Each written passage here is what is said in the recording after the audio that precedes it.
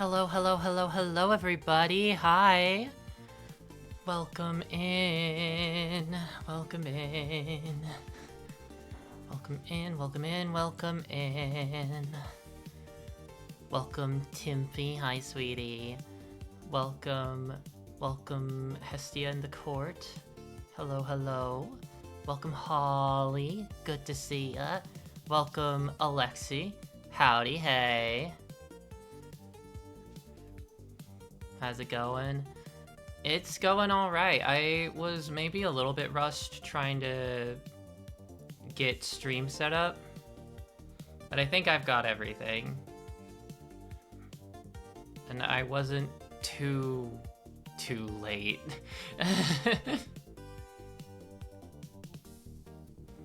I woke up only like 2 hours ago. So I really haven't had a lot of time to you know, get ready. But also thank you for the hydrate and thank you for the stretch.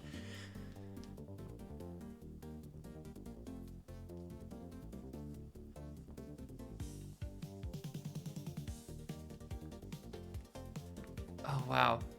There's a specific wrist stretch that I just did automatically for some reason. I remember doing when I played competitive Splatoon 3. And I'm like, oh, that's like really effective. Holy crap. It's just like essentially you like clasp your hands together and just like start rolling your wrists back and forth in like almost an infinity shape. Like yeah, like an 8 shape, just rolling it back and forth. And it like really loosens up the wrist. Wow. And thank you for the hydrate. I'll go ahead and do that.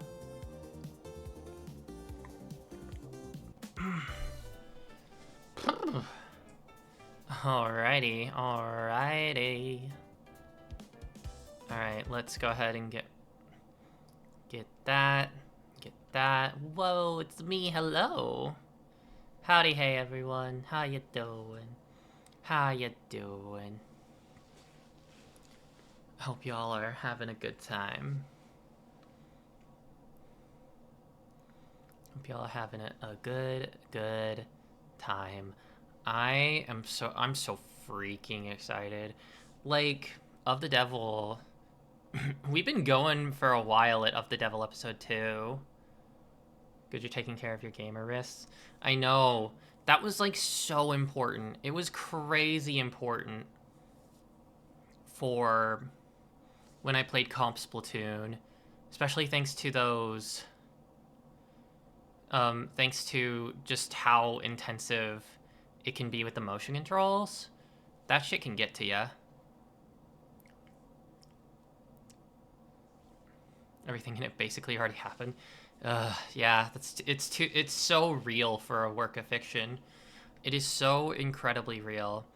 But yeah, I hope everyone had a good weekend. I hope everyone had a great weekend. I had a pretty good weekend. It was a good time,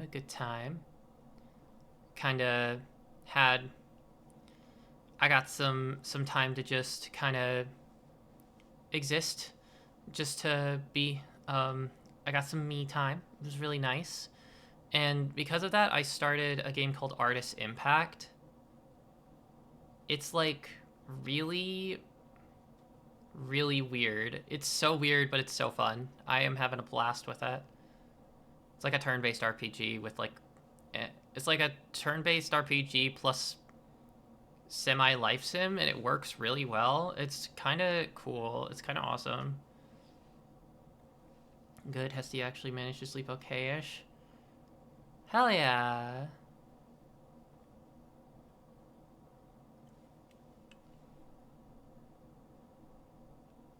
Oh no, did my Yuzu expire? Oh no. Oh no.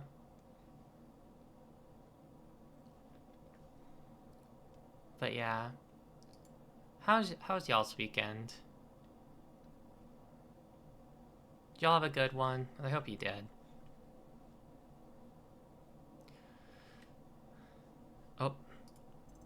is silent. Okay, there we go. Should be coming through now.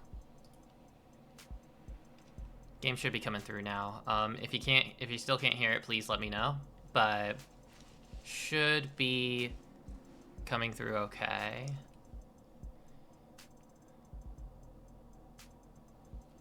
I like watching the game you were playing, so that was cool.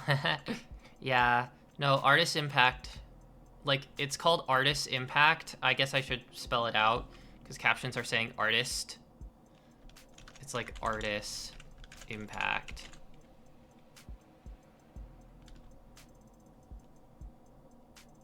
Spent most of the weekend exhausted from migraines. Oh no, that sucks.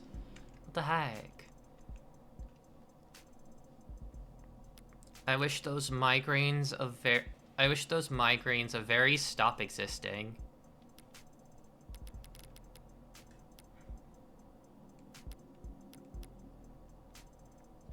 But yeah, we won't delay too long, because I do have a more, like, hard stop today. And we've got a case to crack. I am aiming to finish episode 2 today. Oh yeah, we stopped at the... Me too, unfortunately migraine's a bit chronic. Oh no, that sucks. What the heck? I'm sorry. Yeah, big hugs, big hugs. Alright. But yeah, we're gonna be trying to finish this today. So, why don't we just hop right into it? We were in the okay, last time we were in the middle of the trial. Let me look at the log real quick.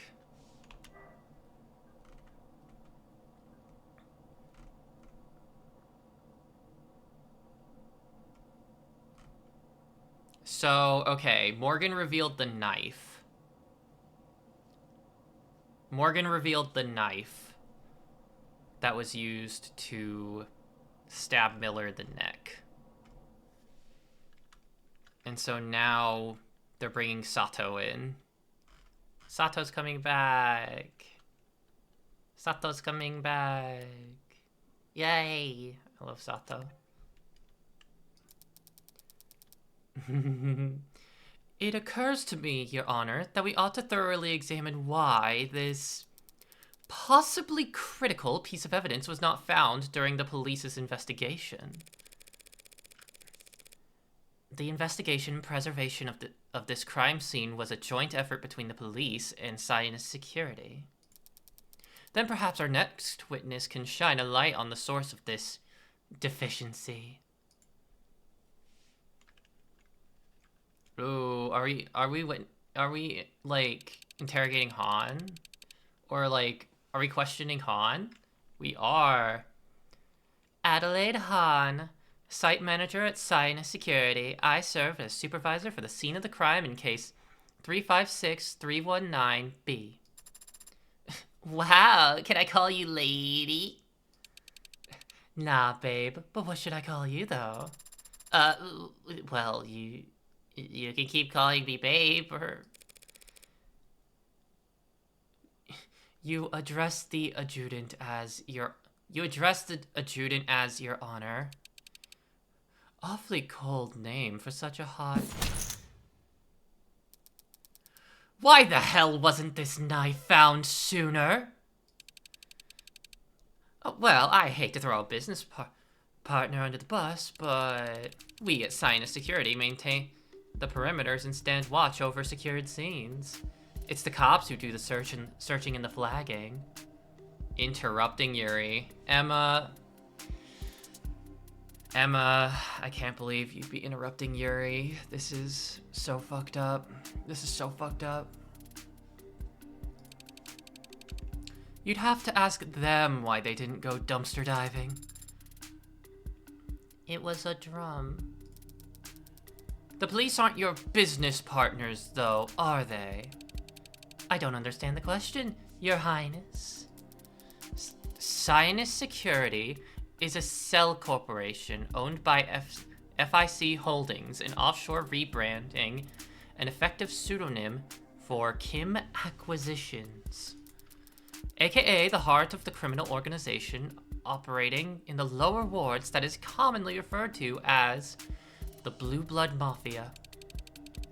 If you say so, sounds like it's above my pay grade. Permission to treat the witness as hostile. Can I get popcorn first? Do you know why the state cooperates with the Blue Bloods to this degree? Why you're allowed to run your businesses and manage your petty fiefdoms?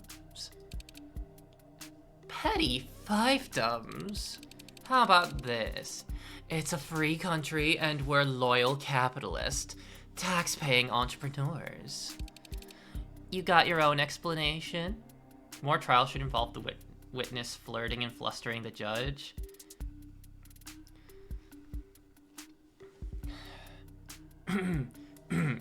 April, May. April, May. Anyways.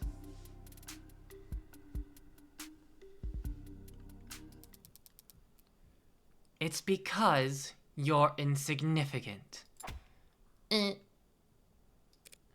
Oh. Neither you nor your organization are on trial here today. That's not a favor, and it's not a show of respect. It's just reality. The state is slow to shift its priorities. You aren't the focus of this investigation. But if you impede this trial's progress by dodging questions and playing stupid, you'll find that the state shifts its attention to your neck very fast. Fuck, Emma does not have patience for this. Jesus. You got questions for me then? Why wasn't the alley searched? Because the police found all the murder weapons within minutes. No rational person walked into that bloodbath and thought, gee, I wonder if there's a knife buried under a pile of ash in the alley downstairs. Your witness, counselor? My turn. If my hunch is right, it'll be critical that I gather as much information as possible about the scene of the crime and the ways in which it changed after I left. A well-delivered threat. I am impressed. Yeah, Emma is fucking awesome and hot, and she knows how to intimidate. She knows how to make her presence, like, how to intensify her presence, I suppose. Speak it with your whole chest. When did Sinus Security first arrive on the premises, ma'am? Midnight. About 2 hours after my client was arrested. You're sure? Checked my messages and saw the time right on my phone when we got there. You were there yourself? Trouble with being a site supervisor. You gotta stay on site. A lot of naps in parked cars. Han let slip a few details about the building's setup when we first met. Time to get it all on the record.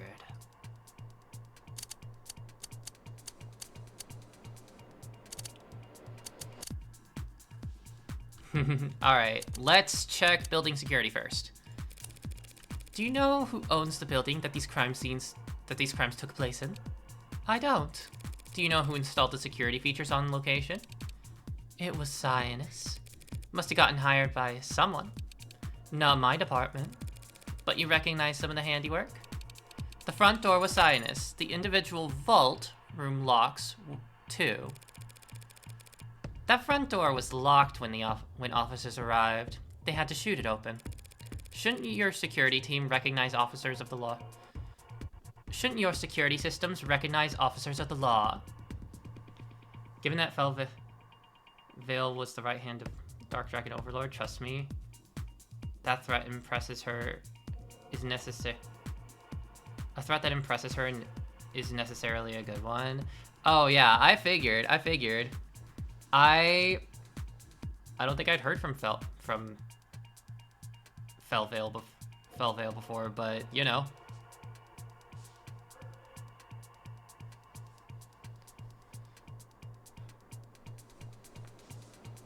But yeah, no.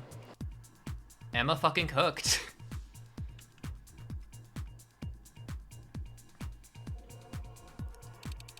Our doors use physical locks. A lot of folks in the lower wards don't trust a fob scanner that can be hacked. Physical locks can be bypassed too. Sure, but at least that takes time.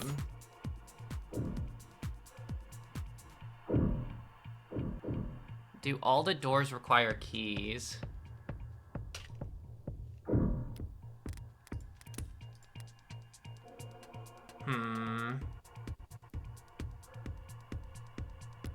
Interesting.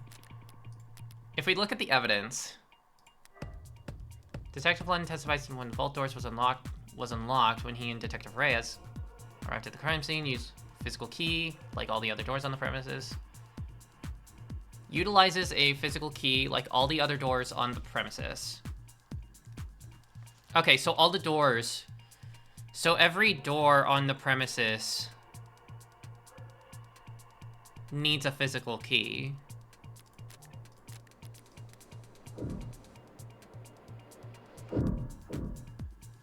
So we already got that answer from the evidence. It was a warm night, I'll bet. You're asking me about the weather? Not exactly grade A small talk. Relevance, Your Honor. I was trying to be polite, but if you insist. Were the windows open in the building when you arrived? There's a lot of windows. Not sure. The crime scene in the room directly below it. Were there windows open? Yes. Those windows were open when Cyanus arrived. Strange. Didn't it rain that night? That drizzle was over before 9 p.m. And even if it had been a downpour, it's not a crime to risk getting your windowsills wet. Alright. So the building wasn't completely sealed by the time you got there. Why was the building soundproof? That doesn't seem relevant right now. Yeah, but...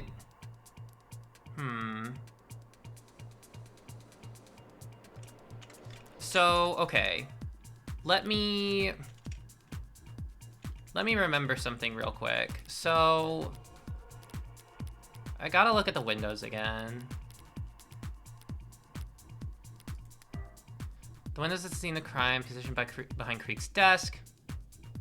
Additional analysis of the building confirmed that the windows and doors are all effectively soundproof when closed. So, like, it was open. When was it open? London's testimony.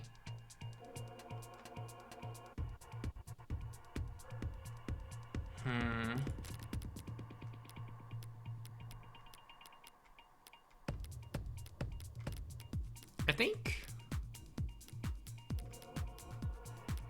Makoto's testimony.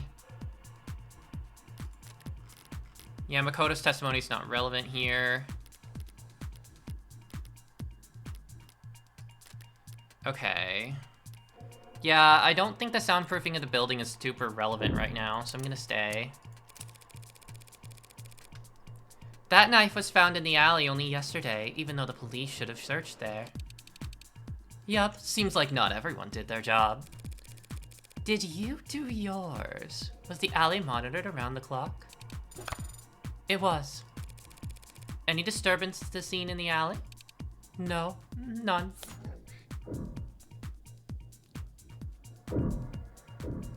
Okay, that's conjecture, right? This is like this is speculation.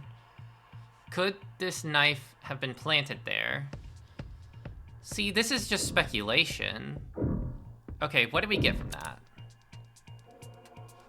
Okay, what did we get from that? We got no disturbances in the alley.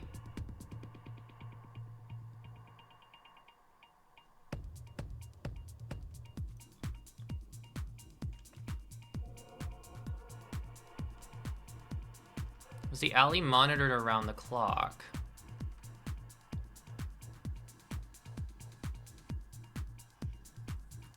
So the building wasn't completely sealed by the time you got there, and even if there had been a downpour, it's not a risk to get your windowsills wet. Just was before 9 p.m.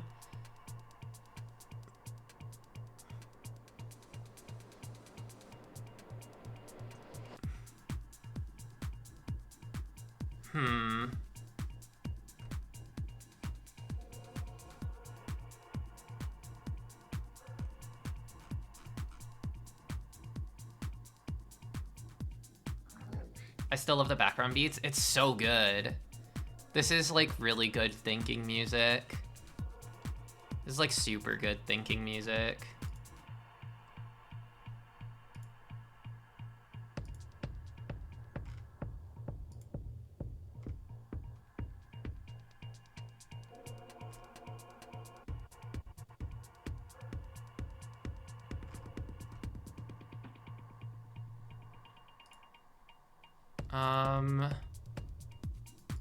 Yeah, the background beats.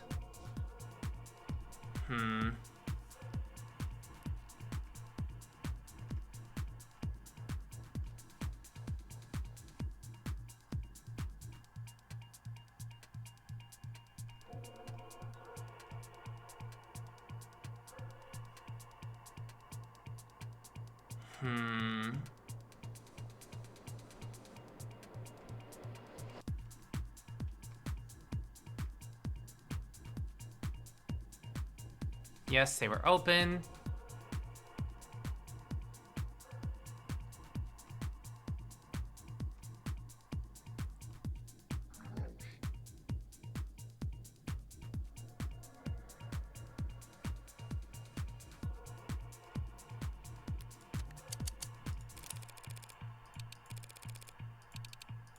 So,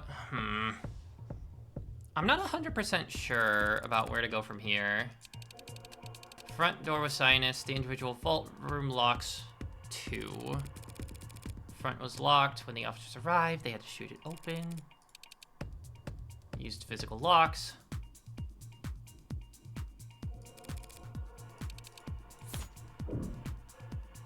Do all the doors require keys? So it's do all the doors require keys?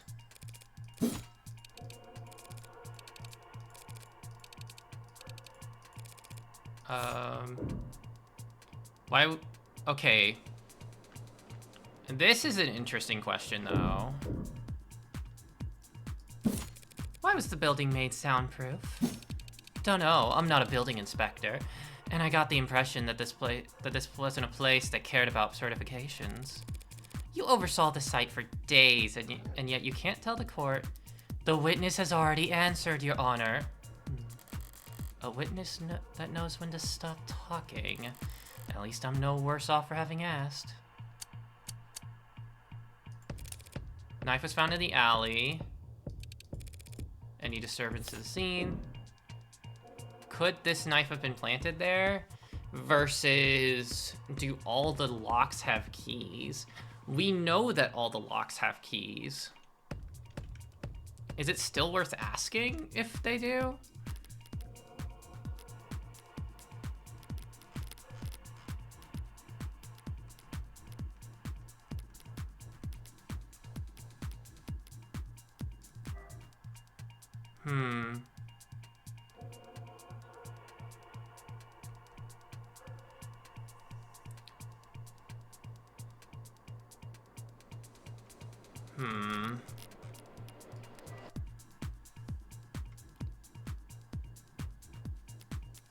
This is,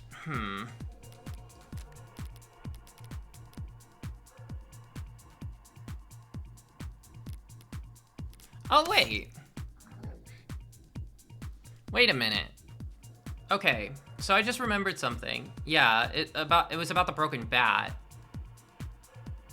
They were blocking that door with the bat. Why were they blocking the door with the bat? If there was locks on every door. Maybe that's a technicality, but...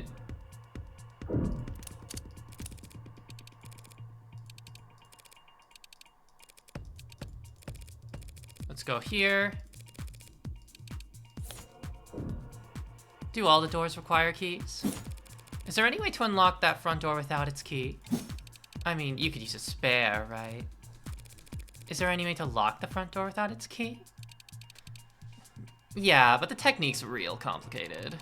You walk out and let it shut behind you. That door is designed to lock behind you automatically. It's a selling point for a building designed to be secure. Thank you. That was a very enlightening conversation. But it raises just one question. Whoever could have gotten inside the building before Chopin and Rogers? Blackjack. Wow. We got it. What the hell are you talking about? Your Honor, perhaps Counselor Morgan might narrow down her absurd, attention-grabbing claims first, so that the people can properly eviscerate it. Yeah, what she said. Someone got into the building before Chopin and Rogers did. That's become obvious. What are you talking about? The only way into that building was through the front door. Chopin had to shoot it down. Are you suggesting that he didn't even try turning the handle first?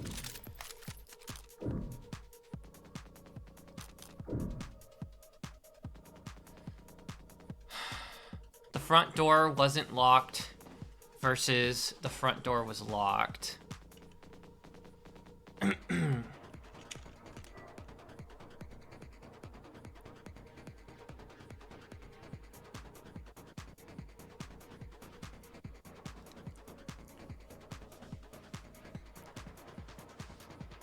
Oh. Oh, wait. It would have been, like, it would have been locked. So it would have been locked, but so they had to do that, but hang on. I need to, like, remember how things went.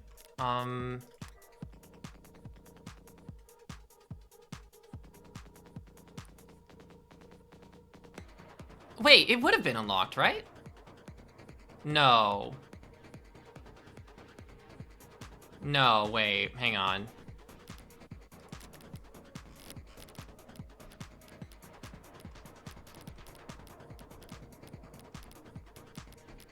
What am I? Okay, I'm trying to think. Utilizes a physical lock and key mechanism.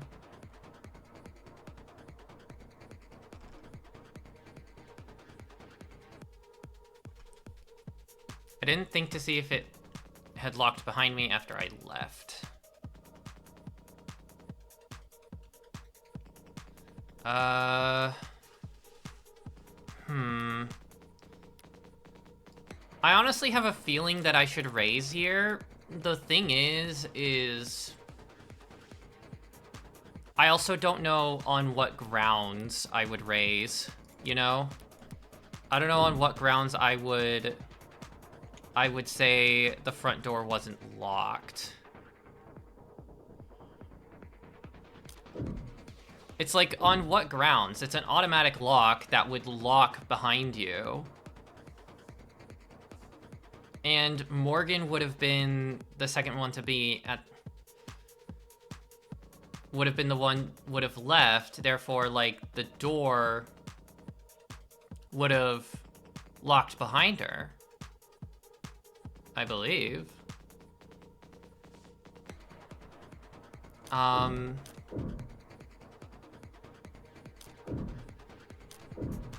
Unless the question isn't about... Someone got into the building before Chopin and Rogers did. That's become obvious.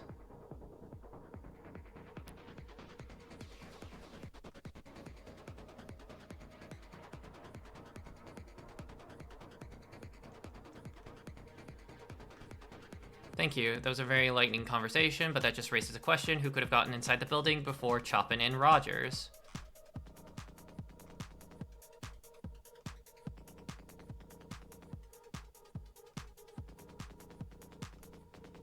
Our doors use physical locks. Got a lot of folks in the lower wards don't trust a fob scanner.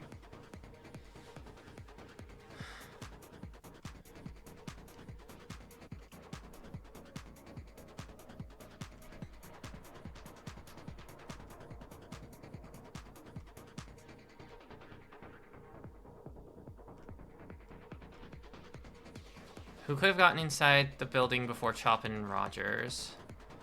Okay, let's review. Let's review what's been said. So, must have gotten hired by someone. Do you recognize the handiwork? Front door was sinus. Individual vault room locks were 2. They had to shoot it open. Okay. Warm night. Relevance. Try to be polite. The window's open. Crime scene, the room directly below it, where there are windows open. Strange, didn't it rain that night? Even if it had been a downpour, it's not crime to risk getting your windowsills wet.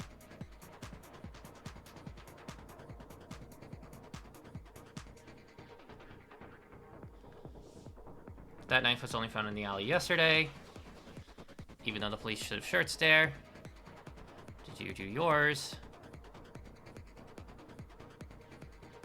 This might be a little bit of conjecture, but it might be that the windows were opened not from the inside, but from the outside?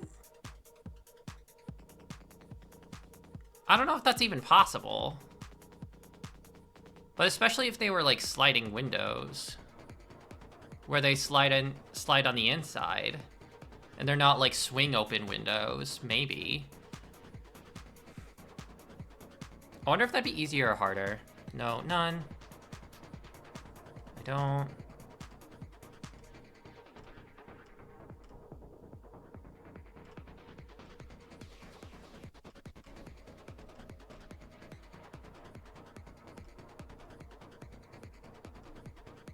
Why was the building made soundproof? I'm not the building inspector. I got the impression this was some place that cared about certification. You oversaw the site for yours. Can't you tell the court? Witness has already answered. The knife was found in the alley. Did you... It's around the clock. You know who... Okay. So...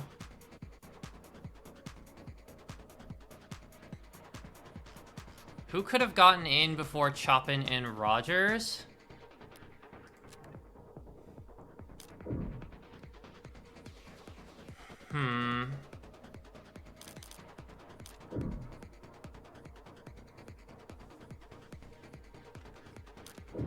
If someone got in before Chopin and Rogers...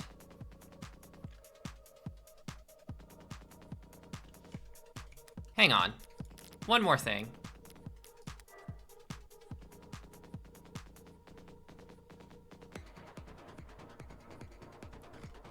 Why was this door unlocked? Also, wait a minute. So, okay, there were these vaults, right? They all, okay. That vault wasn't locked, but critically it also wasn't broken either, right? So if I return to the log...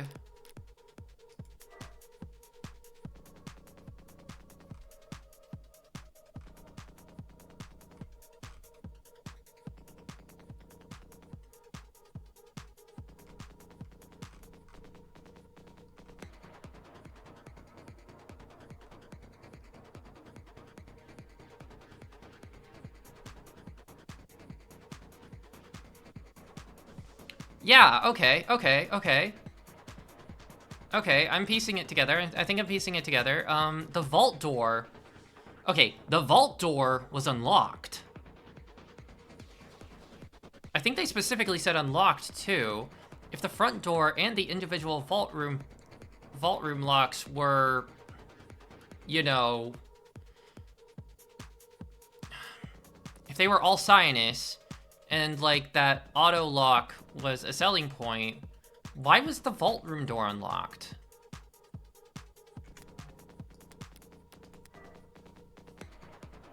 It was unlocked. Yeah.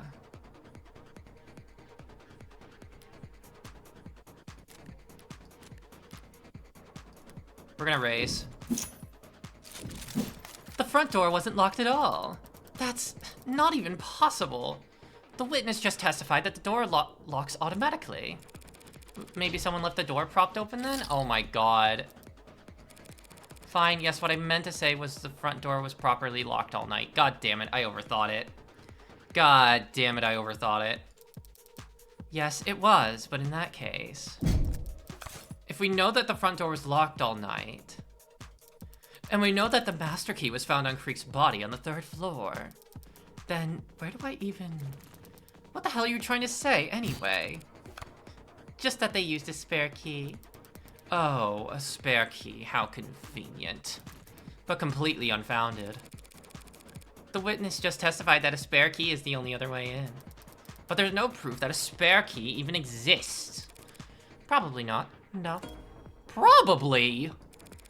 So how about I show the courtroom where it was hidden instead?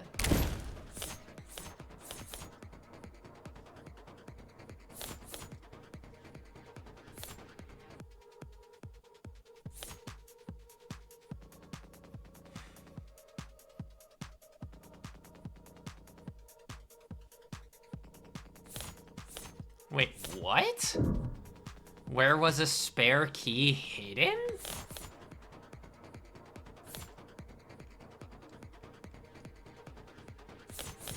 The dumpster? I think it's the dumpster, right? Okay, the sound system is so silly. The sound system is such a silly idea. It's like, that's inside the building. Fire escape? No, the ladder's missing. Dumpster? There's signs of it being moved, so that's a possibility. Alley drum? Burning. I don't think that's relevant. The knife was found underneath its suit, which again I don't think is relevant. So I think it's a dumpster. I'm gonna go all in on it. The dumpster? What is your obsession with presenting evidence found in the garbage? I'm going to ignore that comment, and besides, there wasn't a spare key in the dumpster. It must have been underneath it. What? Is that true? Hey, don't look at me. You must play the sound system at the right frequency and the key will appear. That's like a Deltarune Dark World ass magic puzzle or some shit. Play the right notes on the piano and the gate will open. Hey, don't look at me. I have no idea what she's talking about. Signalasaw puzzle? Real. That is real. Okay, that is real. That is real as fuck. Also, hi Vatra. Welcome in. That dumpster has clearly been moved as indicated by the markings left behind from dirty rain in the lower wards. Or Legend of Zelda, play the song of unlocking and reveal a key. True. We can all see those marks, Counselor, but it could have been moved at any point after the last time it rained down there. The witness just testified that the last time it rained was 9 p.m. on the night of the murder. Ugh. So what? Your claim is that the spare key to the front of the door was left underneath the dumpster? Not so dissimilar from leaving a spare key under a potted plant. Or a setting stone. Or a Biwa statue. This isn't anything like either of those examples. That dumpster is massive and its wheels are long gone. Correct, so if anyone had moved it after the police had arrived, the cops definitely would have heard it.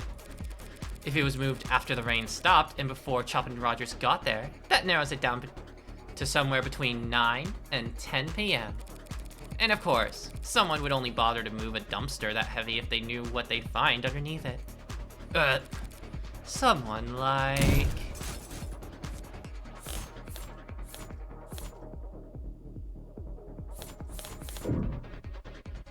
Who could have retrieved the spare key?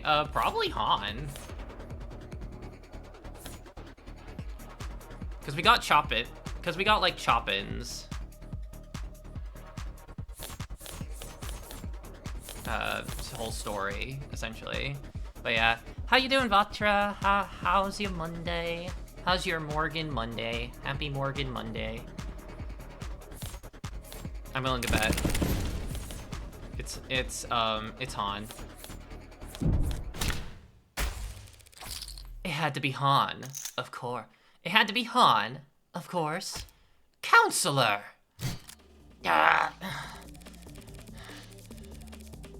As a known associate of the Blue Blood Mafia and an employee of the security company who installed the front door at the crime scene, she'd have known exactly where to find a spare key.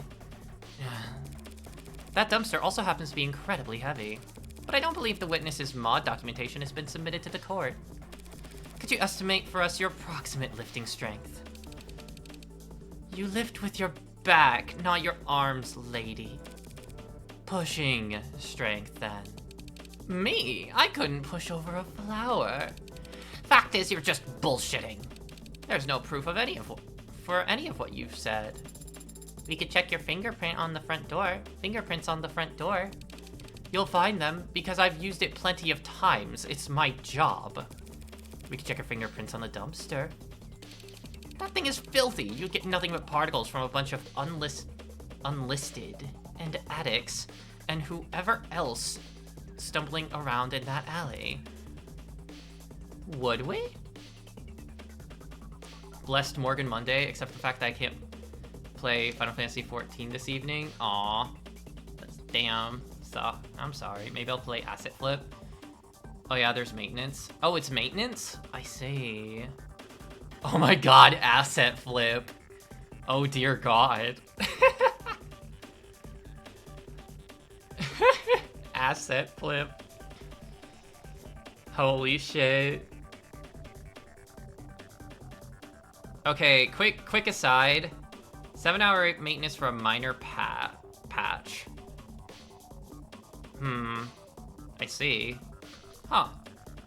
Speaking of Asset Flip, I'm gonna shout out my lovely girlfriend. Because she did a stream of that a while ago. But also she's just generally funny and cool. I didn't do anything today. You existed. You existed, so I get to shout you out because I want to. Hee.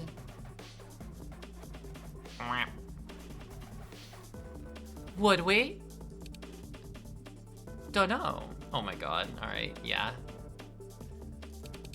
But after you do, I might just recall how I nearly puked when I saw that crime scene. And how I might have stepped out into the alley to catch my breath. Would you believe I rested my hands on that dumpster then? This line of questioning is unproductive, Your Honor. Counselor Morgan cannot substantiate her theory because the fact is, there's nothing strange about Han's print being on any centimeter of that building. Not when she spent nearly 2 full days patrolling it. True, fingerprints won't be enough. I need something more impactful. And I've got just the thing. What? Han was there that night. She was there before the police ever were. And she was there long before scientists showed up at midnight. And I can prove it right now. How? Exactly. What? I'm going to prove how she got there before the police did.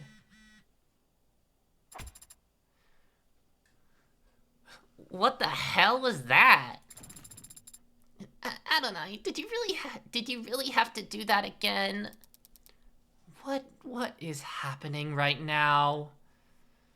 Morgan playing Who's on First right now?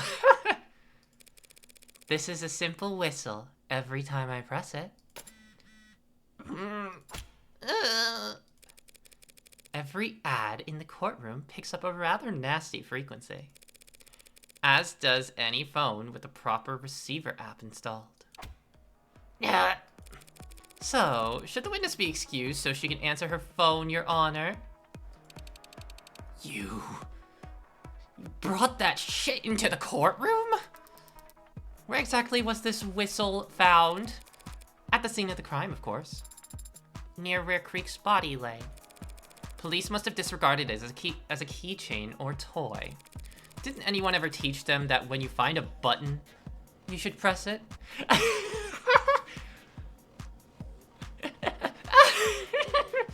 Morgan.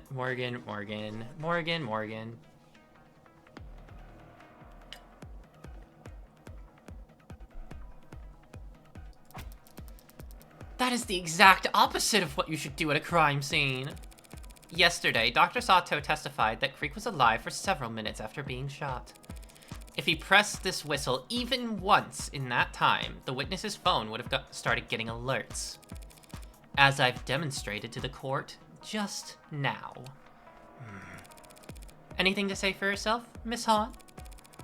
Did someone install the app on your phone as a prank? Its reception has a limited range. The lower wards is tight-knit, high-density community. How far could you have been?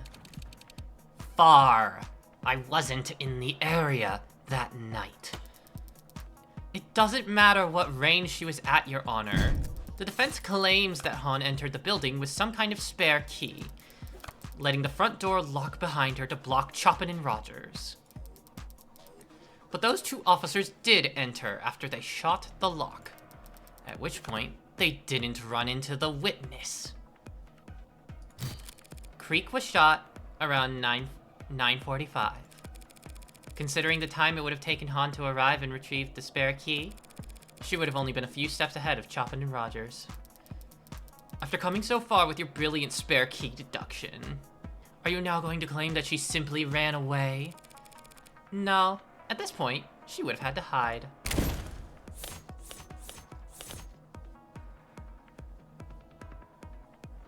Ooh, the vault! Wait, the vault! That's why the vault was unlocked.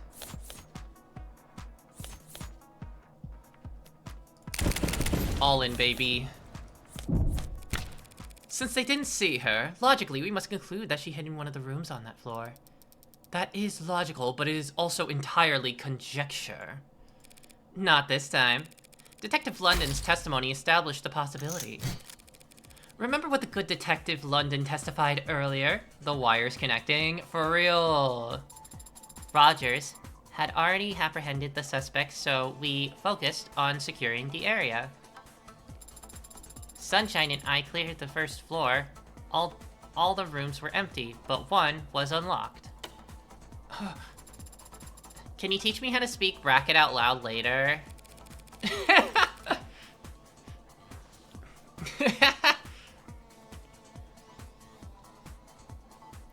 Wait, the whole analog alarm thing doesn't make sense.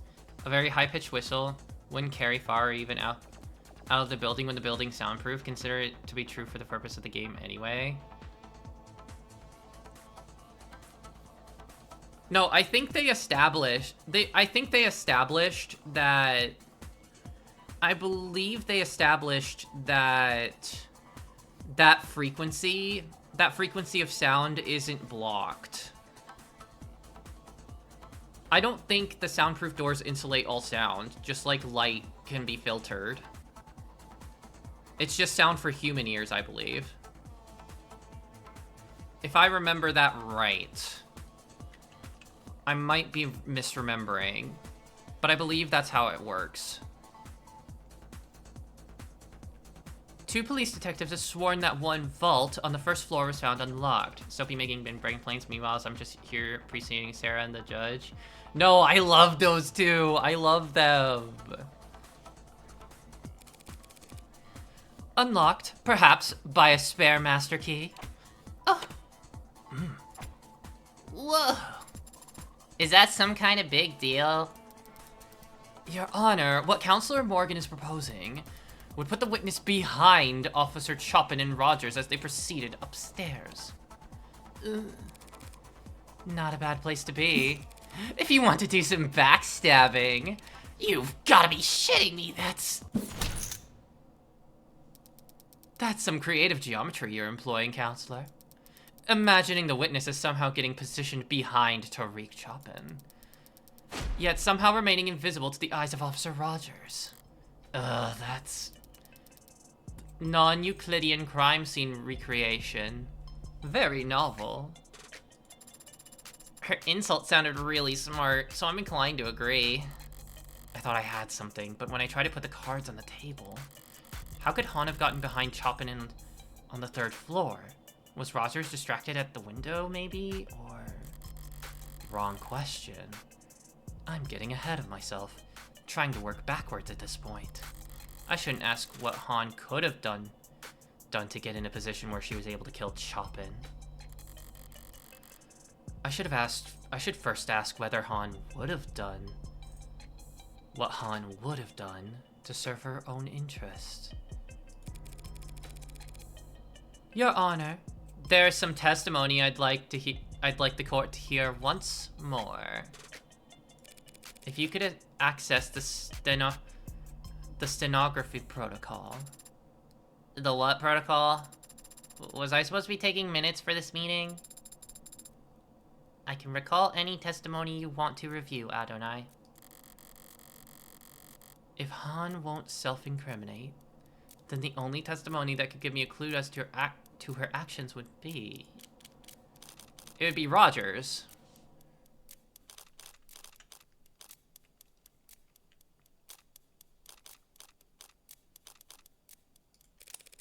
Recite Rogers' testimony from yesterday.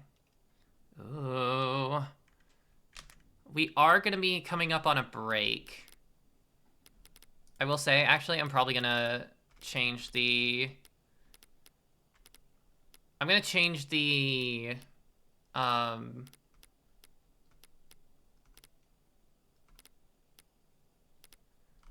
going to change the phone case. It's Fran Charm. Sato! We're gonna go with Sato. Alrighty, everyone. So we're gonna be going on break for a little bit. Sato time. Do the phone cases do anything, or are they just neat? They are just neat. They changed like the border of the phone, so I have the pink one on. So they just changed the border of the phone. Gold phone case from plus Emma Charm are big or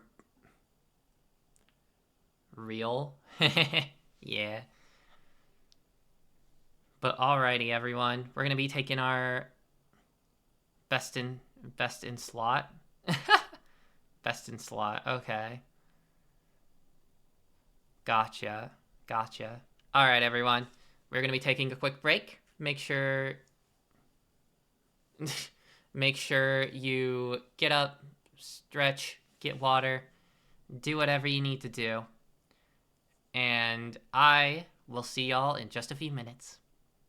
See you in a bit.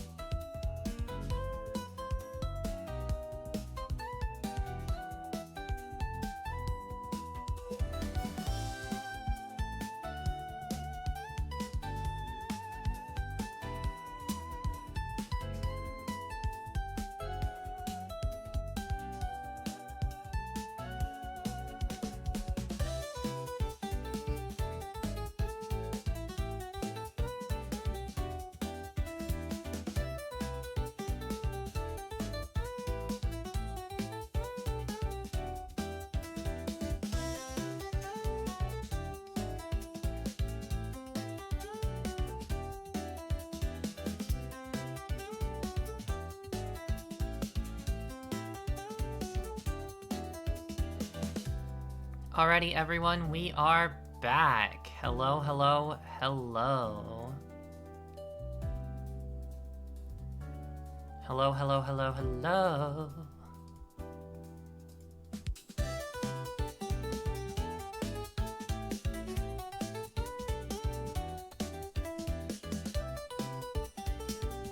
We are... Thank you. Thank you, thank you. Let's get that. Close that, and...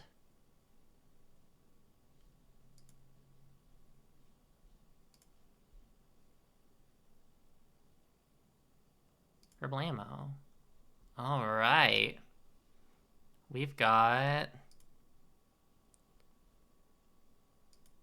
Alright, we've got more to do. We've got more to do, everyone.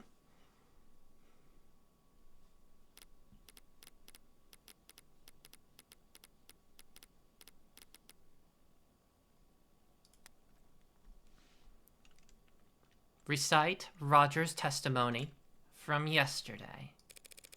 Start from after they entered the building.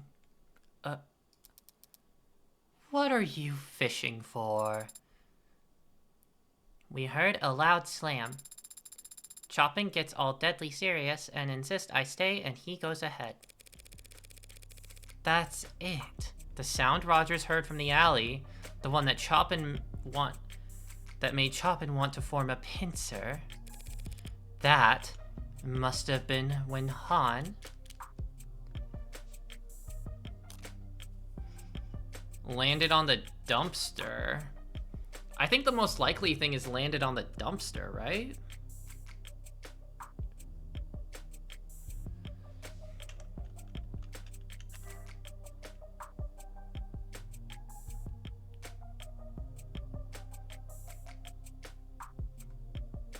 We heard a loud slam.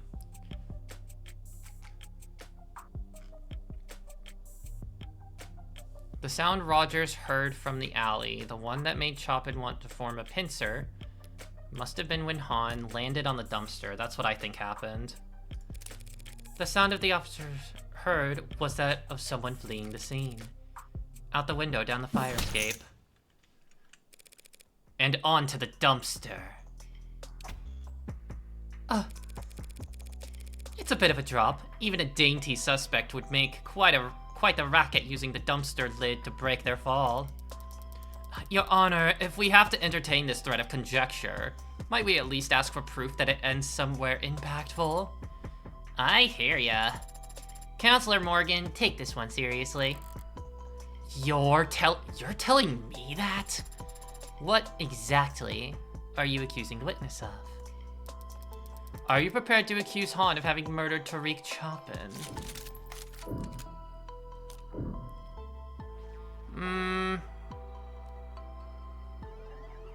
That wouldn't make sense. I don't think that makes sense if Han was already fleeing the scene. That wouldn't make sense if Han was already fleeing the scene. She must have been there for something else. Because Rogers would have had Chopin's back. And she wouldn't be in the building anymore. Han didn't kill Chopin.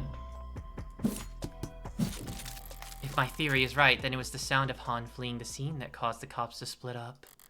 In other words, at the time she left, Chopin was still alive. No, she's been uncooperative and has lied on this witness stand, but she didn't kill anyone. Whew, that was anticlimactic. I mean, perjury? Who even cares? Oh my god, 80. 80. Perhaps now, Your Honor, the court can get back on track and bring this witness's testimony to a close. And considering the fact that she may very well have perjured herself, I think it might be better use of the court's time if we cleared the room for the remainder of this witness's testimony. No objections, Your Honor. Okie dokie. Bailiffs, clear the gallery and remove the defendant to a holding room.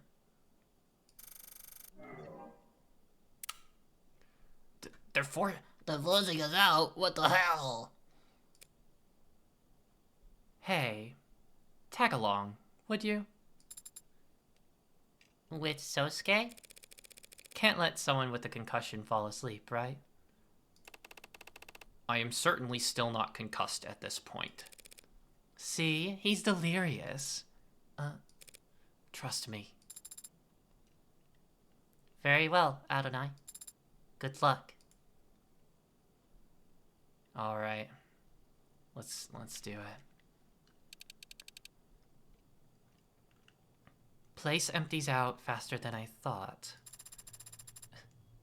No gallery, no jury live feed, no bells and whistles. You just give your testimony to the defense, the people, and moi. Then, when you're done, I get to watch them argue over whether or not I should add it to the record. So, you think I've got something contentious to say?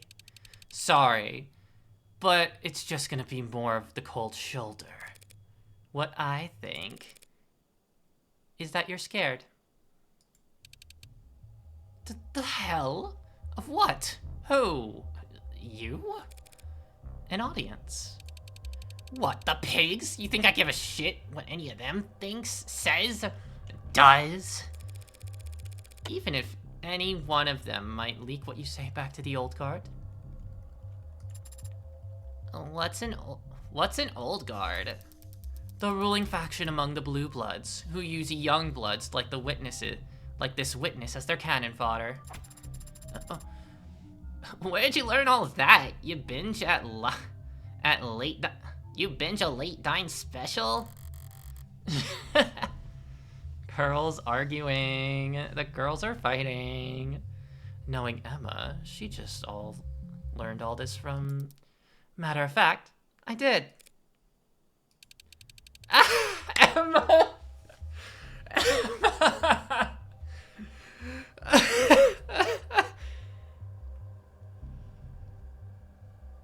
Oh my god. Goofy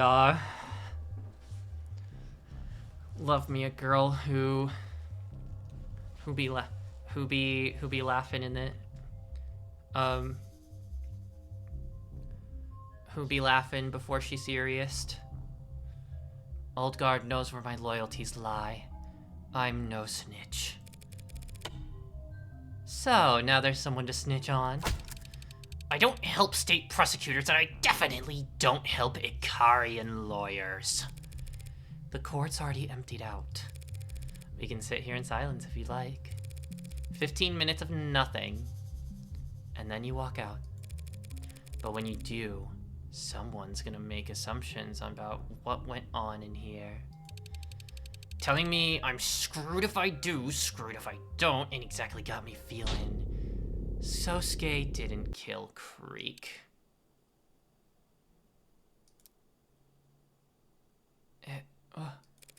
Maybe you don't care if an Ikarian dog goes down for a crime he didn't commit, but how do you feel about the person who did put that hole in Creek's chest, toasting to the news of the verdict?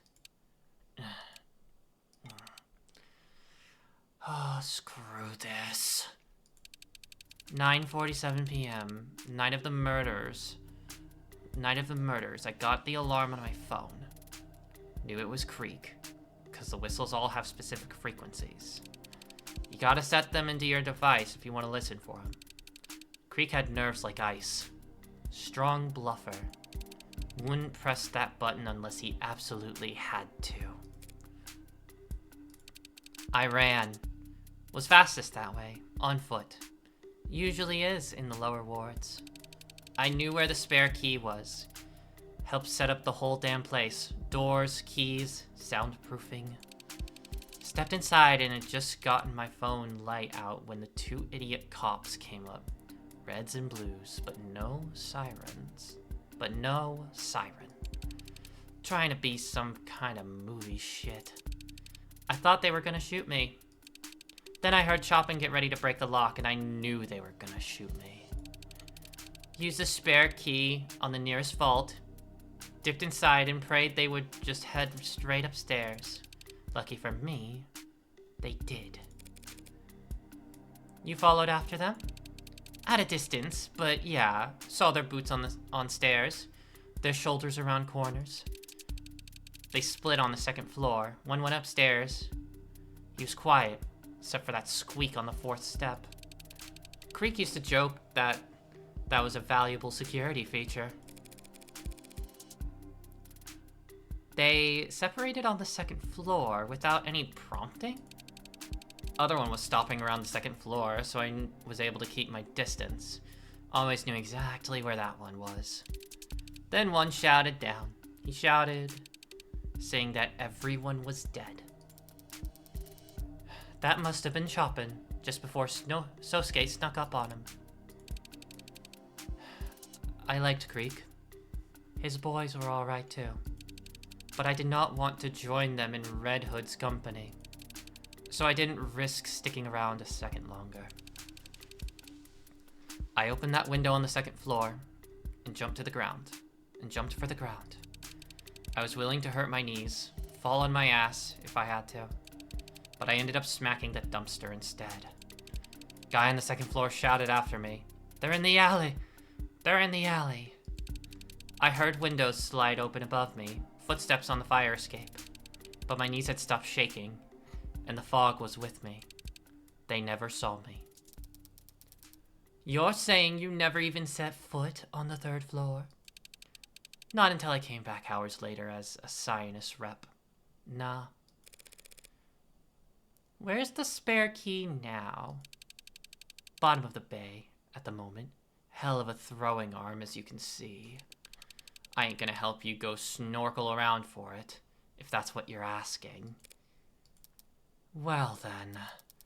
The people thank you for your testimony. You've cleared up a number of oddities surrounding this case. Though none of the answers you provided have changed the fundamental fact of what the defendant is accused of. Not quite. She was in and out, counselor. Didn't even set foot upstairs. I know, not until she came back to secure the scene, right? Out with it, counselor. There's no need for theatrics without the jury or gallery here.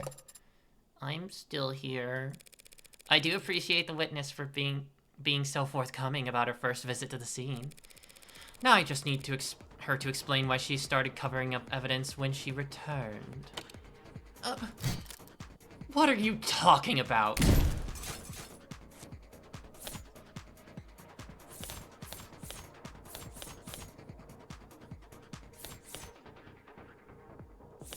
Oh, the scrap of paper. Oh, it's the scrap of paper, right?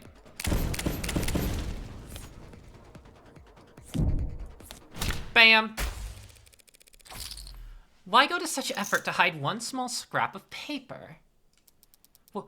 What is this? More trash? Seriously?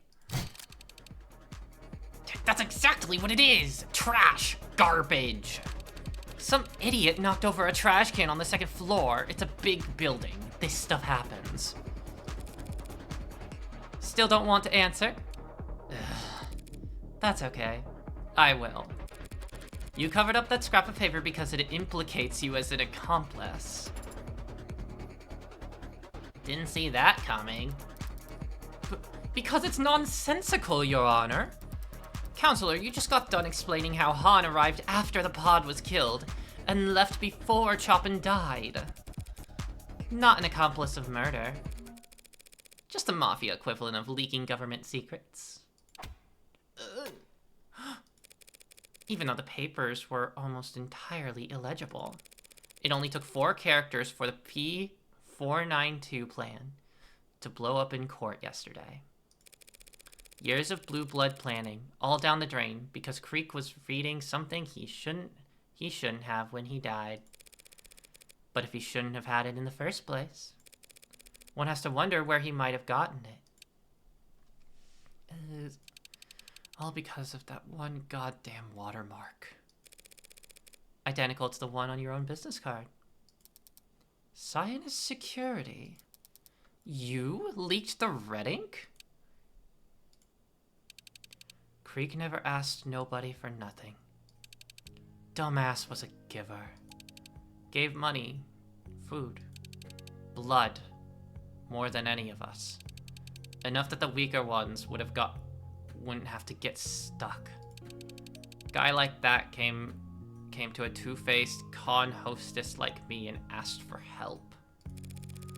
That red ink is radioactive. Anyone caught with it, why would he ask you for it?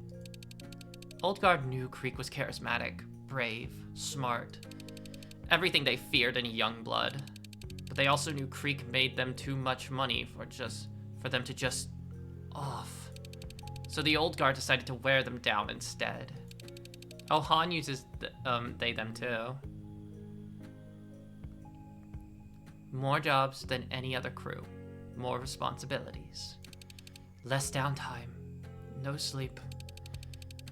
Keep them too tired to have time to rebel, then wait for them to screw up. So you can make an example of them when they do. Managers would do the same thing when a host got too full of themselves. Started thinking they were the ones bringing in the money. They were the ones who should keep it. Just put him on the grind. Grind him into dust. One old bastard had them trying to grab that Ikaria kid or whatever. At the same time, another expected them to do some kind of arms handoff to a big shot.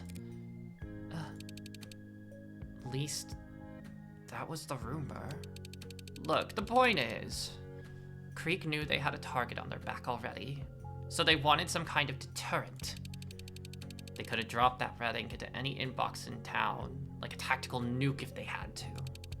But maybe that's why they fired their missile first. You think the Old Guard killed Creek?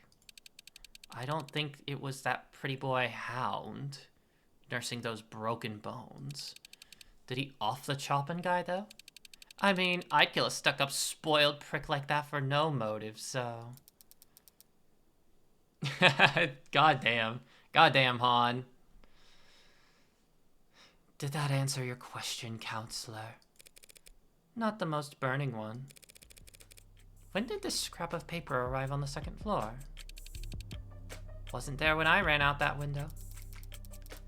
It was dark and you were panicked. How could you even have noticed? Paper's white. If you had seen it, would you have taken it? You kidding? Yeah, of course I would have taken it. Would have eaten that damn paper to make sure. Why didn't you simply eat the damn paper later when you did see it? Removing an item from an ARC-scanned building would set off any number of red flags. Creek seems cool. When we find who killed him, they'll pay. Well, yeah, about that. Hi, Enya. I hope you're doing well. And the first thing that would happen is they'd wind the clock back to see what it was. Yeah, about that, Enyo. That's what I did. Looked back to see how the hell I missed it, but the damn thing was in every pick the ARCs had right from the beginning. Knocking over the trash to hide it was the best I could do. Lower ward survival tactics. Hide in numbers. If the scrap wasn't on the second floor when you left, but it was on the ARCs from the start, that means Rhea's body cam saw it on the second floor windowsill. The one that connected to the fire escape. Your Honor, I believe we're done with this witness. Even though all we've managed to establish is that someone went from the third floor to the second floor without taking the stairwell. Someone circled around. You got all that from one paper? Am I stupid? Just because those papers originated on the third floor? If that scrap was found by the windowsills, someone could have taken the fire escape. Exactly. Could've. Someone could've. But obviously they didn't, because then they would have run right into Dr. Sato. She has some evidence. Or DNA, or whatever. If you're stupid, 80, so am I. Maybe even an updated autopsy report, if you even care.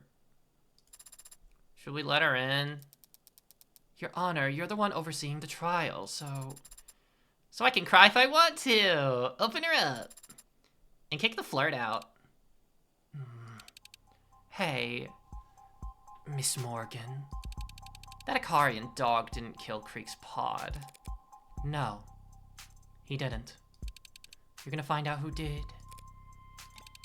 Not your job, huh? Guess I deserved that. Finding Creek's killer is not technically my job either, Han.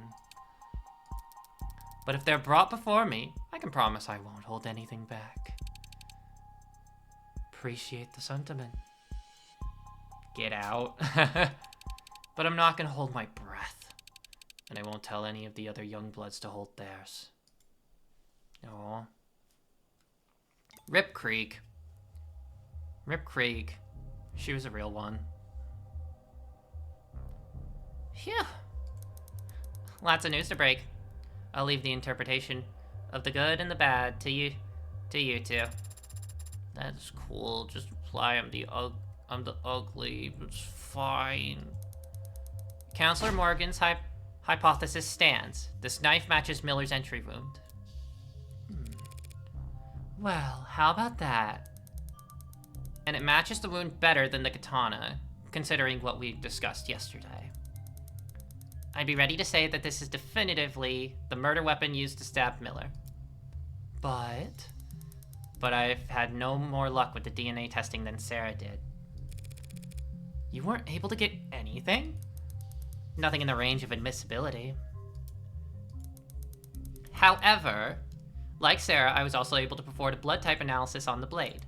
And while I also found A, B negative, and B negative samples on it, I found one more blood type on it as well.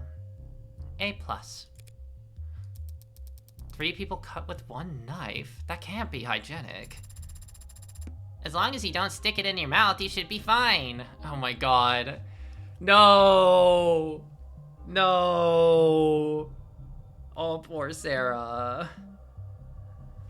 Poor Sarah. A+ blood? Who was there that night that had A+ blood?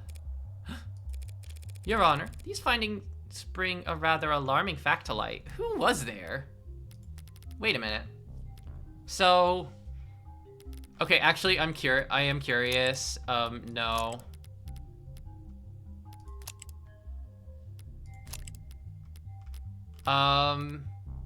So Trey... Creek... Oh, Creek had O negative. So she could, like... give blood to, like, for, like, anyone, I think. Nope. Chopin had A+. Chopin had A+.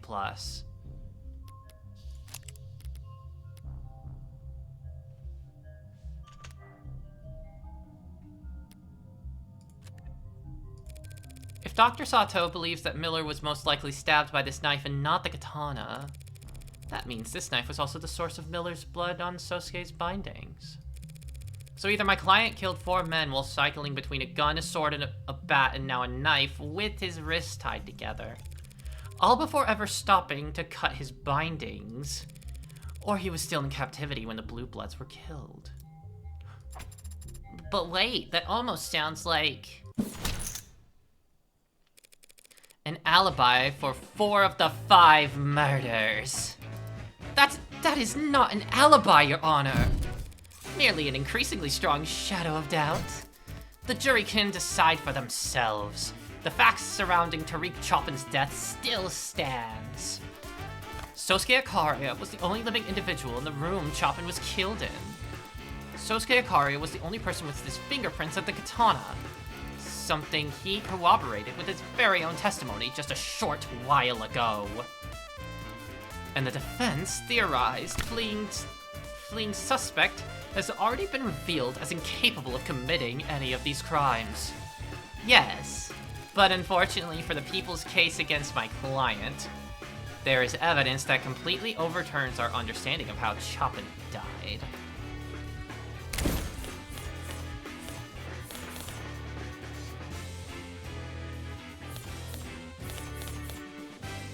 It's the knife, right?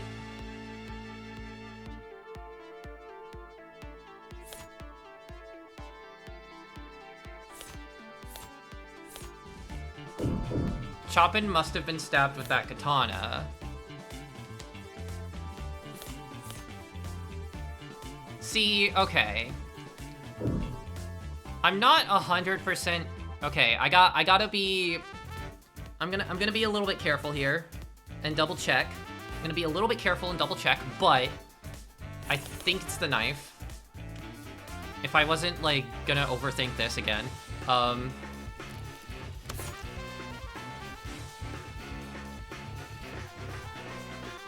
A, B negative, B negative, and A plus.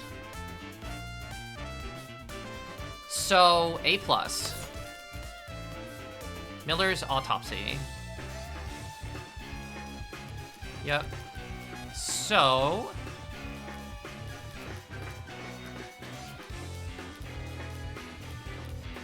we also get to hear this song more. Like, hell yeah, let's fucking go.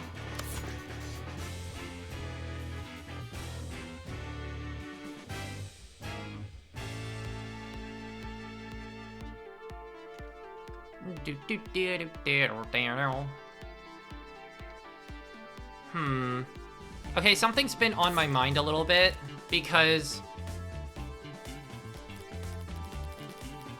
wait, did she say, like, only living person in the room?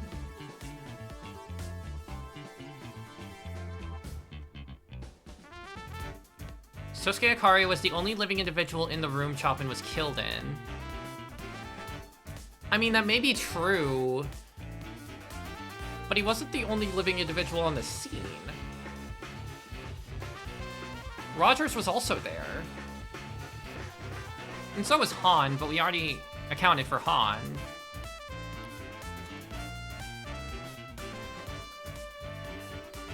Sosuke, Yoru, Sosuke's testimony, Han. Okay, what was the evidence here? So...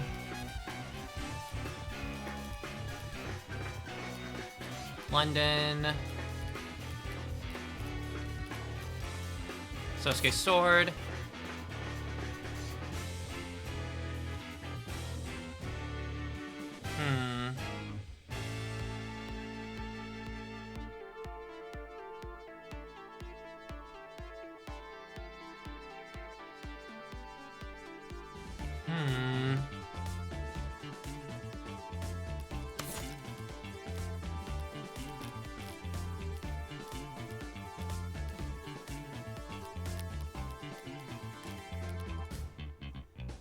Okay, my thought is just it's the knife.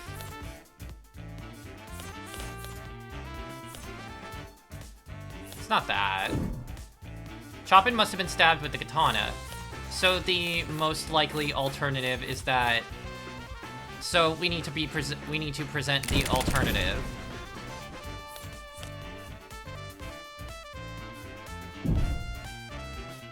Wait, why are we presenting it in the Han?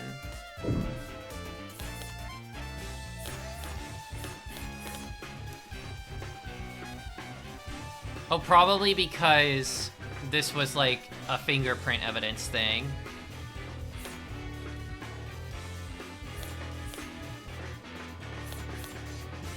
I'm like 90% certain it's the knife. We're going all in. The knife that Dr. Sato just confirmed was used on Miller. Very likely used to kill Miller, yes. But definitely used to kill Chopin. What?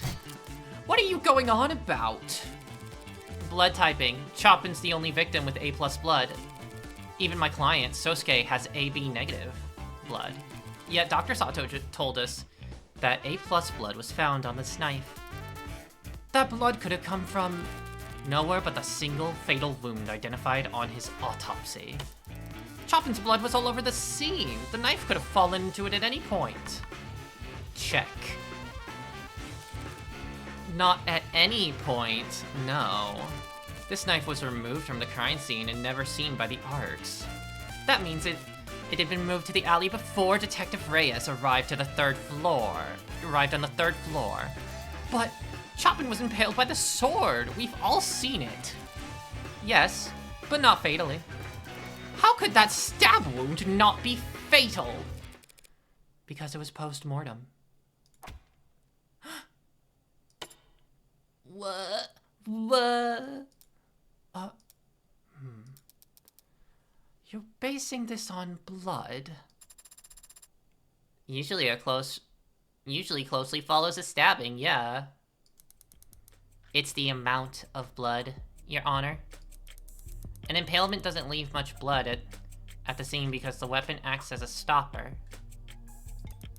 I assumed the amount of blood at the scene was the result of the sword being jostled afterward.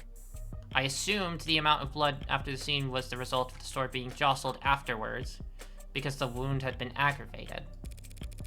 But this knife turns that idea on its head. Yes, Chopin was stabbed in the heart, from behind. But it was most likely with this knife.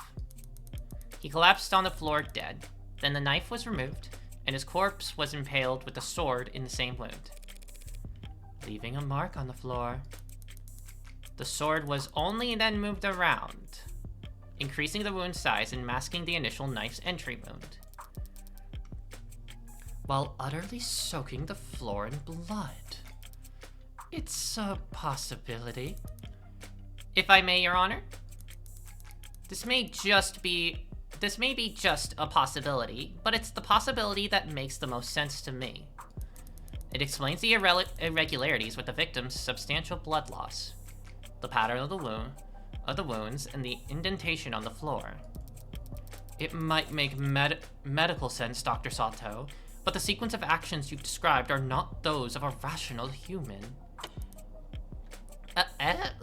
But wanting to frame Sosuke for murder seems pretty reasonable, and stabbing the corpse with his katana would be the best way to do that. They needed the katana to frame Sosuke. They didn't need the katana to frame Sosuke? Wait, what are we getting at here?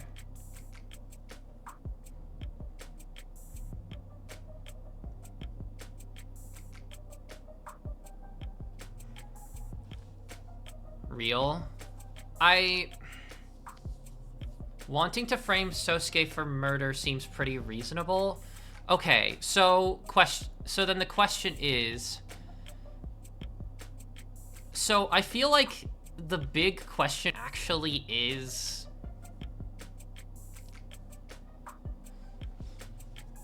So... Wait, okay. I need to like recenter myself to explain what I'm thinking here. Framing Sosuke makes sense as a means to an end. I think what the dialogue is implying here is that framing Sosuke for murder was the end. Was the ends.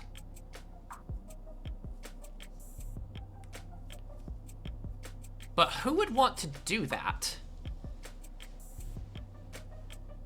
If we were still suspecting Han, we could obviously go with, well, Han. But we already established that Han wasn't there. Han never went up to the 3rd floor. And so, once again, the only living people in that building at the time Officer Chopin died was Sosuke, Chopin before death, and Officer Rogers.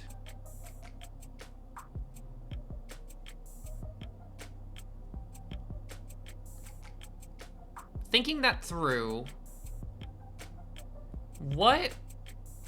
I guess, I'm kind of like, okay, so this seems to be pointing to Rogers, right? So it seems to be pointing to Rogers. However, why? Why would Rogers do it?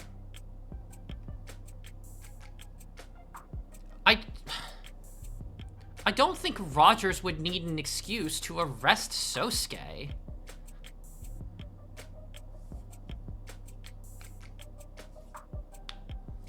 don't think they would actually need that much of an excuse. Because Sosuke would have been found in, you know, whatever the fuck this was. And it's Roger's partner. So there had to be something else going on, right? Wanting to frame Sosuke for murder seems pretty reasonable, and stabbing, of course, with his katana was the best way to do that. They didn't need the katana to frame Sosuke. They didn't need the katana to frame Sosuke. Because they were all already dead. No, right. And if we think about it, he didn't need that anyways. Because, like, if at the beginning, Morgan didn't even need that to frame Sosuke. She gave Sosuke the gun. She gave Sosuke the gun. Or they could have just given the dude the knife.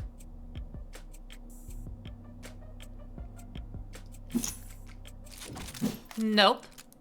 Nope. Nope. I'm sure it occurred to them that the sword would point to Sosuke. But if their primary goal was framing him, all they'd have to do is put the knife in his hands. See? That's what I'm saying. That's what I was saying. Fine. Okay, thank you, game. Thank you for actually going with my train of thought this time. Because I was like, it doesn't make sense for framing Sosuke to be the end. So, like, I'm definitely thinking it's Rogers.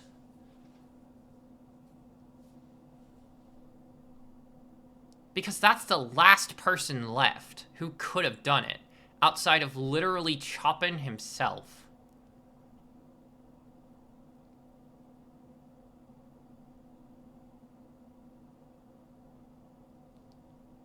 Which Chopin would have absolutely no reason to kill himself.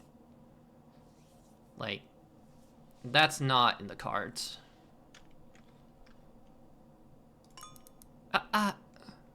That's true.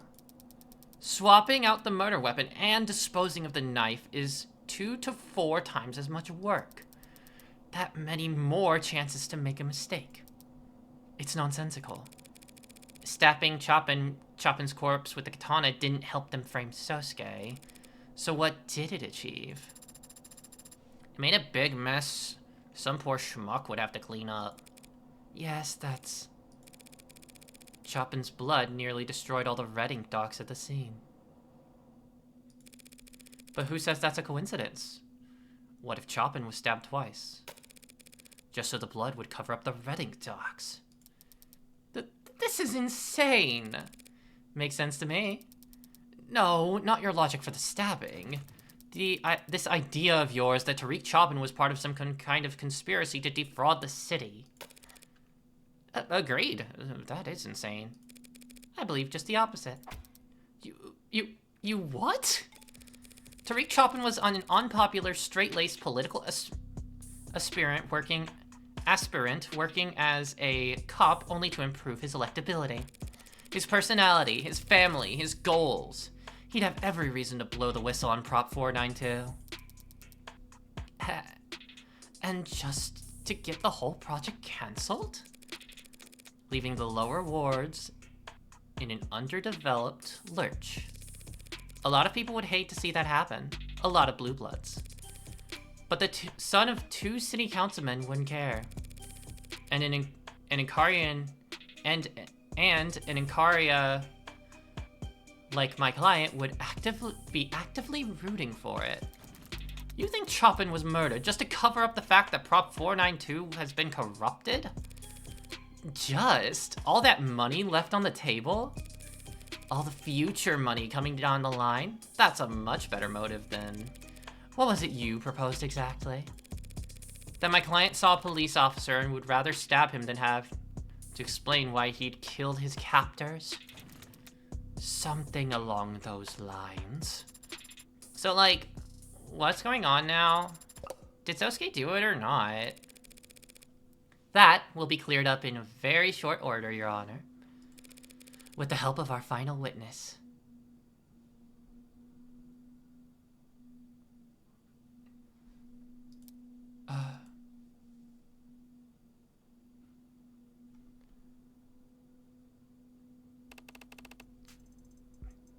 So Yoru wasn't even really used to frame me. 80 is so me. I don't know what the heck is going on at any point. Fair enough, fair enough.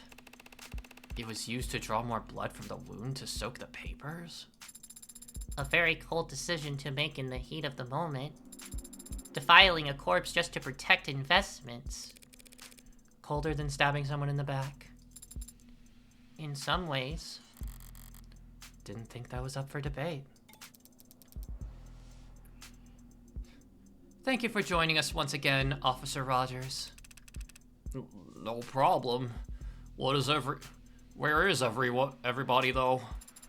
Well, after the shooting yesterday, I'd rather not risk the integrity or celerity of this trial by re-screening every member of the gallery when I've already cleared the room once. Celerity? Speed! The trial's gotta go fast, baby! And it takes everyone a while to find their spot in the stands again. We were almost caught in the line of fire not 24 hours ago, Officer Rogers, yourself included.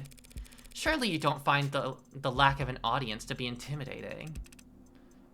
Nah, guess not. Where'd we leave off with this guy anyway? I believe that lawyer over there just accused my late partner of being on the take for the Blue Bloods. I was merely exploring a possibility raised by the witness's sworn statement, Your Honor. It was also his fault, I can't forget that.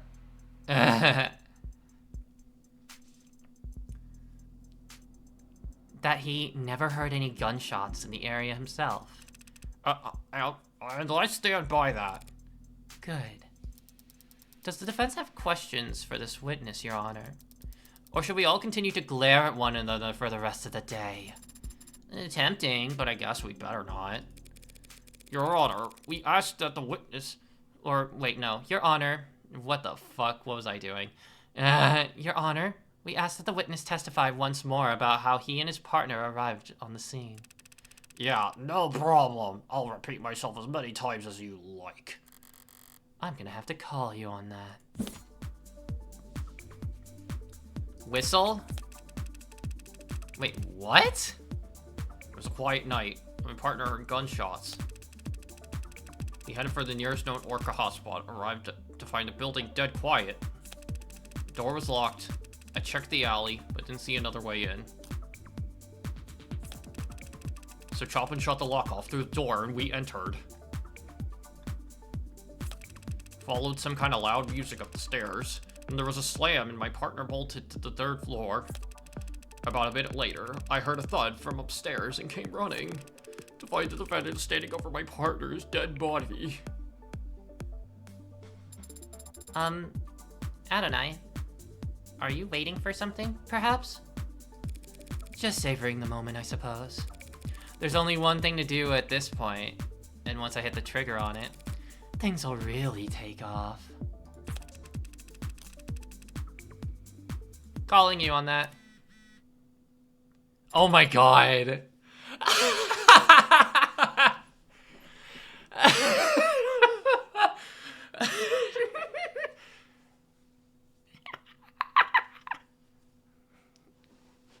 I love that she just does that. She's just like, click. Quit that already.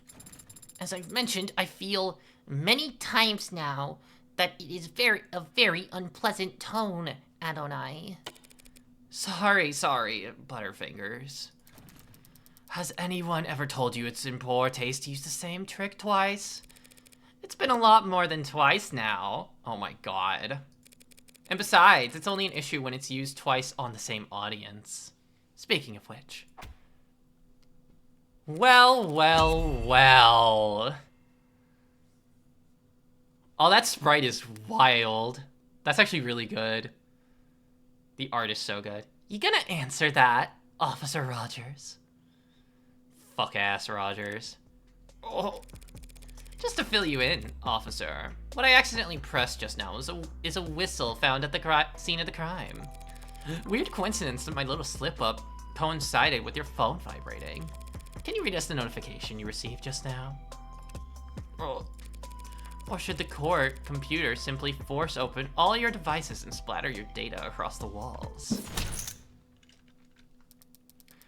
Officer Rogers, you have a so-called receiver application installed on that device, do you not? Yes, I do. Is that in line with the department guidelines on use of third-party software on state-provided devices? It's not breaking any regulations. Doesn't need to earn you any demerits to make you look guilty of sin. You and your partner, that is. Did Chopin also have the app installed? We can go check. If having that app on your phone makes you guilty of something, you'd have to arrest half the cops patrolling the lower wards. What do you mean? It's common knowledge that orcas use unconventional tactics to talk to one another. Flags on buildings, clothes left out on lines, smoke signals, probably even messenger pigeons. Where? Don't jump scare me like that. When you've got to figure this statuesque, every pigeon is a disaster waiting to happen. Anyway, whistles like that one aren't uncommon. So it is common for a member of the police department to try to listen in on the chatter of groups like the Blue Blood Mafia? 80's amazing. 80 is so amazing. Lower wards aren't a place for a cop to walk into without every weapon they can carry. And that goes double for information. So there's nothing suspicious about his phone reacting to that horrible, horrible racket? Adonai, I have to put up with that noise. Adonai, have I had to put up with that noise for nothing? Not for nothing. The witness is correct, Your Honor. There's nothing suspicious about having a receiver installed on any of your devices, even if you aren't a cop. What's incriminating is the fact that Officer Rogers' device responded to the specific frequency of this whistle. Sorry, officer. A little blue birdie already told the court that you need to input a frequency in order to get alerts for it.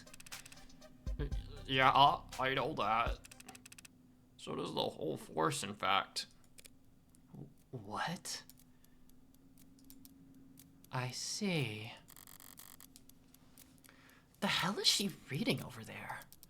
Officer Rogers, testify about this anonymous tip that the police department received last night?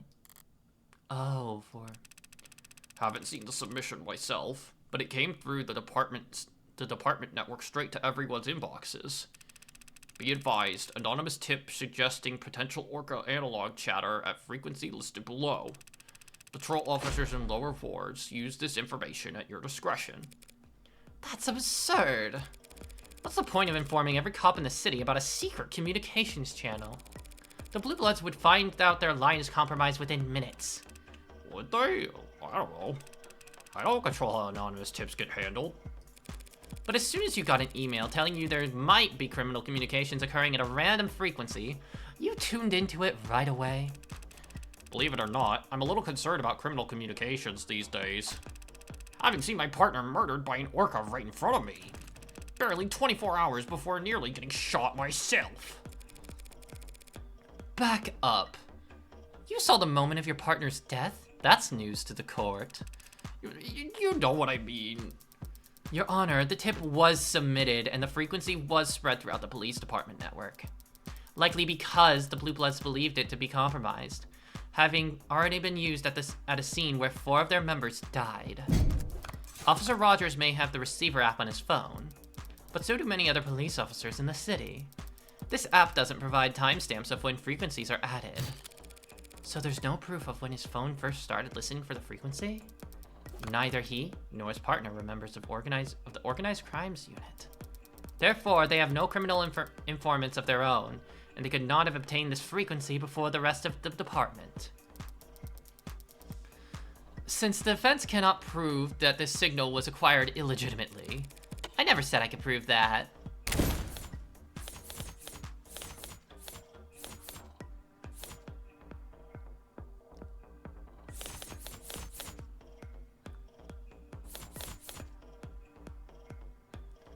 The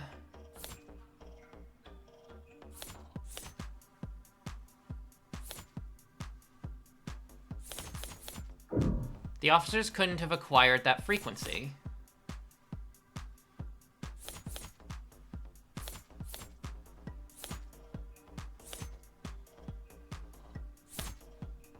Wait, what? Okay, this is weird. Hang on. Let me check. The data pad?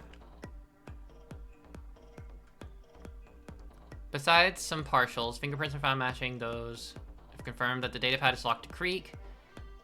A dark card is stuck.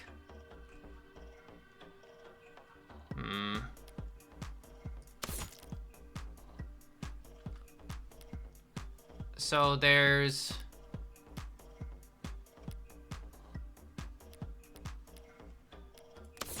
a short barrel maglev firearm modified to an illegal extent.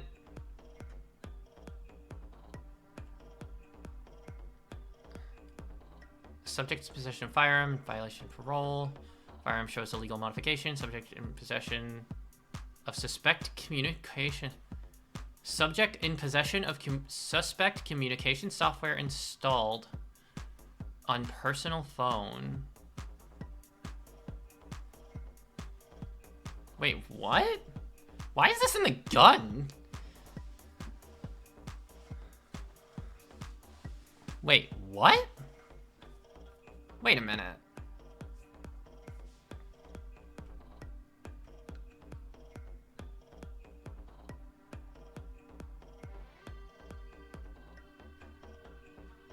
Subject in possession of firearm, illegal modification.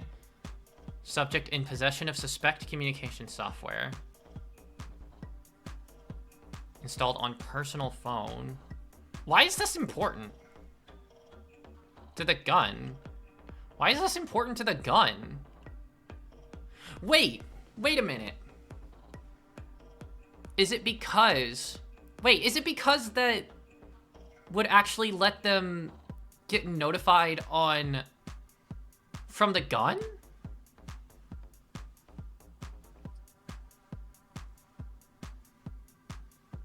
Is that what this is? What's the evidence? Scrap of paper. I'm pretty sure, I'm like 90% sure it's not this. Red ink and scrap of paper don't seem too...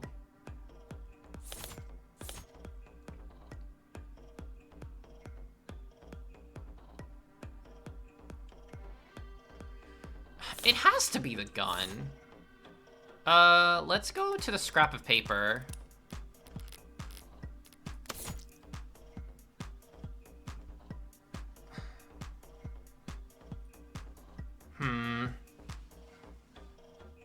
Oh, an ad break's beginning soon? Gosh, time flies. Red ink is already illegible, but a watermark remains visible in the corner. Was missed or disregarded by previous sweeps of the building that dismissed it as trash. It doesn't show any... It doesn't show anything about...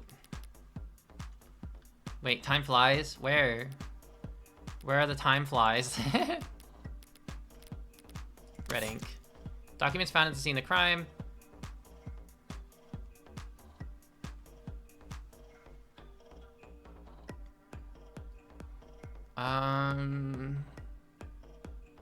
Okay, so not this. So both by process of elimination, it couldn't have been this, or this. And this has notes of like illegal communication, like software.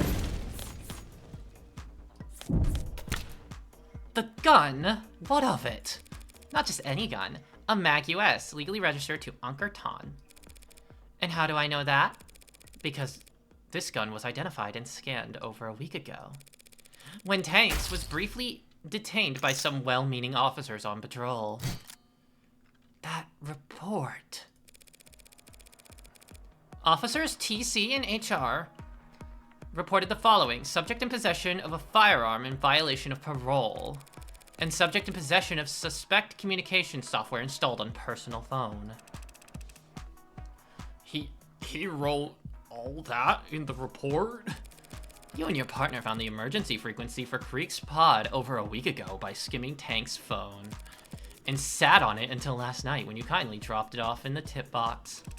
The hell are you even saying? Why would we frisk a perp, get good intel, and keep it to ourselves? That is a great question that we will have to answer after the break.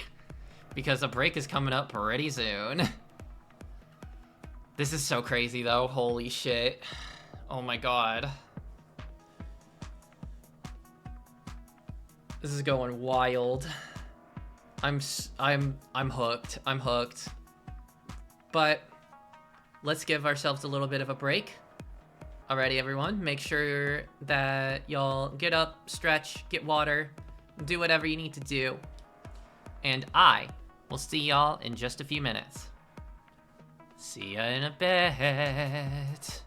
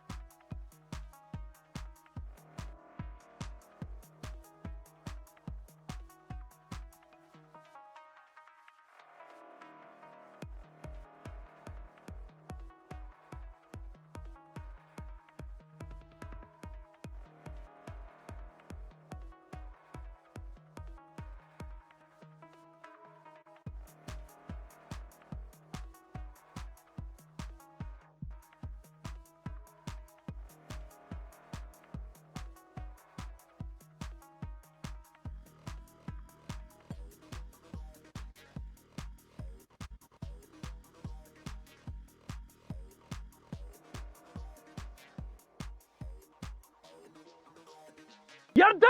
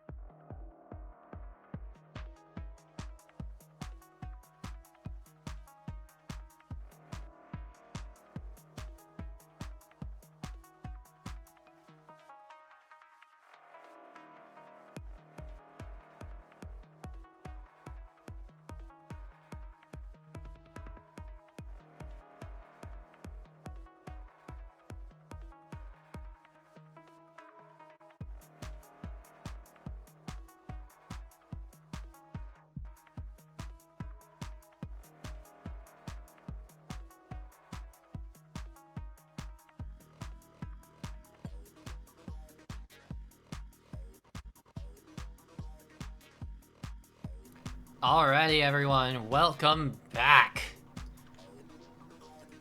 Let's not delay. Or let's maybe stall a little bit so that people can actually realize we're off break. Hello, welcome back, everyone. Sato Charm. Welcome back, thank you! Yay, hugs. I love hugs. Alright, Rogers, what do you have to say for yourself? The hell are you even saying? Why would we frisk a perp, get good intel, and keep it to ourselves? For the same reason your partner might report a generic shots heard over the police network when he already knew exactly where to look. The same reason he'd be ecstatic at finding documents on Prop 492 at the site of an Orca bloodbath. You wanted your gold stars. Oh, you wanted to be the first on the scene at the site of a blue blood massacre. Council is badgering, Your Honor. Yeah. And losing her meager thread of logic in the process. The previous witness testified that there was, in fact, a silent alarm that night. A silent alarm that needs to be actively pressed. It could have only gone out before Creek's heart stopped. Said witness responded to the alarm by traveling on foot, and yet arrived well before Rogers and Chopin.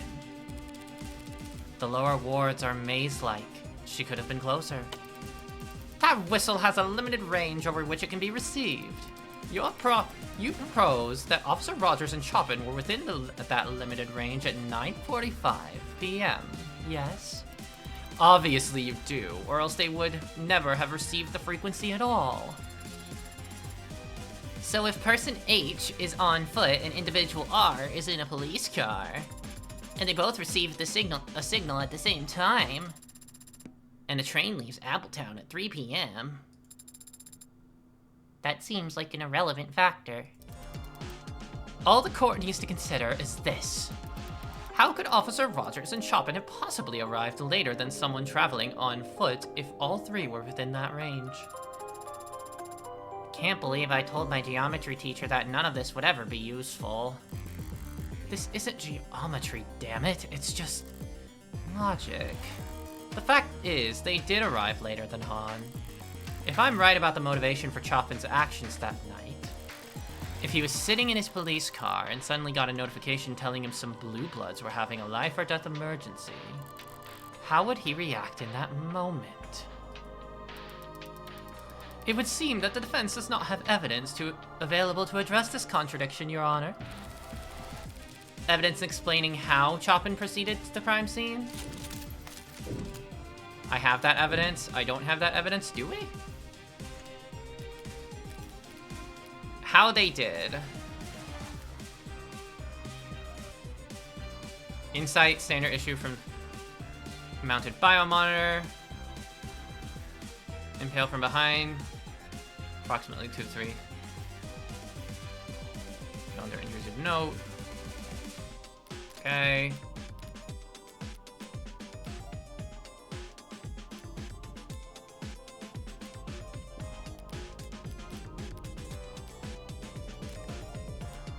Wait.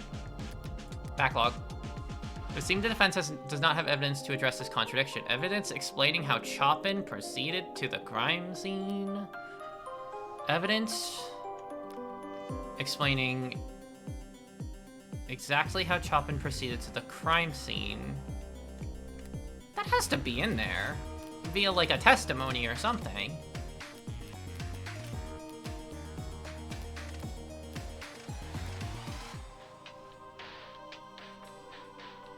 It's not London's. Not Makoto's.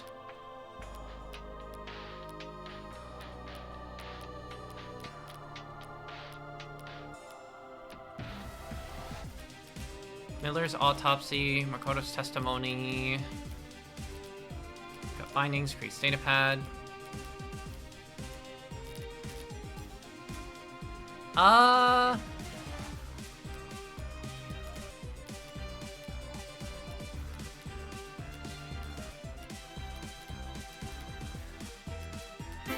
How? Oh, howdy! Howdy, hey. Hey, welcome. Welcome, Raiders. What's up? We are listening to Peak music, trying to figure out if we have evidence for how they arrived, how certain people arrived at the crime scene. But hello, Raiders. For those who don't know me, hi, I'm Soapy. I like to play indie games, platformers, RPGs, all kinds. I've been really into Pokemon recently, so I've been playing a lot of that. And the goal of my channel is to teach, to learn, and to have fun. Welcome. I've heard so many good things about Of the Devil. It's so good. It's incredible. It is incredible. This game is blowing my mind, like, consistently. You're playing Pokemon Emerald? Ooh. How is that? How is Emerald? Yeah, it's awesome. It's so good.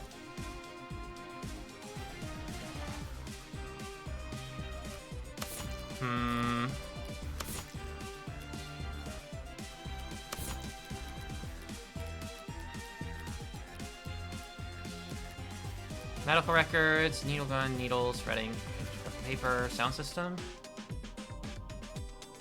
But yeah, how is Emerald? It was evil, doesn't help them doing a solo Soul Link? Wait. A solo Soul Link? I have not heard of that specific challenge before. I mean, I like to do Nuzlocks and I've done Soul Links before, but a solo Soul Link?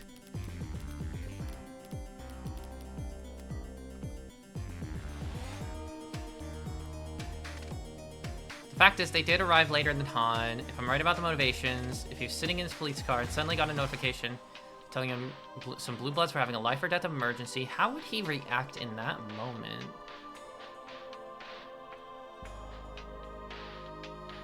Evidence explaining how Chopin proceeded to the crime scene. I don't know that we do. I was hosting a thing like the Pokemon Invitational, but with Soul Links, and one of the teams had to drop out, so I decided it would be funny to take both of their places on my own. Oh my god. So you were playing 2 games at once? That's crazy. Sound system. Yeah, there is nothing that tells us how they got there. Right?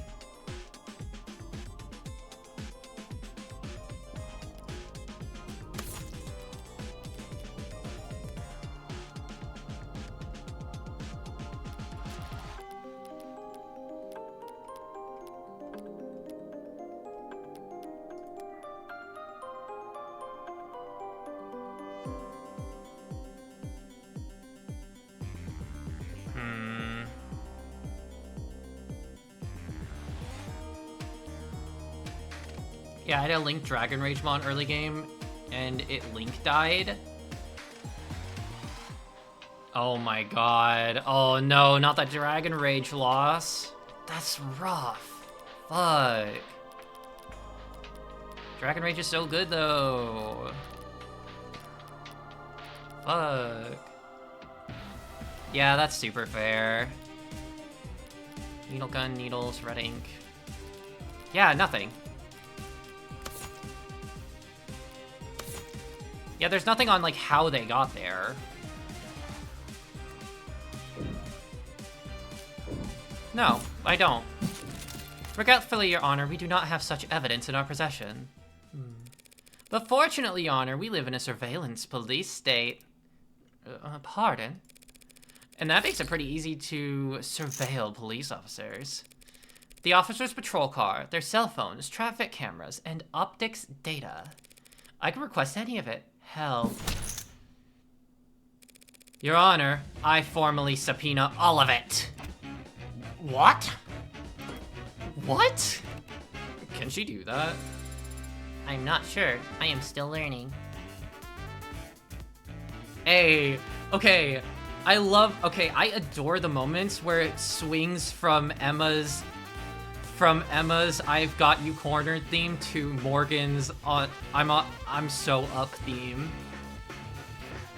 Everyone always talking about Dragon Rage, but no one ever asked about the Dragon's Joy. True. Rhea's drunken swipe at my front door reminded me exactly how much power the police have. But it was her dutiful checking in that made me realize just how hard it is to lose a cop in this city. Whatever it takes to answer this question for the court. After Officer Chopin reported that he heard shots fired at 9:45 p.m. It's so back. Exactly how long did he and his partner do donuts in the parking lot before he actually driving off to the scene? Ooh. Kind of a big ask from the defense, but it's entirely doable. Do the people object? The people, of course, object to any data collection effort that would be a waste of taxpayers' money or a violation of their privacy. So we would prefer that the range of this request be narrowed somewhat. Narrowed perhaps from everything to something. Happy to do that, Your Honor. I promise not to act like a kid in a candy shop when browsing through. If you don't do this, if you subpoena that data, you'll just see me driving like a lethargic moron. Officer Rogers? He seems different. Hardly recognize him. Agreed. But I recognize his type. Soldier. Your Honor, what the defense is suggesting is largely accurate. What? What the fuck? What the fuck? Pardon? That's a first. Though there are some corrections I feel I should make at this time. No objections here. Officer Chopin is the one who discovered the frequency when we apprehended Ankur Tan. He entered it into both of our receiver apps at the time, without my knowledge. It wasn't until the night in question that he chose to inform me of the intel he had obtained, and how he planned on acting on it. At 9:45 p.m., we received a signal. Before I could react, he had put out a notice on the police network that he had heard gunshots. It was at this time that he told me to drive towards Blue Blood territory. As he started to explain to me what he believed we would find, I chose to take a suboptimal route. We spent several minutes in traffic as he berated me for my sense of direction. So you both knew this silent alarm would lead you to some kind of blue blood emergency. But only you realized that meant you should take your time getting there. Logically, a silent alarm is triggered during a confrontation, not afterwards. I had no desire to walk into the crossfire of an Orca gunfight without backup. You could have had backup, easily. My partner had no desire to share our intel or how we obtained it. I apologize to the court, Your Honor, for being evasive or misleading during these proceedings. And I intend to take full responsibility for doing so.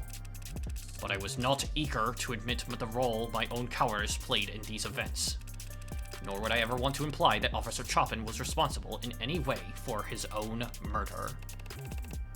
Very warm sentiments from the officer. Delivered with a voice as cozy as ice water.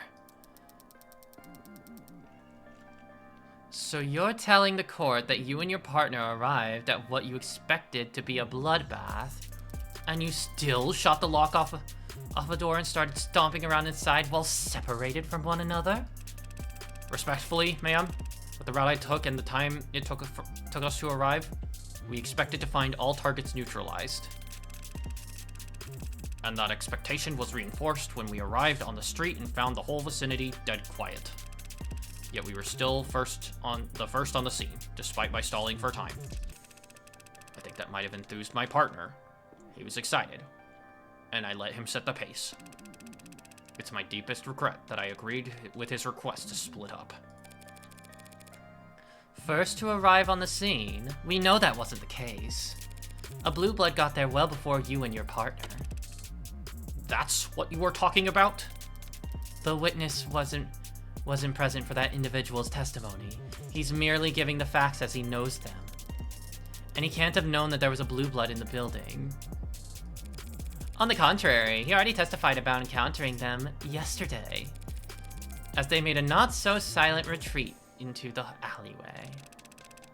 That was a blue blood making all that racket? I see. My partner, Chopin, he shouted that there was someone scrambling around in the alley not long before he was killed. He must have opened the windows on the 3rd floor to check. That's a new detail, Officer Rogers. Pardon me if I failed to mention it yesterday. It occurs to me that you weren't present in the courtroom when the other curious detail was brought to light. The fact that there was another murder weapon at the scene of the crime. A bloody knife. A bloody knife, which somehow ended up down in the dumps. Know anything about that? No, ma'am, I do not. Playing dumb? Wrong move. But I do know Sinus is a bunch of amateurs with conflicted priorities. Explain this to the court, then. Forensics analysis has already shown that this knife was the murder weapon used to stab Miller, getting a healthy amount of his blood on it in the process.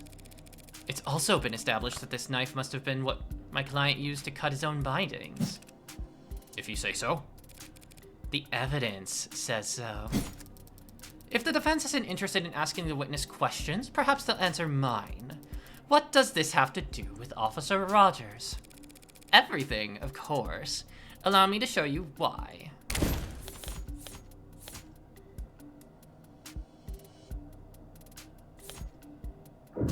What does the knife have to do with Officer Rogers?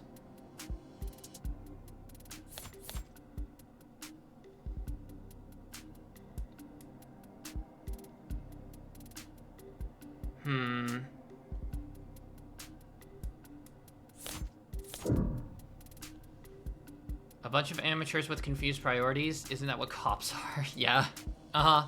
Yeah, I mean...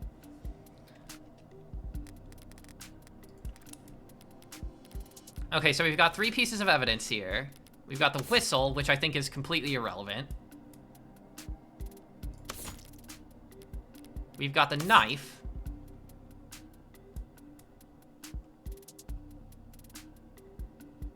It was burned. Type AB, negative, and B, negative.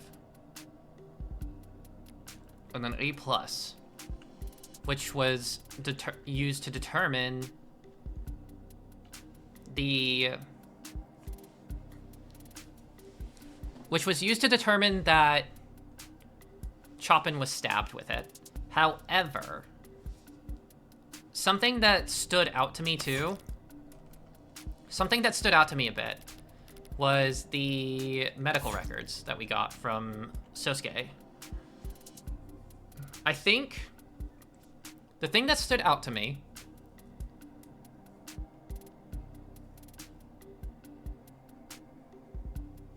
a slight laceration found on the left hand. Why? Why was that the case? I feel like that doesn't make sense for such a skilled swordsman, even if he was all woozy and shit, you know? On top of that, for the sword,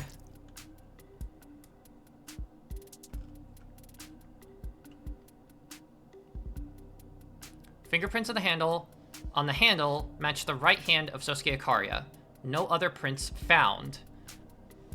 Sosuke never gripped the blade. Sosuke never gripped the blade of this.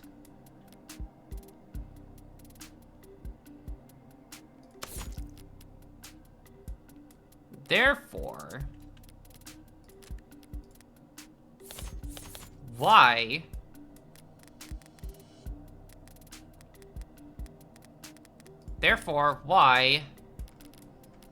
if I go back to the knife,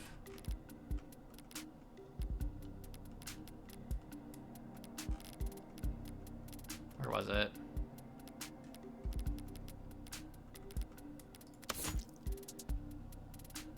It has AB negative and B negative blood, and then A plus.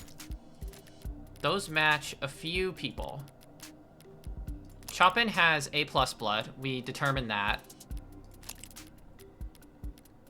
We know that Miller has B negative.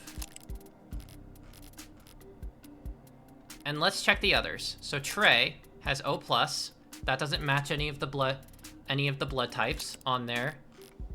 Tanks has A minus, which doesn't account for the AB negative. Creek has O negative. Those were the only other ones there. Those were the only other ones there. Han, I believe Han never actually... I don't believe Han ever went up to the 3rd floor. Maybe I'm misremembering that detail. So why is there AB? Why is there blood that's AB negative? Maybe it's because it's Sosuke's blood. And someone cut his left hand.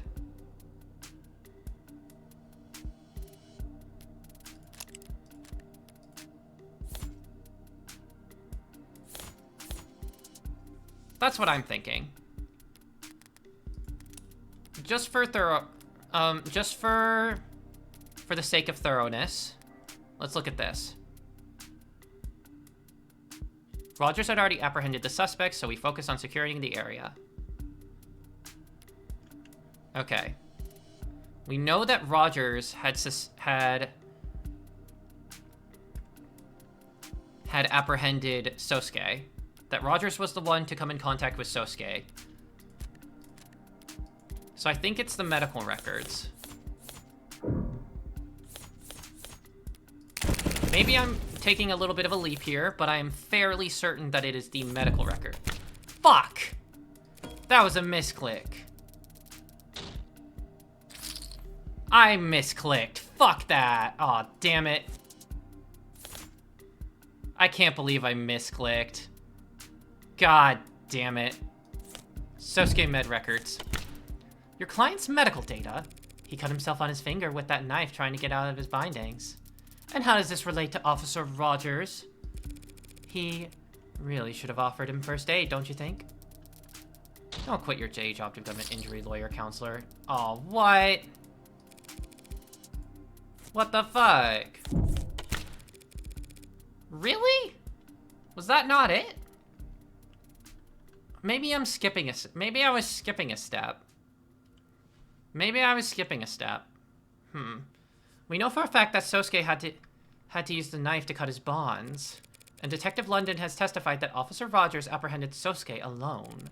So why can't the officer who apprehended the man last known to be using this knife tell us how it ended up in the alley?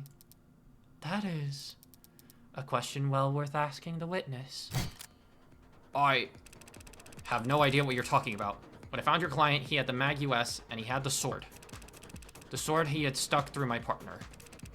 This knife you're talking about, where do you find it? In the trash. Drum. Down in the alley? Well then, some crime scene tech idiot must have thrown it out thinking it was bio-waste. Or some scientist lackey tossed it as a prank. I wouldn't know. Because I spent hours being debriefed in that room on the 3rd floor while they were setting up the arcs. I spent all night in a room with my partner's corpse. Never took a trip down to empty the recycling bin. We know that the knife was with Sosuke at one point, and we know that it ended up down in the alley later. I think that I was onto something, but I skipped a step. I think that's what happened. How much did I lose? I'm still over 300, wow. So it stands to reason that someone had to walk it downstairs out of the building. If Rogers never left that room all night, then someone else must have moved it. He could have removed the knife. He couldn't have removed the knife. I have a work meeting. Be right back. Alright, see you in a bit, Timpy. See you in a bit, honey. Okay. We know that the knife was with Sosuke at one point. We know it ended up in the alley later, so it stands to reason someone had to walk it downstairs and out of the building. If Rogers never left the room all night, then someone must have moved it. He could have removed the knife. He couldn't have removed the knife.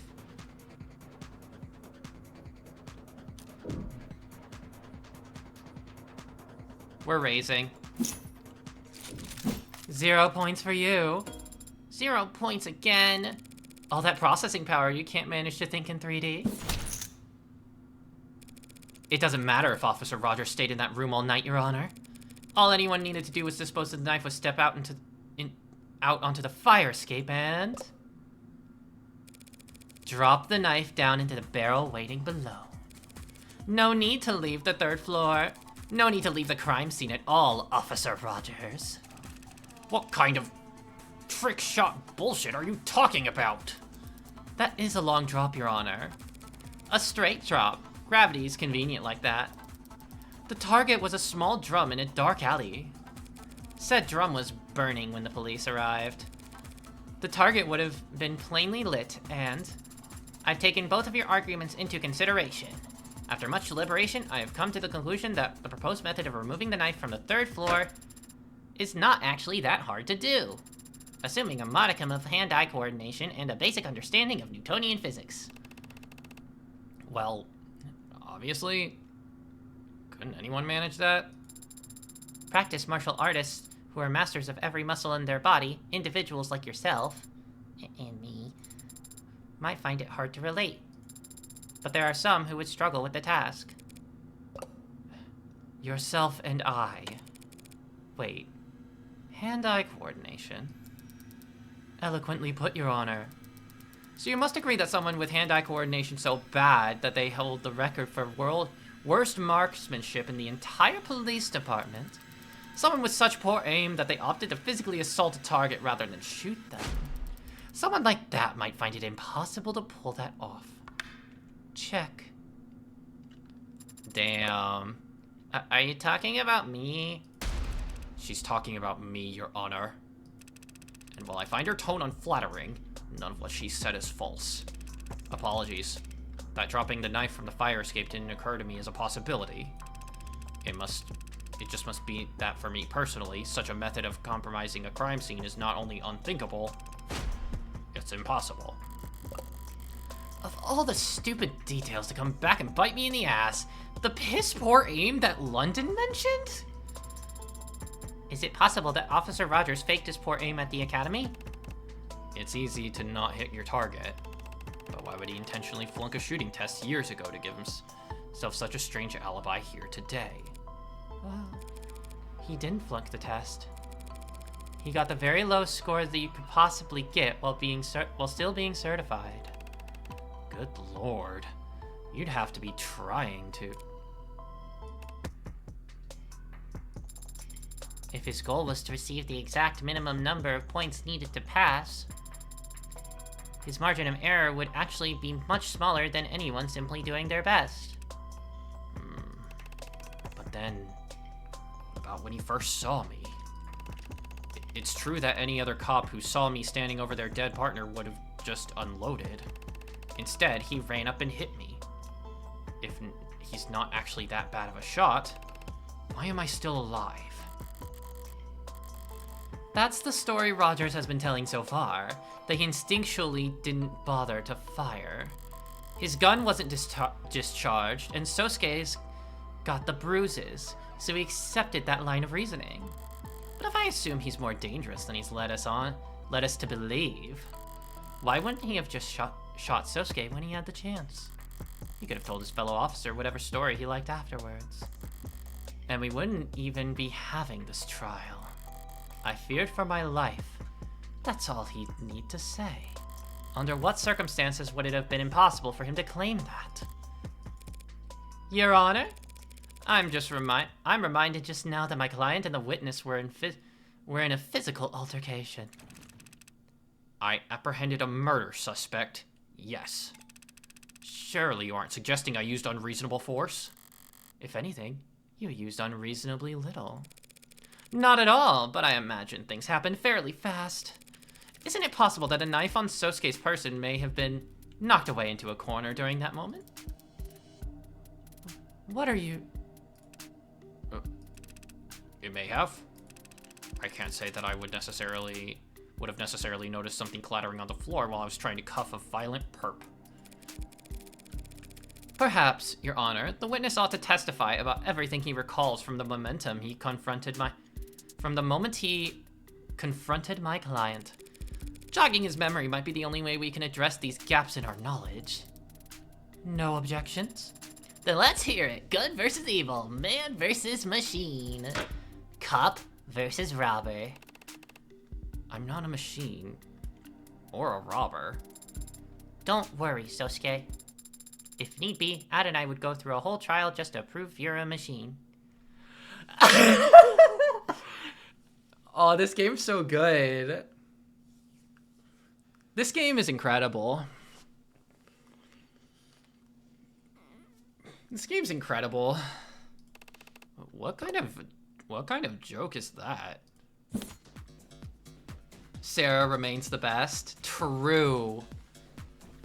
Yoru, fire escape, Sosuke med records. When the Blue Bloods fled down the fire escape into the alley, I poked my head out to the second floor window. But then I heard a sickening thump from above on the third floor where I knew my partner was. Reflexively, I drew my service weapon and rushed up the stairs when I saw the defendant standing over my partner's dead body. I was shocked, but he was clearly injured and the sword was stuck, so before I knew it, I was running at him. He turned to me with a dull shock just as I whipped my pistol butt into his forehead. He collapsed after that and the room was a mess. My blood was pumping. If he had dropped a knife at that time, I wouldn't have noticed it. Despite his change in posture, he's still telling the same story. Yeah, he hasn't changed his tune. But he is giving more detail than ever before. And one of those details is about to bite him in the ass.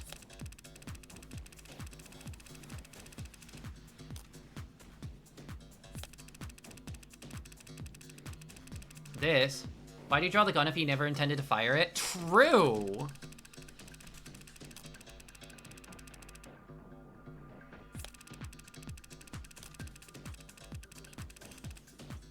I was running at him. He turned to me with dull shock as I whipped my pistol butt into his forehead. He collapsed and the room was a mess and my blood was pumping. Let me check the okay, I need to check the evidence.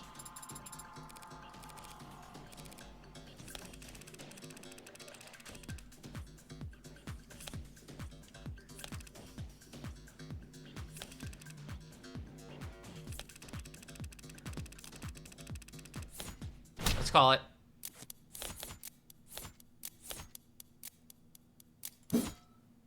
Bam. The medical records. Sounds very brave, Officer Rogers, but that's physically impossible. How could you have knocked my client out with one strike up to the forehead when it was the back of his head that was injured? What are you talking about? Yesterday he had bruises across his entire body.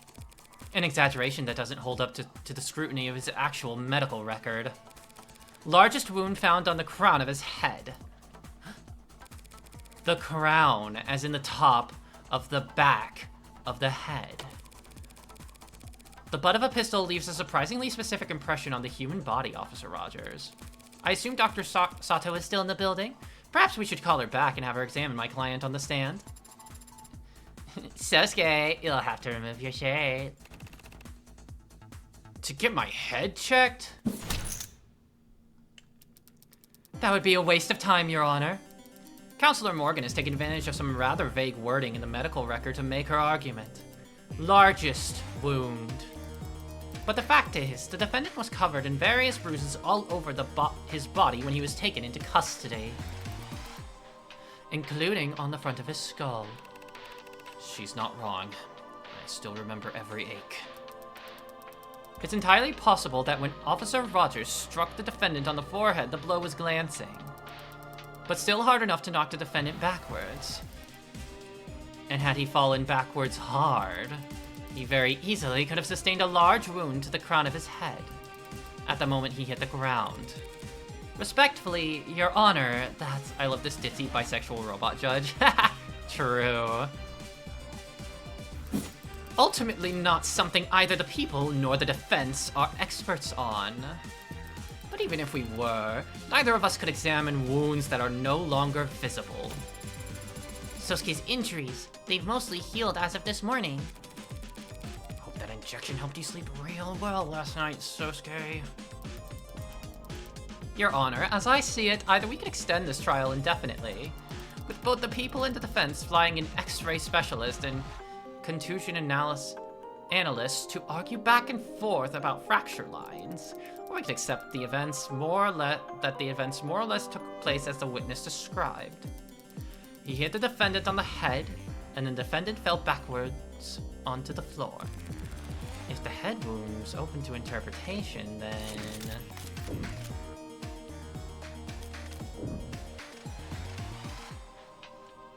the medical data doesn't support Roger's story?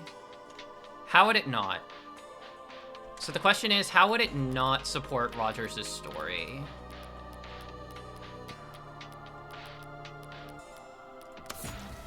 So we have to check the medical records here. Sosuke Ikario was apprehended at the scene of the crime. Blood from various sources across the interior front of the body. Numerous bones left hand broken. Slight laceration found in the left hand. Internal bleeding. Bruising and rope burns. Numerous bruises on the interior. Other blood. Largest wound found in the crown of the skull. Back of the head near the top.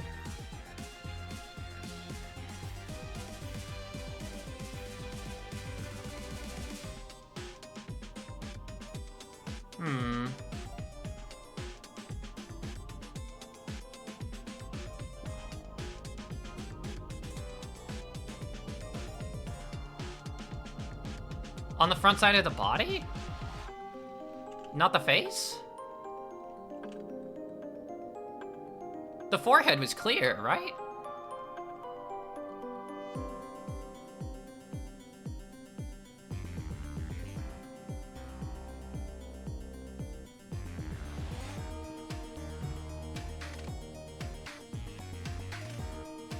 Yeah.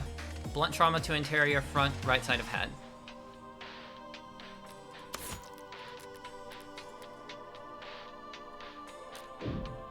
So, if we go to the log, if the head wound's open to interpretation, then... he hit the defendant on the head and the defendant fell backwards on the floor, or we could or we could accept events more or less took place as the witness described. Huh. Raise. Forget expert witnesses. Let's all just look at the medical data with our own two peepers. Papers? Officer Rogers claims that Sosuke was hit on the forehead and fell backwards, but what would he have fallen onto? In that room? Probably blood and guts. Yuck. You're exactly right. All kinds of firsts happening in this courtroom today. He would have gotten blood all across his back. But that's not how he looked when he was arrested. The medical report clearly states that he had blood on the front of his body, telling us that Sosuke could have only fallen forward. And what of it? Maybe he did. Maybe he turned his head weird while trying to dodge. Things happened fast. Don't try to bullshit a bullshitter. Fast enough that you may have, in fact, actually struck my client from behind. Yeah, maybe. Took him by surprise, when he was no threat to you. What? No. Easy target to knock out, at that point. Makes sense why you wouldn't use lethal force in that scenario. No, he was... The guy's got nearly a full head on me. True. True. I don't deny it. Which makes it highly unlikely the witness could have simply hit him on the crown. If things happened as you say and he had the element of surprise, he would have simply aimed for the easiest target possible. The one easiest to reach, the center or bottom of the skull. Not quite. Excuse me? I never said that my client was standing up when this happened. You mean... he was asleep? No. Considering that he was struck on the crown of his head, it's obvious that at the time, Sosuke Ikaria was... bent over, probably.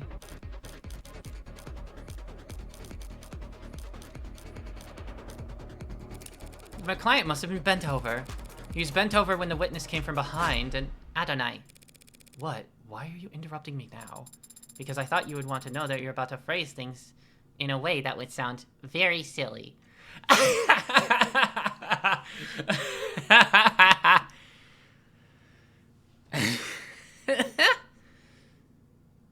Sarah, I adore you, Sarah. You're the best. Your daughter. What are you talking about? Sarah's right, Morgan. You should let her take this one. What? It was when Sosuke was bent over to pick up Yoru. That's when Officer Rogers struck Sosuke on his crown. As I've said, the one thing I do remember besides walking out there was picking up my sword. Picking it up off the ground. Having your android argue the weaker points for you now, counselor? Not exactly the bravest tactic. Tactics are for freshening your breath. What can you claim is weak about the argument? Positioning. If your client really had walked out of that holding room and was then immediately hit from behind, where could his assailant have possibly been standing? Sosuke had to get out of his bindings first and then push open the door. And he wouldn't have been concerned with keeping quiet as he went. There would have been plenty of time for someone to hear him rummaging around in there and figure out where they could hide. In the corner of the room. Here. That doesn't work. If that was the case, your client would have fallen face first here. But instead, he was apprehended here, in the center of the room. Hey, makes sense to me. Looks like he dropped like a sack of potatoes by the door, sure. But then he was dragged to the center of the room. Would explain the streaks of blood we can see discovered on the floor. So those weren't left by him gliding his feet in order to move silently? I was hoping to learn that technique. Your Honor, I fear the defense may not realize the weight of the implications that her statement carries. If, as she claims, Sosuke Ikaria was knocked unconscious by Officer Rogers the moment he walked out into the room, then my client never had an opportunity to stab Tariq Chopin in the back. And the only remaining individual who could have possibly killed him would be me. Yes. Any thoughts on that, officer? There's one thought that's been frustrating me for some time, actually. One I expected the prosecutor to voice. But perhaps I misjudged her. You what? None of what you're saying makes any sense. You say I hid in the corner to surprise Sosuke, and then, what? Snuck up on Chopin? How could I do any of that if I was downstairs at the time Chopin was killed? At the time Sosuke killed him! You... It's not that the thought hadn't occurred to Emma, you idiot. It's that once I address this point, your entire testimony falls apart. And the truth of the case becomes crystal clear. There's no misunderstanding on my part, and I suspect none on the part of the people either. Because the truth is, when you and your partner arrived, and you must have immediately...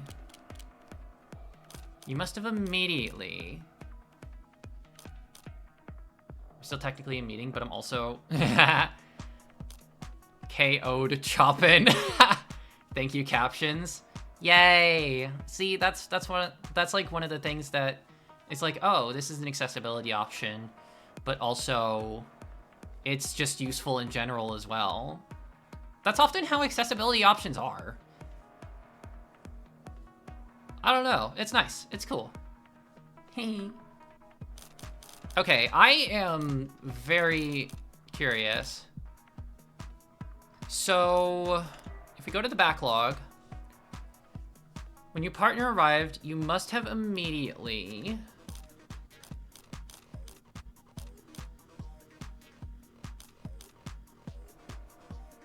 Wait. A partner arrived at the building? Or at the room?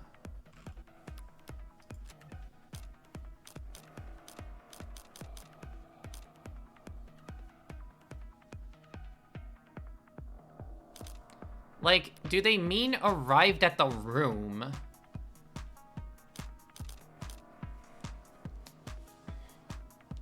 Because if they mean when they arrived at the room, yeah, this. If he knocked out Chopin as soon as they arrived, he'd never have dragged him up 3 flights of stairs, just use his blood to cover up some documents. True. Okay, it was the building. I was misunderstanding. Must have fallen behind? If Rogers fell behind when Chopin charged up the stairs, then things happened exactly as Roger claims. Sosuke is the only one who was alive and alone with Chopin. No, when they first encountered the building, Rogers must have taken the lead. You were the one who took point, not your partner. Excuse me? Chopin shot open the lock. Sure, I believe that. He was the one all gung-ho about coming there anyway. But after entering, you went ahead of him, while he covered you. What? You already told us you wanted to stall, wait for backup. If Chopin charged forward, you couldn't slow him down. But if you went first, you could go as slowly as you liked. And Chopin wouldn't be forced to match your pace. Ugh. You were the one who cleared the room and shouted down that everyone was dead. I told you, I testified. So did your Blue Blood trail, testified all about how you and your partner separated on the 2nd floor. Objection! Mischaracterization of testimony. The witness the defense is referring to did encounter 2 officers, but the witness never identified either of them. The Blue Blood didn't need to. All they were waiting to hear was whether any Blue Bloods were alive. So after Rogers shouted down to Chopin that everyone was dead, they bolted out the 2nd floor window. And when Chopin shouted someone was in the alley, Officer Rogers opened the windows behind Creek's body to try and spot the runner. He then ran down the fire escape to try and follow them, only to give up when he saw there was no ladder to get down with. It's entirely possible that Chopin yelled, "Someone was in the alley" from the 3rd floor. The scene of the crime is soundproof, remember? No one in that room would notice a commotion in the alley unless they already opened the windows to check it. So since Chopin yelled about it, he had to have been the officer who stayed on the 2nd floor. This Blue Blood rat of yours just misheard. Or they're lying. There's no proof for any of this. Yes, there is, officer.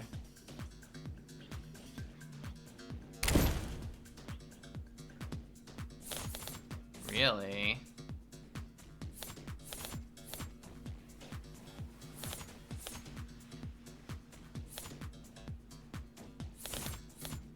What is it?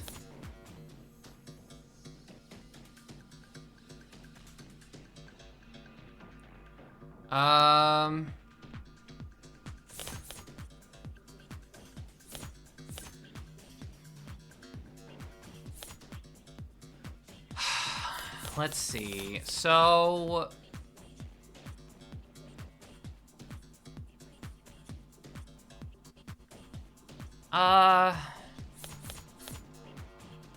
this has a footprint on it.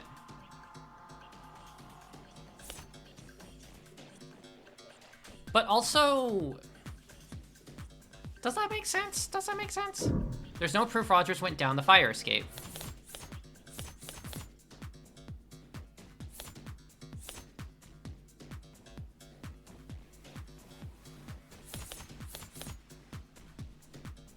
Oh wait, was it this? Because if this was like a part of the paper, so if this was a part of the paper that was like the red ink,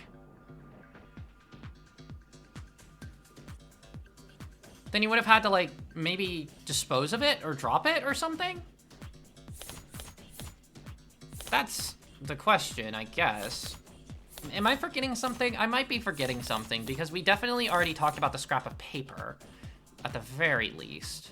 No, that was used... Okay, no. That was used to leak the fact that... Or that was used to prove the fact that Han leaked info to Kreek. Not that Han put it down on the second floor. If this was a part of... If this was a part of the documents from the third floor, then how did it get down to the second floor?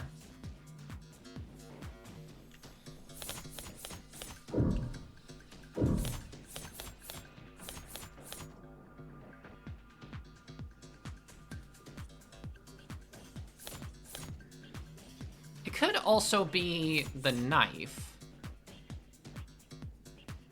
But we already established that... But we already established that Rogers is a terrible shot, or is at least pretending to be a terrible shot.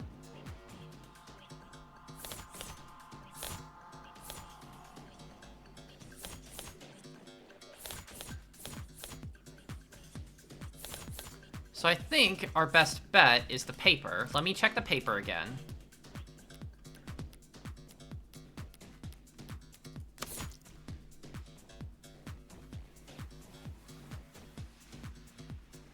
Scrap of writing, document, common type of boot print left on it. Was Mr. Disregard. Building that dismissed it as trash. Having been exposed to natural humidity for some time, it's already illegible, but a watermark remains visible. It has a boot print on it. I think... Okay, it's not this. I don't think it's the dumpster either.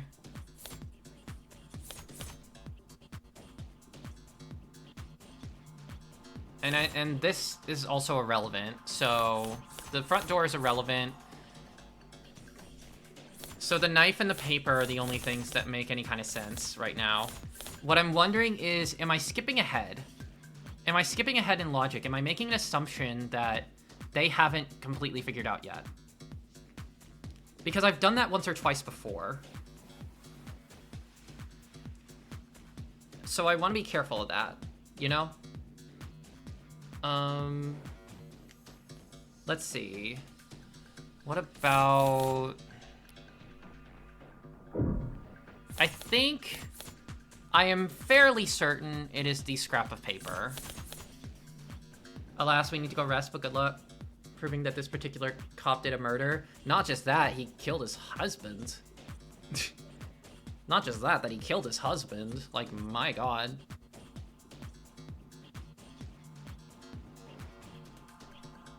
An ad break starting soon. Okay. I don't think it's the knife. You know what? I'm locking in. That scrap of paper was found by the second floor windowsill. But it's not just any scrap of paper. It matches the red ink documents that were found in the where the pod died. And it happened to have a particular boot print on it. Right on. Right on. Okay, I see that an ad break's coming up. Why don't we go ahead and do that before we proceed anymore? So we'll be taking a few minutes for break. Alrighty, everyone. Yeah, have a good rest, Hestia. Have a good rest, Court. Hope you all have a lovely rest of your day. Alrighty, everyone. We're going to be going on break for a few minutes. Make sure you get up, stretch, get your water, do whatever you need to do. And I will see y'all back here in just a few minutes. See you in a bit.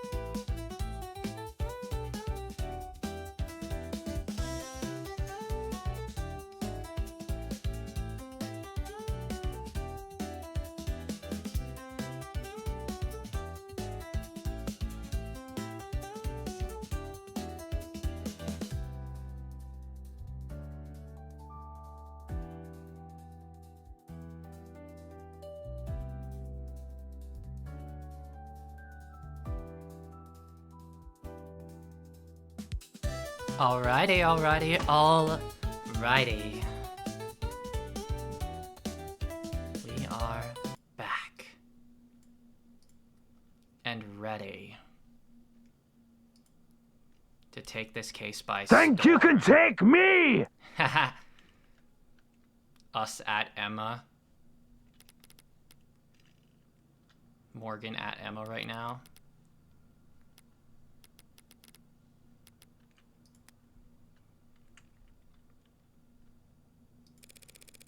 Proving that someone stomped from the crime scene down the fire escape and into the second floor.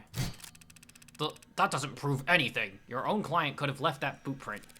My client was arrested barefoot, remember? You should. You did the arresting. Then maybe Chopin... If Chopin was the one who brought the scrap down from the third floor, that would put him behind you. Meaning you couldn't have walked in on him being attacked by Sosuke. Ugh. Counselor! Even if we accept that Rogers was on the third floor and then moved down to the second, the sequence you're describing ends with both officers reunited on the second floor, with neither of them dead. But obviously, Chopin did proceed to the third floor because that's where he was killed. So now we're back where we started. Back where we started. You're forgetting one key detail in this new sequence of events. At the time, the officers reunited on the second floor. My client was already unconscious. Oh. Meaning the only person who had a chance to kill Officer Chopin was in fact... None of this shit matters. This lawyer is trying to accuse me of killing my partner? That doesn't make any goddamn sense. Why would I do something like that? Depends. What? Depends on where you live. Not uptown, I assume. What is it to you? Single bedroom? Yeah, whatever. Not great. Excuse me? And having to ride around all day with some insufferable, spoiled, rich stick in the mud? Knowing the whole time that you, your job, your whole goddamn police department, it was all just a bullet point on his resume. Counsel is badgering the witness in lieu of making an actual argument. Apologies, Your Honor. I'll state the motive plainly.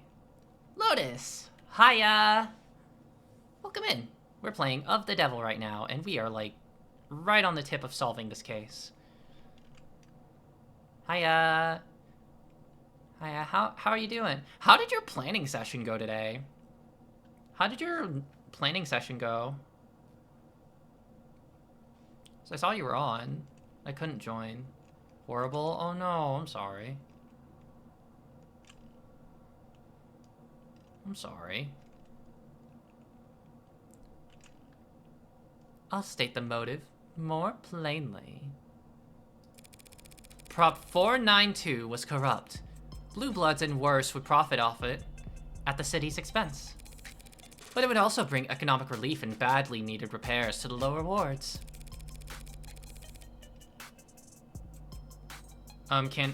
Glass is beaten, but my Typhlosion died. Oh no. That sucks. Holy shit. Damn, I'm sorry to hear that. It might also stop the canopy from, you know, just falling down and crushing everyone who lives there. But a climber like Chopin wouldn't care about any of that. Every photo I've seen of this guy, he's had a big, stern frown. But I'll bet he was grinning ear to ear when he found that red ink. Must have made you sick to your stomach. So you killed him.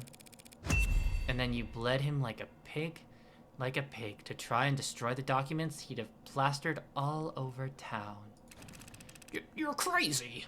That's not possible. Do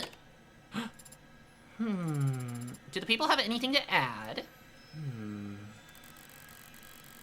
Emma hates losing, but she's not stupid. She must be getting sick of having to cover for this.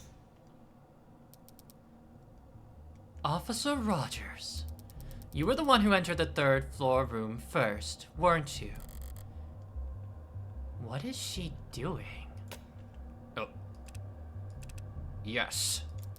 How long were you there before your partner alerted you to someone escaping through the alley? More than 2 minutes. Less than 3. You had a chance to start looking the room over? Yes. And did you see anything as politically explosive as what the defense had described? No. Nothing of the sort. Your Honor, the witness is blatantly lying. We know the documents were there. We know Chopin found them because they were found underneath his corpse. And it is the defense's theory that he was killed because of those documents? Because he would have tried to make them public, essentially? Yes. That's the defense's proposed motive for this man to kill his partner? Yes? I see. Yeah, hugs for you. Hugs for you. Glad you're here hanging out. Though. But why would he be prepared to kill his partner for reading documents left out on a desk? When he had over 2 minutes to simply get rid of them beforehand. Check. Oh, A damn good question, Your Honor. do we have an answer for it? I'm getting there. I'll get there. I'm close. His layers are falling off. This is a cold guy. Cold enough to walk into that room, knock out Sosuke, and start calmly looking around. Yay, hugs. So is he lying? Did he actually see those papers? No. Emma's right. If the papers were in plain view, he'd have just turned them into his tucked them into his jacket. If the papers were in plain view. Were they? I don't remember. Where the hell did I put them if not on the desk? I remember taking them out of Creek's safe and thinking they were nothing important, so I just... Okay. That's probably how one page got left where it could, sticking to the bottom of Roger's boot. Before I left, I reorganized things, tried to make it seem like I was never there, so I stacked things neatly. Yay. Yoo-hoo, counselor! Any cuckoos in or around the nest? Pardon me, Your Honor. I was simply overthinking, to be honest. Officer Rogers didn't dispose of the red ink when he had the chance because he didn't notice the red ink. It's that simple. A simple answer to a simple question that simply doesn't measure up.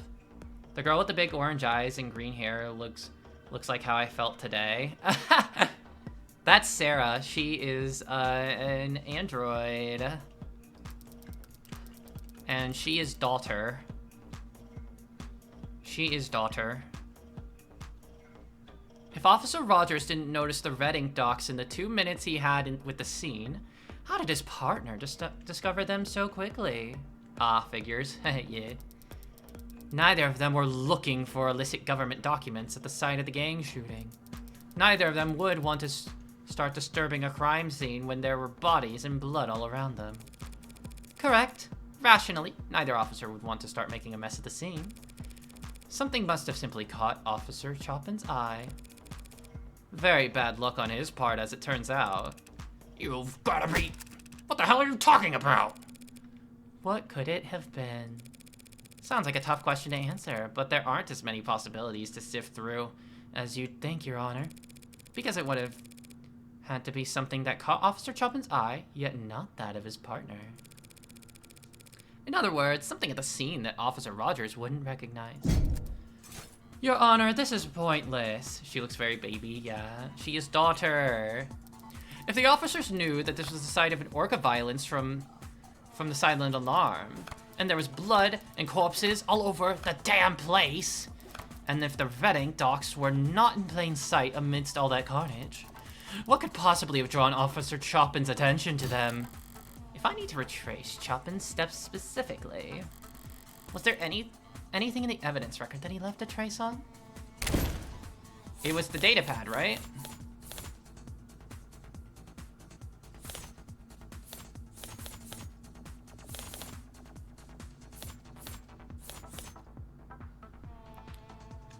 Right?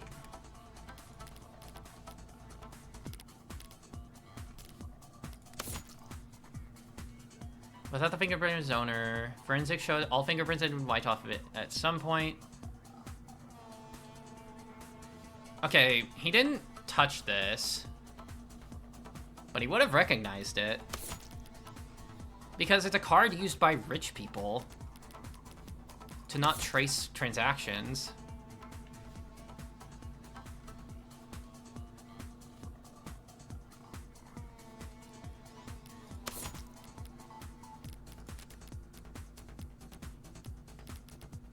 If I go to terms,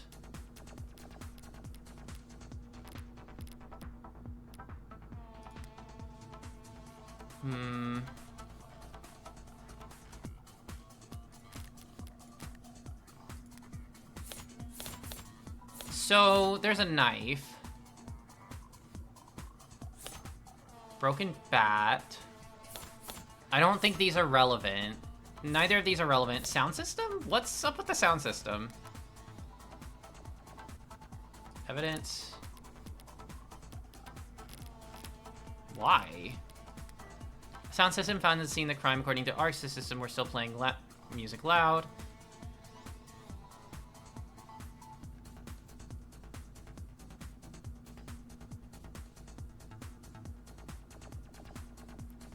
System was still playing music loudly by the time the crime scene tech started investigating. Okay.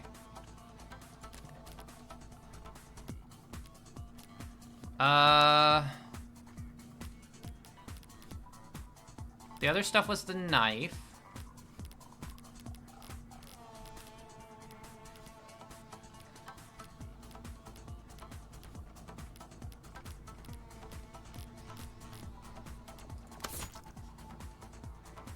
A mass-produced medium-sized combat knife.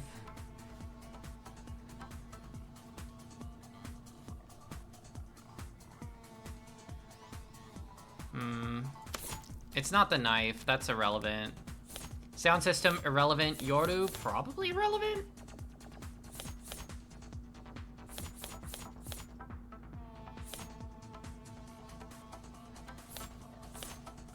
I mean, it's clearly said known only to rich.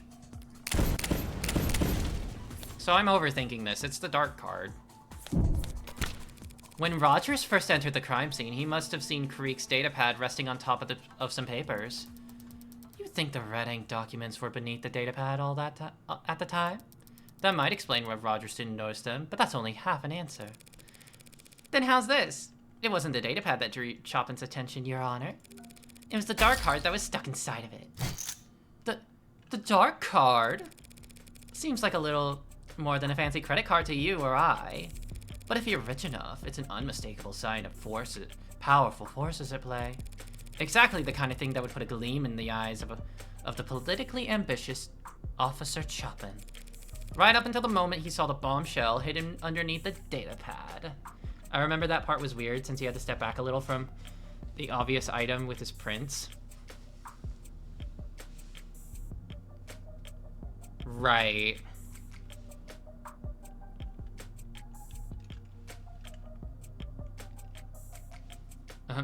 Every person playing RE Requiem. Yeah, that did release recently. Hi, Fide. Hello. Hi, Fide. Welcome, welcome. How you doing?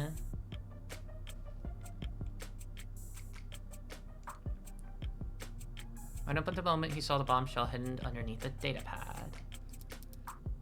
Your Honor, this is speculation. Chopin's prints were discovered on the datapad, Your Honor. We know he must have picked it up. And that datapad was found by police on the desk, so we must know he must have put it down. I'm merely proposing that he didn't put it back down in the exact same spot. Just because this dark card happened... Hey, seriously, what the hell have you two been talking about? What the shit is a dark card? Cryptographically anonymous wallet card that rich people use to buy illegal drugs and gifts for their mistresses. Not common knowledge, unless he ran in circles as high up as the city council. Oh. Yeah, you're right. I didn't know that. Never heard of that. Assumed you were being literal. It is a dark card. Oh my god. Oh my fucking god. Aside from avoiding all kinds of Requiem spoilers, I'm fine. I see. That is always such a tricky part. That's always such a tricky part of having to wait after the release of a game that you really want to play. I hope you get to play it soon. I hope you get to play it soon and see it all for yourself. I'm doing okay. I was a little rushed this morning, so like it was kind of iffy. So like I was kind of like, what? But also like I managed to get up and orient myself for stream, and now I'm here and I'm having a great time and it's really cool. Your outfit looked different? Yeah, I put this on for like, I guess, more mystery slash puzzly slash detective-ish games. So this is a different outfit. Yep. Yeah, to be honest, it wouldn't surprise me. Chopin going around picking up whatever he wanted at a crime scene without even radioing in first. Sounds about right. Bare hands, mouth breathing. Guy was big on following the rules, just wasn't that good at remembering any of them. Not me, though. I remember every rule. Follow them, too. Partner breaks a body cam, I request a new one. Let him use mine. Stop him from getting sued by the next punk he bumps into. It was a real risk for him. He had money. People would sue him if they could. No one would try to sue Huey Rogers. Only thing the judge could award them would be my own goddamn debts. I don't think I'm bad with money, just bad with debt. Could never seem to get rid of the stuff. But even I'm not so stupid that I wouldn't wear gloves at a goddamn crime scene. You mean? Obviously, counselor. From the minute we pulled up to the building until I was relieved from duty and sent home from the next morning, I was wearing gloves. 3 stories and an alleyway. I can swear on my parents' grave I didn't contaminate 1 millimeter of it. Didn't put my greasy fingerprints on the windows, the doors, the murder weapons. You'd never know I was even there. So you can say I did this or claim I did that. But the city's only ever gonna hear that some Ikarian bastard killed a bunch of blue blood punks and that Tariq Chopin died a hero, trying to save the day. Right.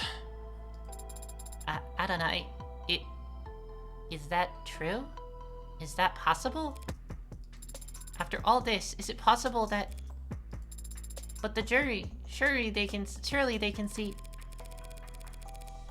The jury will see what the adjutant decides they need to see in order to properly render the verdict. If the adjutant comes to the conclusion that a witness or a line of questioning would only serve to confuse the jury... 80, Your Honor, the jury. Give me a second to think here, girl. I'm trying to build consensus and basically everyone's mad. So maybe the adjutant rules in our favor, and maybe the jury sees things our way. But there are no guarantees. After all that, it just... comes down to a gamble. Always does. Yeah. Hey, Neto, how you doing? But you still get a chance to sculpt your hand. And I can do a lot better than this pile of shit. Just have to take my licks first. Your Honor, I disagree. About what, exactly? About all of it. About everything. Look, we know someone moved from the 3rd floor to the 2nd floor via the fire escape because of that scrap of paper, which would have put them in the perfect position to walk up behind Chopin. And we know Chopin picked up the data pad because his fingerprints are on it. So we can reason Chopin was investigating the desk before he died. And of course, we know he died reading the red ink documents because duh. His body was found collapsed on top of them. Put that all together and... nothing. You still have nothing. Nothing except circumstantial evidence. Evidence trying this witness to a theoretical sequence of events. Emma, did you get hit in the head too? What? Well, we have Officer Rogers' fingerprints on the murder weapon. What? They'll never go all in unless they think your hand is crap. Really? Wait, what is this? What is this? They'll never go all in unless they think your hand is crap. Put on a show. Oh. Oh. What? What is her angle? That's right, the bat. Do you think we wouldn't notice you left your fingerprints on it just because it was broken into splinters? The baseball bat used on Trey? Forensics failed to pull a single print from that. Is this your idea of some kind of joke? Jeez, take it easy. I misspoke a little. Also, I don't have my reading glasses. What?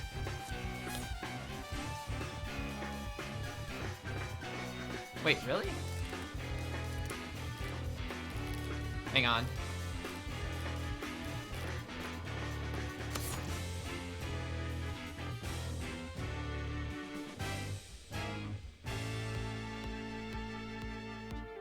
Yeah. Okay, so she's really bullshitting here. The Maggie West that was used to kill tanks in Creek. Pretty stupid to forget to wipe your prints off a piece of that gaudy, don't you think? Counselor, what is this? Are you throwing a tantrum? Making a mockery of the courtroom. The only prints on that gun belong to Sosuke Akaria. Oh. Sorry, guess I was thinking of another case. Is there perhaps a gas leak on the other side of the courtroom? Well, don't I feel stupid? What I've been trying to say is that Officer Rogers failed to notice that he left fingerprints on the most important weapon of all. The very blade that took his partner's life. Forget enough of this embarrassment. What the hell is wrong with you? I knew a mob lawyer would be corrupt and vile, but how could you be such a stupid bimbo? Do you think we're all idiots? My fingerprints aren't on that goddamn knife and you know it. My mistake. I can see here that yes, I was misreading the fine details, and it does appear that your fingerprints are not on that knife. Sorry. You. Oh dear. What? What? What is it? Oh, I guess we're all just wondering. How long have you known that it was this knife that was used to kill your partner?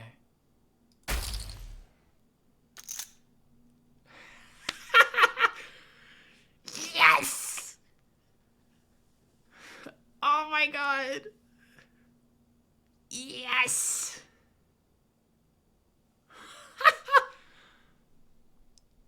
Whew! Well, baby. What? Confused? So are these two.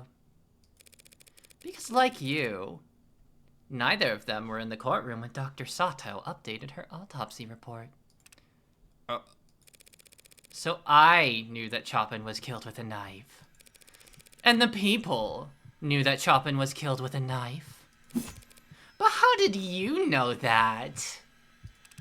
There must have been 50 cops in here when that doctor...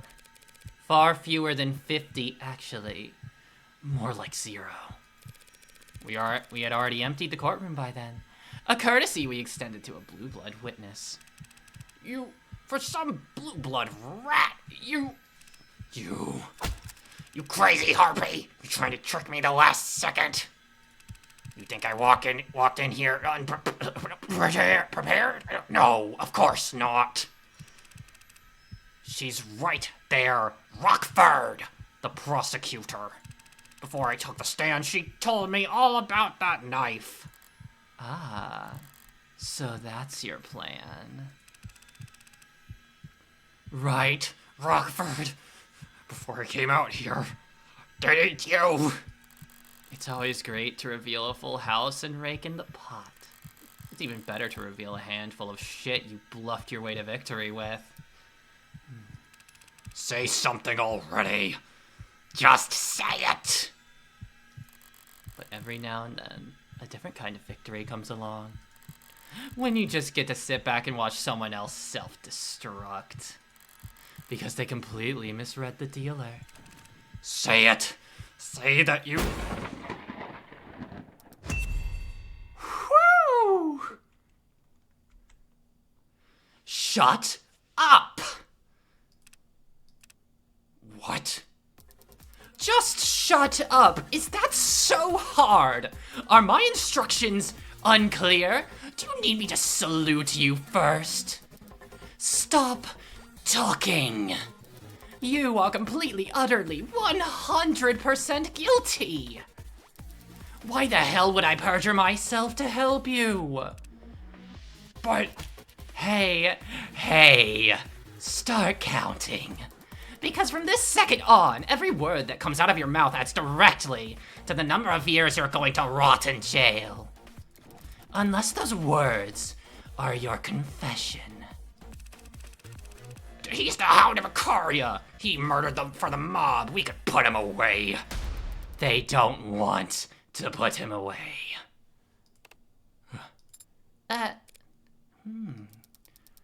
Not for your crime. Not for murdering the son of 2 city councilmen. Have you lost your goddamn mind? But... he's a murderer. Well, not all murderers are created equally. Well, not all murderers are hunted equally. Neobility assassinating each other? Let it ride. Keeps them divided. Orcas fighting in the lower wards? Let them sort it out. Keep their numbers down. A monster shoots 6 women in the heart and leaves no evidence behind. Call us back when he kills someone important.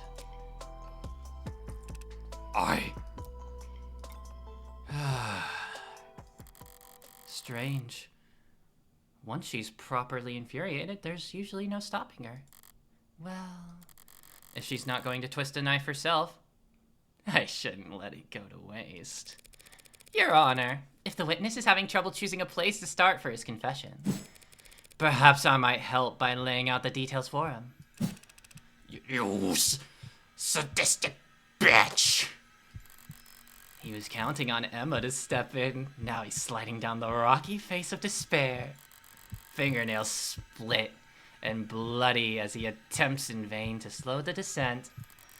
Not very dignified, so I won't leave him hanging. I'll be happy to speed him along. In summary, a week ago you acquired the blue blood distress signal when you arrested Tanks, but your partner insisted on letting him go and keeping the code to yourself. So, the night of the murder, when the alarm went off, he jumped at the chance to be the first unit on the scene at what could be a gang shootout. You did all you could to stall, but your partner pressed on and even opened the door in his hurry to get into the locked building. You made up an excuse to keep him on the 2nd floor and proceeded to the 3rd on your own, relieved that everyone was already dead. And puzzled by the delirious Sosuke who you knocked out with 1 blow to the back of the head. But by calling down to your partner to convince him that you were already too late, you alerted an Orca hiding downstairs. And when they fled out the window and down to the alley, you opened the windows at the crime scene to give chase. While you were scanning the alley from the 2nd floor fire escape, your partner proceeded upstairs, where he was just as stunned as you were, but intrigued by the presence of a dark card you'd never recognize. He knew that it pointed towards the involvement of powerful parties. It was simply bad luck that he found the red ink before you. But he must have felt like he won the lottery. He was the one man in the city who'd benefit the most from exposing the corruption it hinted at. He must have been salivating at the opportunity right in front of you. Standing in the blood without a second thought. You had taken the knife from Sosuke, hadn't even thought about it up until that point. You knew once the rest of the force arrived, there'd be no stopping the red ink from going on the record.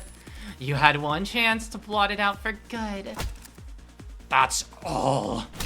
That's all a lie. Just smoke and mirrors, tricks and guesswork. the Hound of Ikaria standing right there next to you. The Blue Bloods themselves even tried to kill him right in front of all of us. No, they didn't. Excuse me? I have it on very good authority the Blue Bloods wouldn't want my client assassinated. I have it on very good authority that the Blue Bloods wouldn't want my client assassinated. Oh, I'm sure. So considering where the shooter was, and the direction he was aiming, the only person he could have been aiming for would be, well, you. What the hell are you talking about? Seems like the old guard wanted to make sure there'd be swift punishment for letting Prop 9492 blow up. So you can keep protesting your innocence if you want. It might work out. And you might be able to avoid the next Blue Blood to come after you.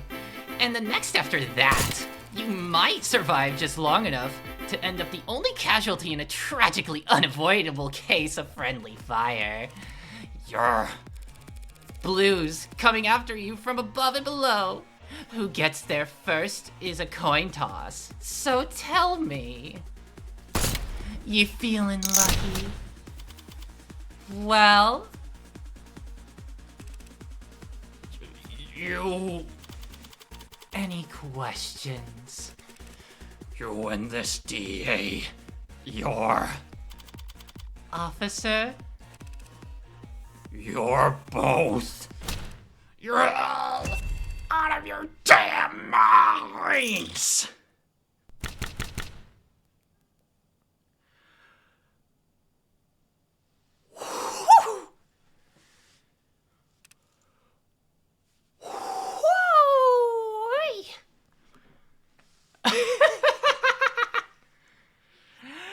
Right as a raid comes in. Hello, everyone. Hi. Welcome. I hope you enjoyed the show.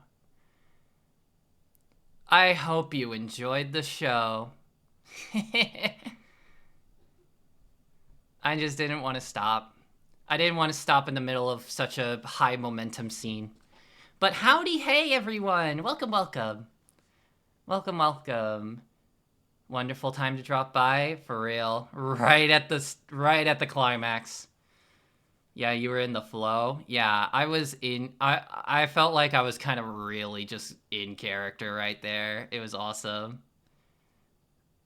Yeah, good shit. Thank you. I did my best to act that out with the appropriate levels of hype. But anyways, hello everyone. Hello Raiders, welcome. My name is Soapy. For those who don't know me, my name is Soapy. I like to play indie games, platformers, RPGs, lots of different kinds of stuff. I have also been into quite a bit of Pokemon recently. I do plenty of Nuzlocke. And I also love to discover new things, new genres, new ways to experience art. The goal of this channel is to teach, to learn, and to have fun. Howdy! Just in time to tear Rogers a new one.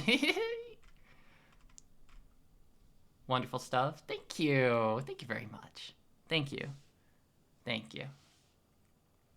How was the rest of Void Stranger? How was it? Hope you had a great time.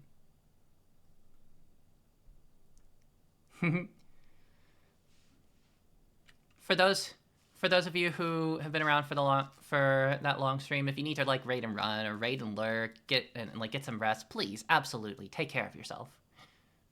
Please absolutely take care of yourselves. But for those who might have been enraptured a little bit by that intense climax, please stick around. I got chills. Aww. Thank you.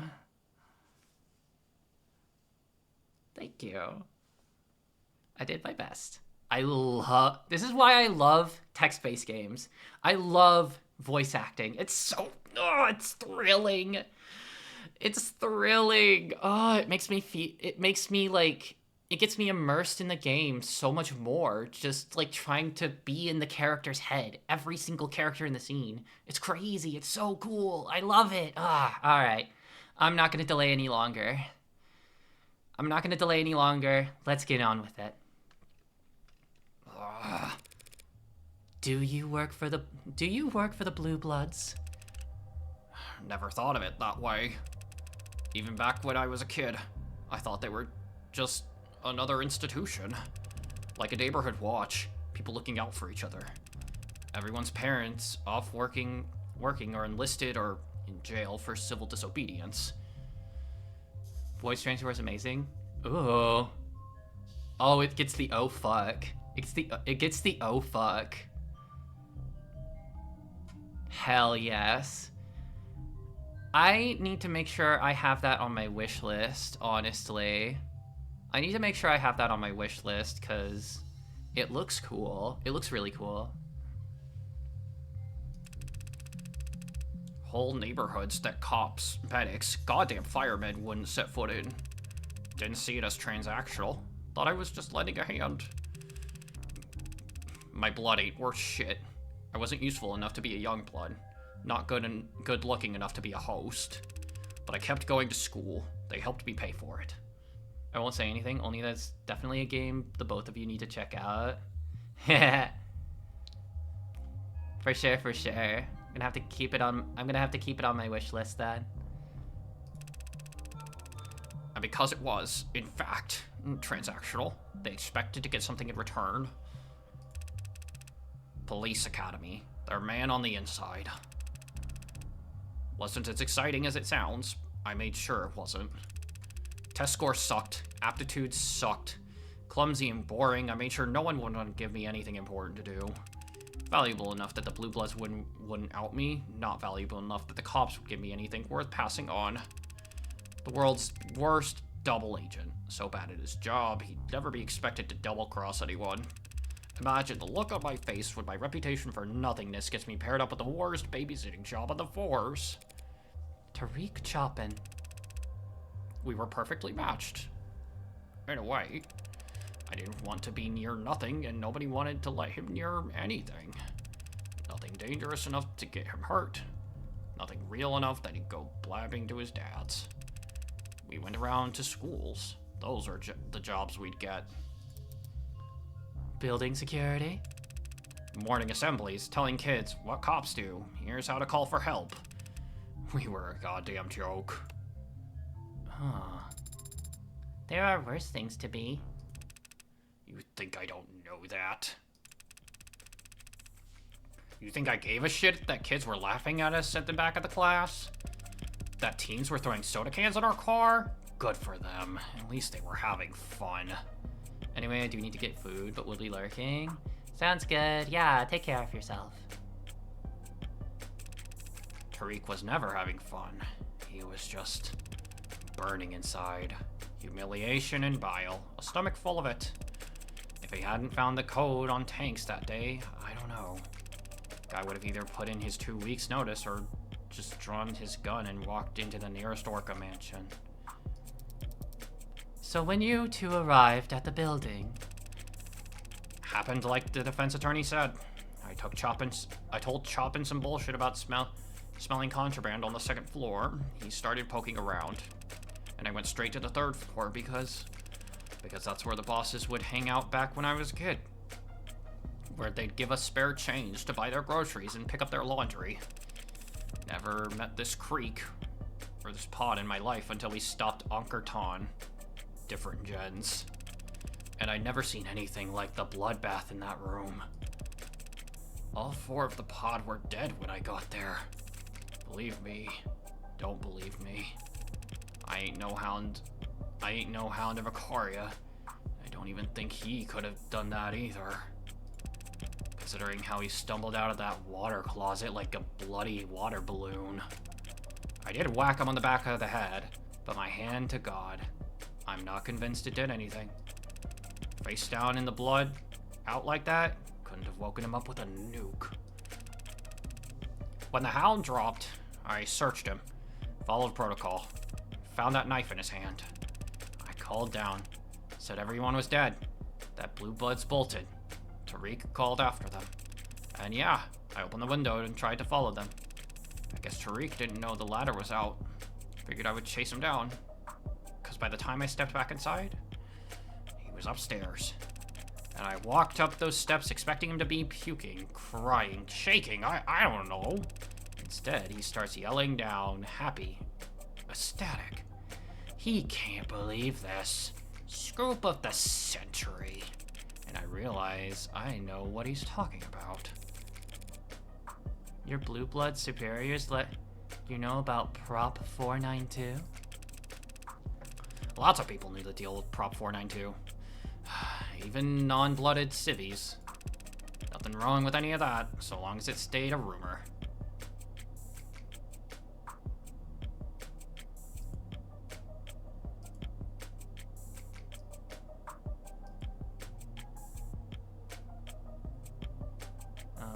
But So long as the state didn't know we knew where the pillars were going to be built, it was a nice thing, believe it or not. People in the lower wards whispering about big money coming in. A little excitement to look forward to. Tariq was excited, too. All he could see was forward. Barely reading the words in front of his eyes. Not giving a shit about anything behind him. Not caring about what he was trampling over. I didn't plan on doing anything, if that matters. If you care. I was moving slow, but I wasn't trying to hide. I just... After taking it off the hound, I still had that knife. That goddamn knife in my hand. You all seem like educated people, so... I take none of you all believe in evil. We believe in evil. Down in the lower wards, it's like a fog. Hangs around certain people, places, and it poured off that knife like a water fountain. the devil made you do it? Haven't heard that one in a while. If it wasn't for that dark card being there. You know, Tariq told me once, said he wanted to become mayor. I just did this stupid fake laugh and told him he had my vote. I don't know why I did that. I shouldn't have done that. Laughed at him? Shouldn't have lied to him. Damn. And so, Your Honor, the people will be dismissing the charge of homicide in first degree with prejudice. What does that mean? They can't charge you with Officer Chopin's murder again at a later date just because they found more evidence. And the 4 other charges of second-degree homicide? We will be dismissing the 4 charges of second-degree homicide without prejudice. So, she's not quite convinced I couldn't have killed Creekspod. Creekspod? Miller's blood having already been on the knife you used to get free in the first place was pretty huge. Combined with Rogers admitting that you basically stumbled out a walking corpse. But the way the state sees it, their murders aren't any more solved than they were at the beginning of this trial. It's to be expected. Then the jury will be dismissed. This court will be adjourned. And you, Mr. Ikaria, are free to go. Everything that's happened to you the last few days. How is that leaving you so shocked? I'm not shocked, I'm just... I'm just grateful, counselor. You have my... Your Honor, is there perhaps something else you wanted to say? Well, if you insist. I guess, for some reason, even though the jury's been dismissed, and it's actually their job to do this part, and the charges were dropped, I have this strong, overwhelming urge to say, not guilty. No, that needs to be much bigger. Maybe, I cast ye innocent. No, that sounds dumb. 80. 4:56 p.m. August 16th, 2086. State Building. Floor 48. Well done, everyone. We did it. We did it.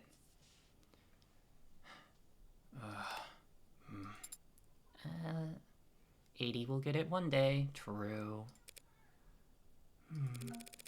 So how do you plan on celebrating? Adonai.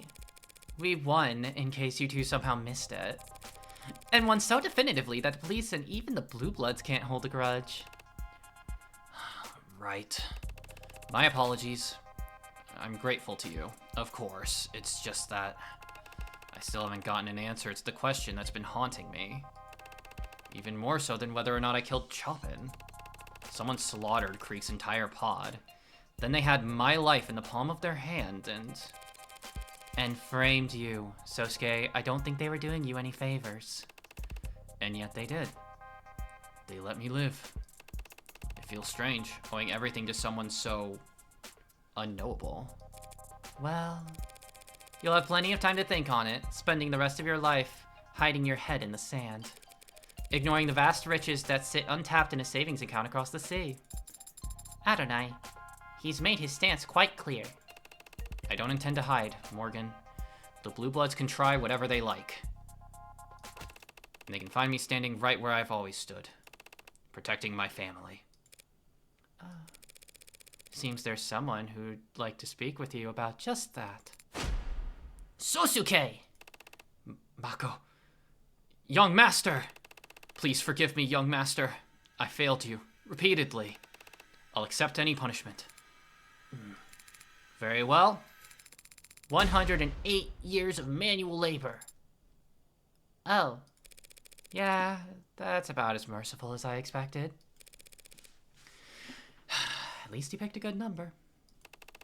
100 and... Of course, young master. You'll need to spend that sentence serving as my head of security, so that I know you're actually doing it. And that means you won't be able to do other jobs anymore. Even ones that the elders ask you to do. Even delivering messages. It's a punishment handed down by the heir to the noble house Ikaria, Sosuke, who could possibly overrule it. As you say. I'll start right away, if you don't mind.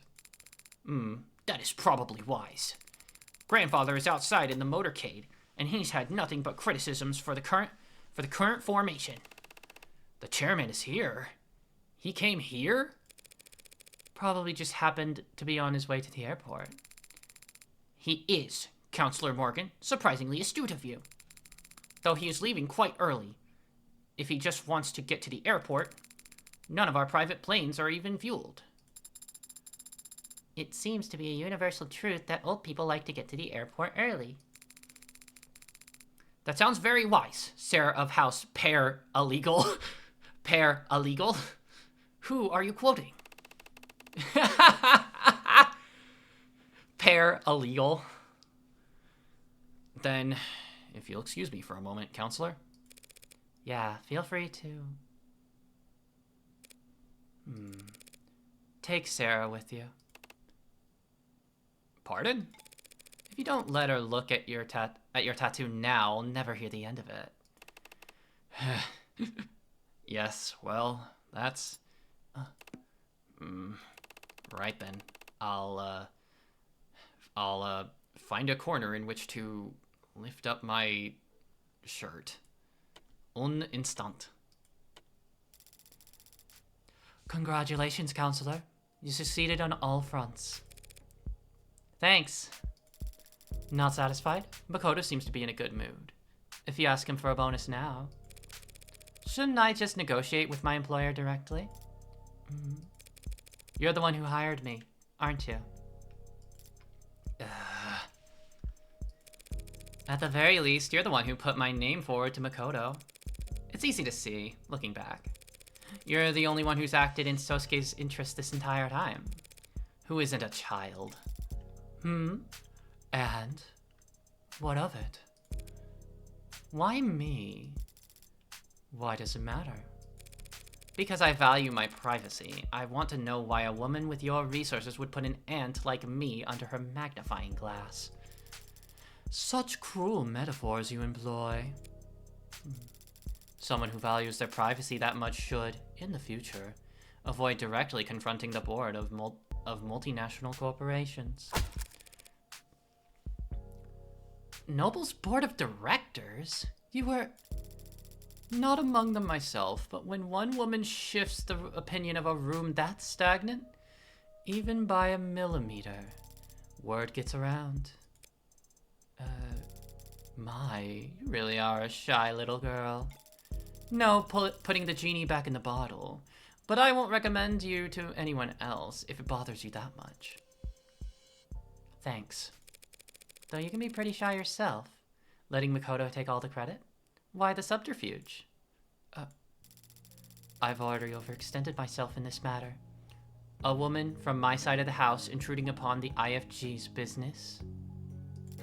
I don't mind that I'll have to rip out fingernails in front of the elders as recompense, but I thought I might spare myself the additional pinky or so. You're being literal, aren't you? Disobedience always has a cost. Especially in old families. Especially for daughters. But not flinching as you pay the toll carries its own kind of power, don't you think? Maybe I'm just trying to dress up my cowardice as dignity. Disobedience usually used to come naturally to me. It gets harder the older you get. Harder to believe your independence wasn't just immaturity. That's why I'm glad Makoto's such a good boy. I don't want him to feel any guilt later in life. Yes, Makoto certainly takes his responsibilities very seriously. Can't imagine where he gets it from. I was such a hellraiser. He must get it from his father. I suppose it's an interesting mark below Sosuke's eye.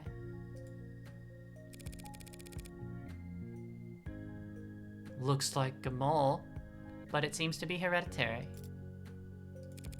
Does Makoto know Sosuke's his father? Does Sosuke? I would be very disappointed in Sosuke's intelligence if he didn't. That's why Sosuke left the family to join the military, wasn't it? Why he asked to become the Hound when he came back? Self-imposed exile just for interfering in your arranged marriage?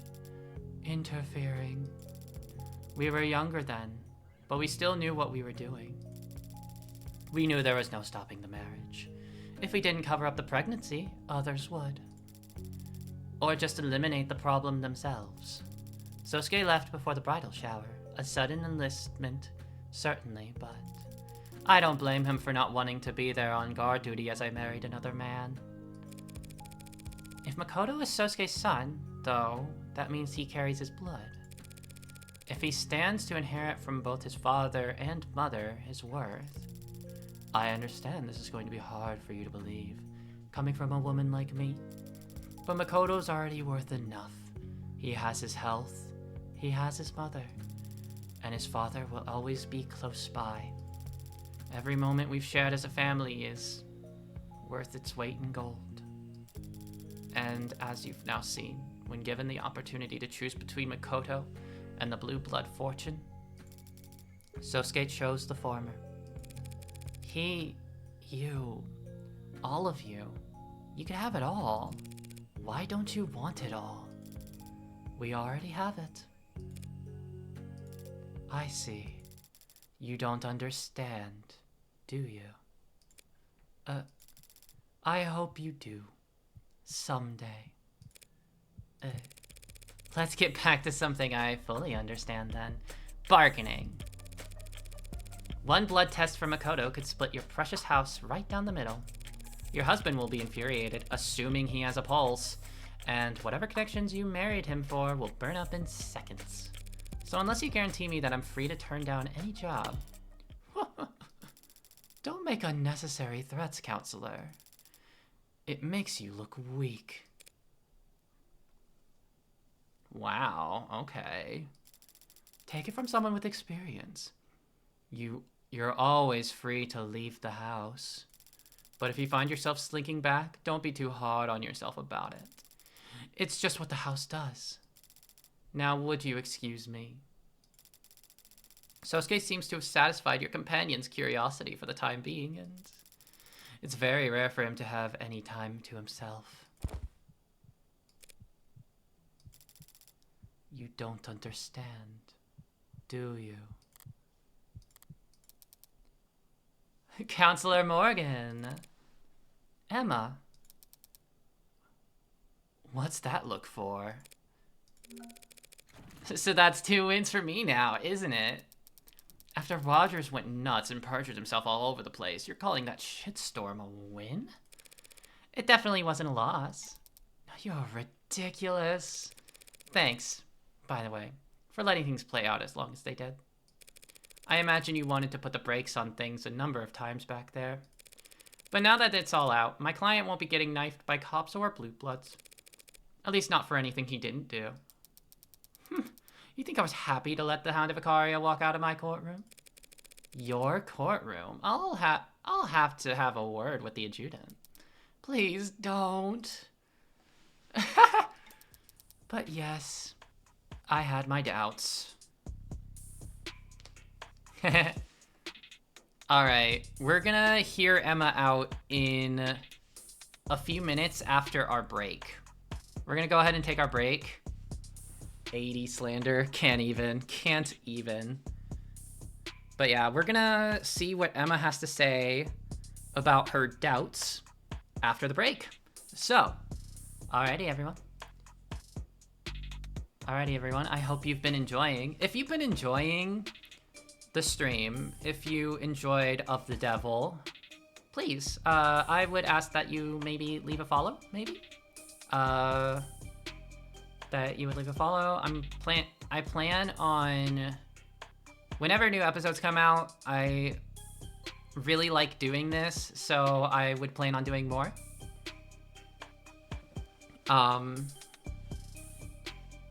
And if you would like to see Nuzlocke content, like Pokemon content, or other RPGs or anything like that, I do really love indie games. They're really fun.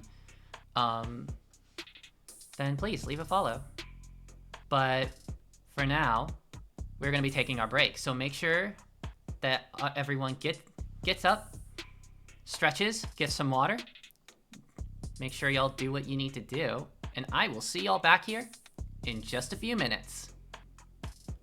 See you in a bit.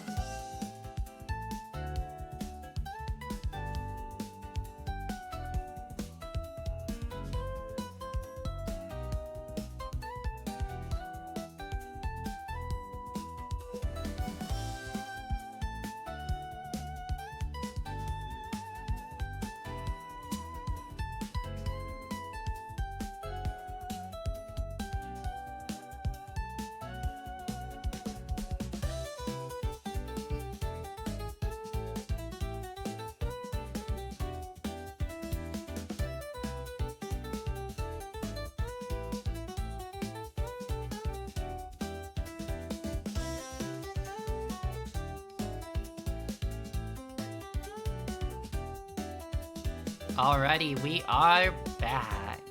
Howdy, howdy, howdy. Close that. Bap. Thank you. Thank you, thank you. Alrighty. Let's get this back up, baby.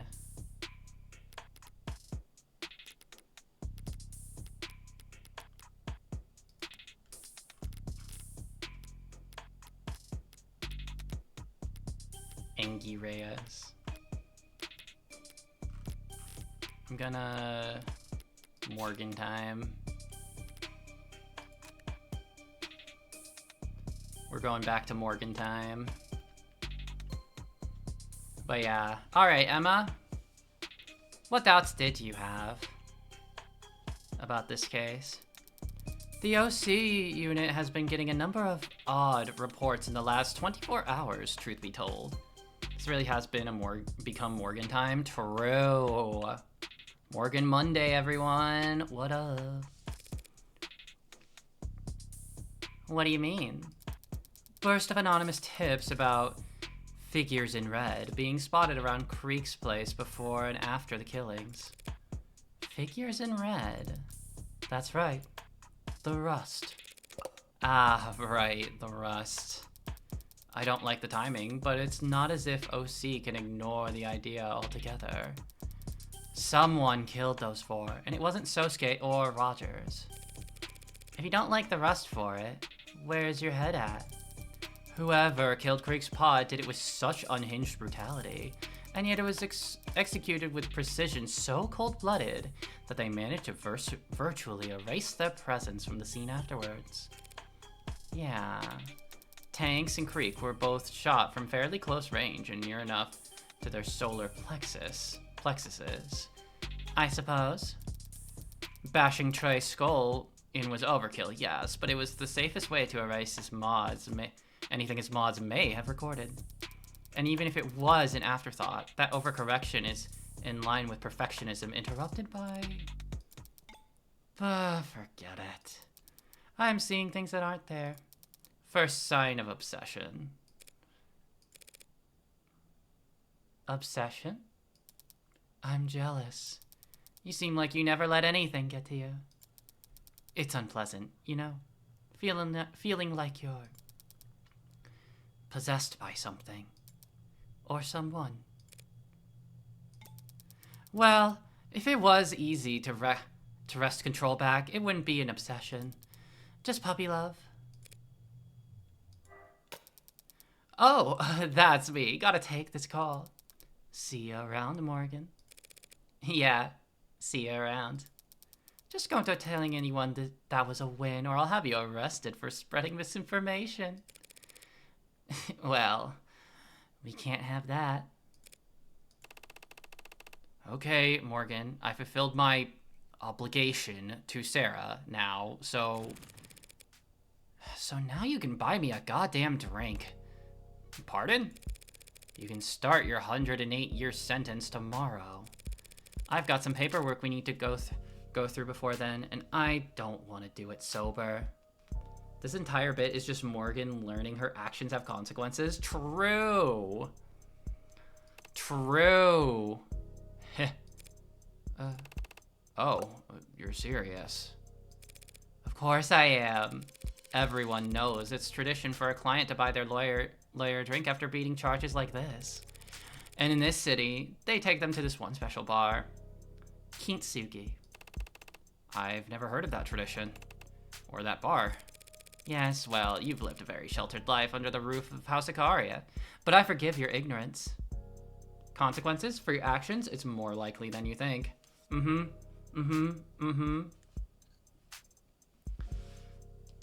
I think... Okay. I don't know how many people in here know much about the Nuzlocke scene. The Pokemon Nuzlocking scene. But have any of you heard of, like, Wacko? From what I understand and from what I've seen of, like, his clips and stuff, Wacko is, like, this dude who does Nuzlocks, and he's, like, very much, like, he very much plays loose with it, but he's really good at what he does. And like I just had a thought that if like Morgan ever did a Pokemon Nuzlocke, she would probably play it. She would probably play it like Wacko. It's such a random thought. That's how much Pokemon's been on my brain, y'all. I'm so But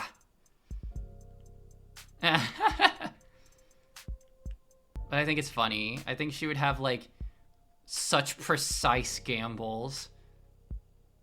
You're so in the sauce. I am. I really am. SMH my ass. Oh, damn. But yeah, I think she would have that playstyle of just like, you know, she would know a lot of what she's doing, but she would also be like, she'd be the kind of person to be like often enough be like, oh yeah, we just don't get crit here. Yeah, we just don't get crit here. Anyways. Oh yeah, I have heard of Wacko. Yeah. Anyway. Pokemon Nuzlocke side tangent aside. Time for you to put that the fat wallet you've been accruing that whole time to good use. I suppose I do owe you a great deal. Very well, but first I must inform Lady Murray and the young master. Go right ahead. Be my guest. What was that, Adonai? Do you want to get a look at Sosuke's tattoo as well? I'll take a rain check. Sosuke seems much more animated this afternoon, don't you think? Did you say something to him? No. No, I didn't do anything. I see. Then perhaps his injuries were just taxing him more than we realized. That must be it. Aww. Aww. Aww. It had been threatening to rain all day. Gray skies spanning a slate blue world. It was cold, and all the heaters were humming in their rush to overcorrect for it. At 3, raindrops started hitting the windowsills. Not a problem. She had her umbrella. At 3:15, the adults started leaning back in their chairs. Watches and phones were being checked. They were preparing to leave. At 3:24, another topic is brought up. The gathering resigns themselves to a continuation. It's 3:45 by the time the girl is able to excuse herself. She has 15 minutes to get back to school. Hardly impossible on foot. She hurried, but she could have asked to be driven there. For some reason, the thought never crossed her mind. She hesitates at the door. She'd left her umbrella behind, back upstairs. It's not like her to be so absent-minded. The smart thing to do would go back up and get it. It's 3:49. At 3:51, she's jogging, a non-committal yet undignified rush. When she sees the time on her phone roll over to 3:52, she starts to run. She hates running. A small part of her considers sending a text. She'd never been the one to text first. Come to think of it, she'd never been the one to text second. She'd only had one number in her phone's contacts, after all. At 3:56, the school gates are in sight. Her eyes had been straining to see them. She wasn't looking down. Her knee stung in a shallow, sharp way. The palms of her hands were embedded with specks of gravel where she caught herself. Rain-diluted blood ran faintly down her leg as she dripped water onto the mundanely tiled floors of the hallway. At 3:59, she paused. She pauses to at least catch her breath before sliding the door open. If her heart hadn't been beating so loudly in her ears, she would have easily heard the voices behind it.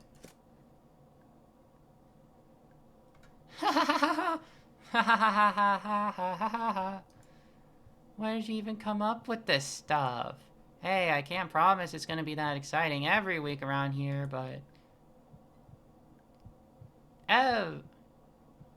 Ev, what are you... I thought you had a family thing.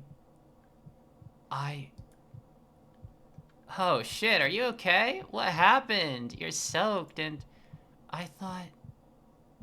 Who are all... We're the Mystery Club.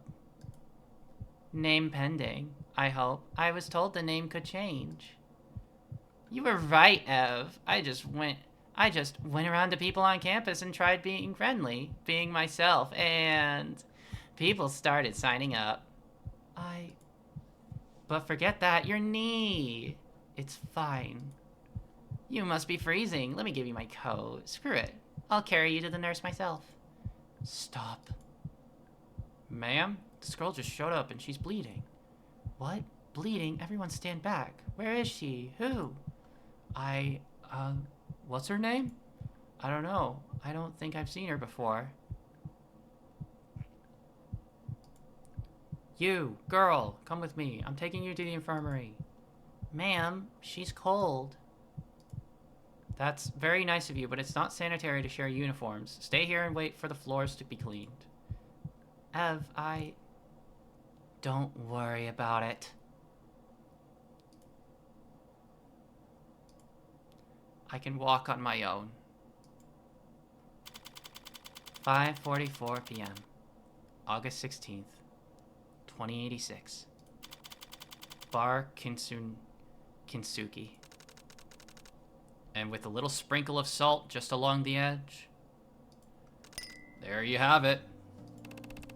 Oh, that looks wonderful. Thank you. Of course. Let me know if you need anything else. I must admit, Morgan, this is quite a fine establishment. And so exclusive. The whole staff here on hand to attend just the two of us. I can't imagine what the waiting list must be like. Right? Lucky for you, you've got a man working on the inside. I can assure you a table at any time, Sosuke.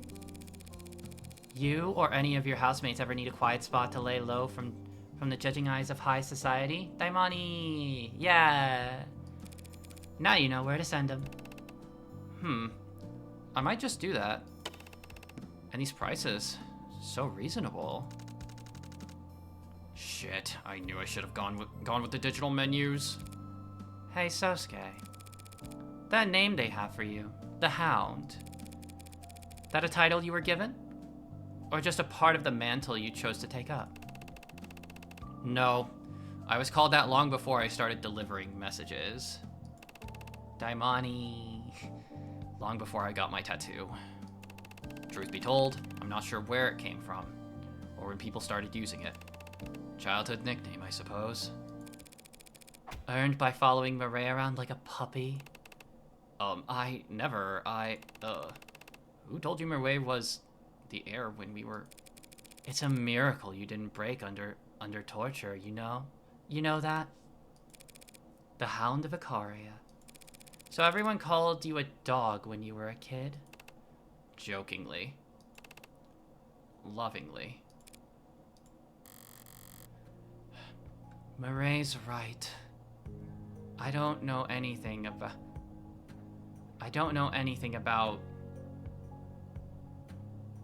Is that actually love?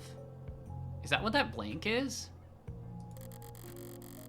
Of the many things I've long since acknowledged that I'm missing. But obsession? Addiction? Those are easy enough to grasp.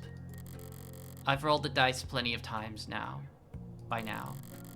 There are no demons haunting me, no other drivers in the car. Just me, sitting in the dark with a hole in my chest. When it's hungry, I feed it. But it'll never be full. Because the hole was there first. And it built a girl around itself so it would have a place to hide. How can you tell? That they called you that lovingly. I suppose you never know. You just trust. And if you do trust, then that's your answer. And besides, what's insulting about being compared to a dog? Everyone loves dogs. Probably even you. For your informations, I like dogs just fine, Sosuke. But I could never live as one. Everyone's already collared in this world. Tagged, labeled, classified, and put in a box. But even so, I refuse to sit at the end of someone's leash. Also, Sosuke, get some estrogen in this. Get some estrogen in that, man. Come on. Puppy, like puppy girl. Puppy girl shit.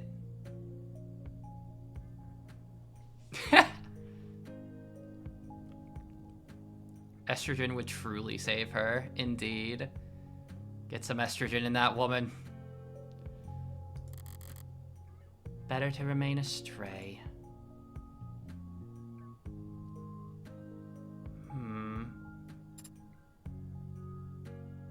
Wow.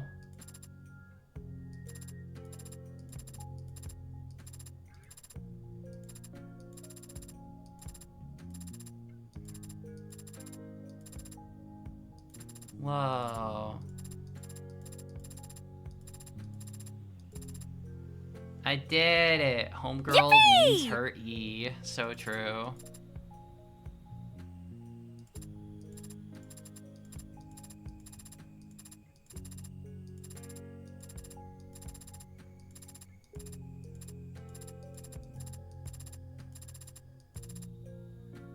His Due.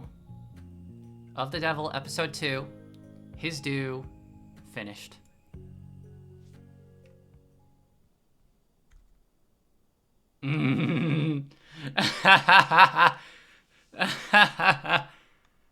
This is so cute. Morgan's like, what the heck? He loves his family. He does. Congratulations on clearing episode 2 on High Roller. Bonus charm earned. Yeah! We did it. Oh. It's the kid! It's the kid! It's the kid! It's the kid! It's the kid. I wasn't looking out for anything in particular. The rest give me and the others food and stuff for telling them where the blues go and who they talk to. My shoes have been feeling too small, and the blue guys in that building had been really busy lately. I thought if I hung around there, I might see something the Rust would give me new shoes for, but I never saw anything worth anything. So you gave up? No. I got scared. What scared you? You won't believe me. No one believes me. Everyone says I'm a liar. Everyone says I'm a liar too. Are you? I can't remember. You see, somebody took something that belonged to me. I don't feel right without it. But I think you could help me find it. What'd you lose? My face. I saw the Red Hood. Except she was a lady, not a girl. And she didn't have her hood up. I didn't get a good look at her face, but she was all red. Red hair. What's this? Gold. Thanks.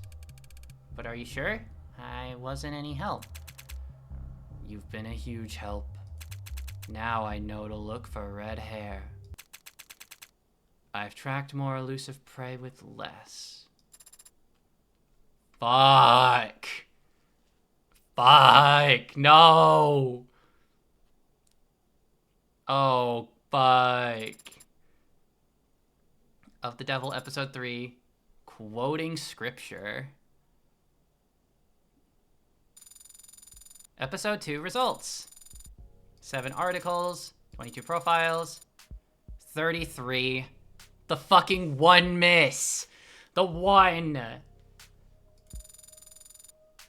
No, I missed 2 things. Yeah, I missed a fucking piece of evidence. Ah! I can't believe it. Congratulations. You finished episode 2 with 363 credits. Your high score for episode 2 is currently 363. You've unlocked concept art and bonus scenarios. Even no Creek's note. Ugh, yeah. I did see what it was. You also have a total of 364 remaining store credit to spend on phone charms and case colors.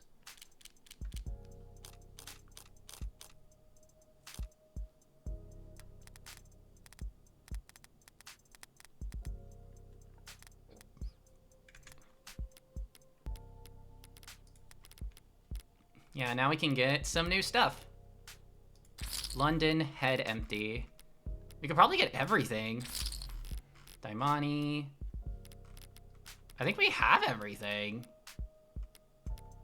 Yeah, we got it all. And then we got this. The episode 2 high roller reward. And Reyes. And Necomorg. Whoa. Daimani, cheers. Wow. Ingy. I love this. I love this so much. Like, these two are so funny. Didn't realize they were giving out Necomorg this episode until my partner nabbed it. Ooh, I see. Emma deep in thought. Let's go.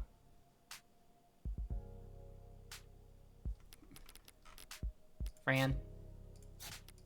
The Vegetubbies.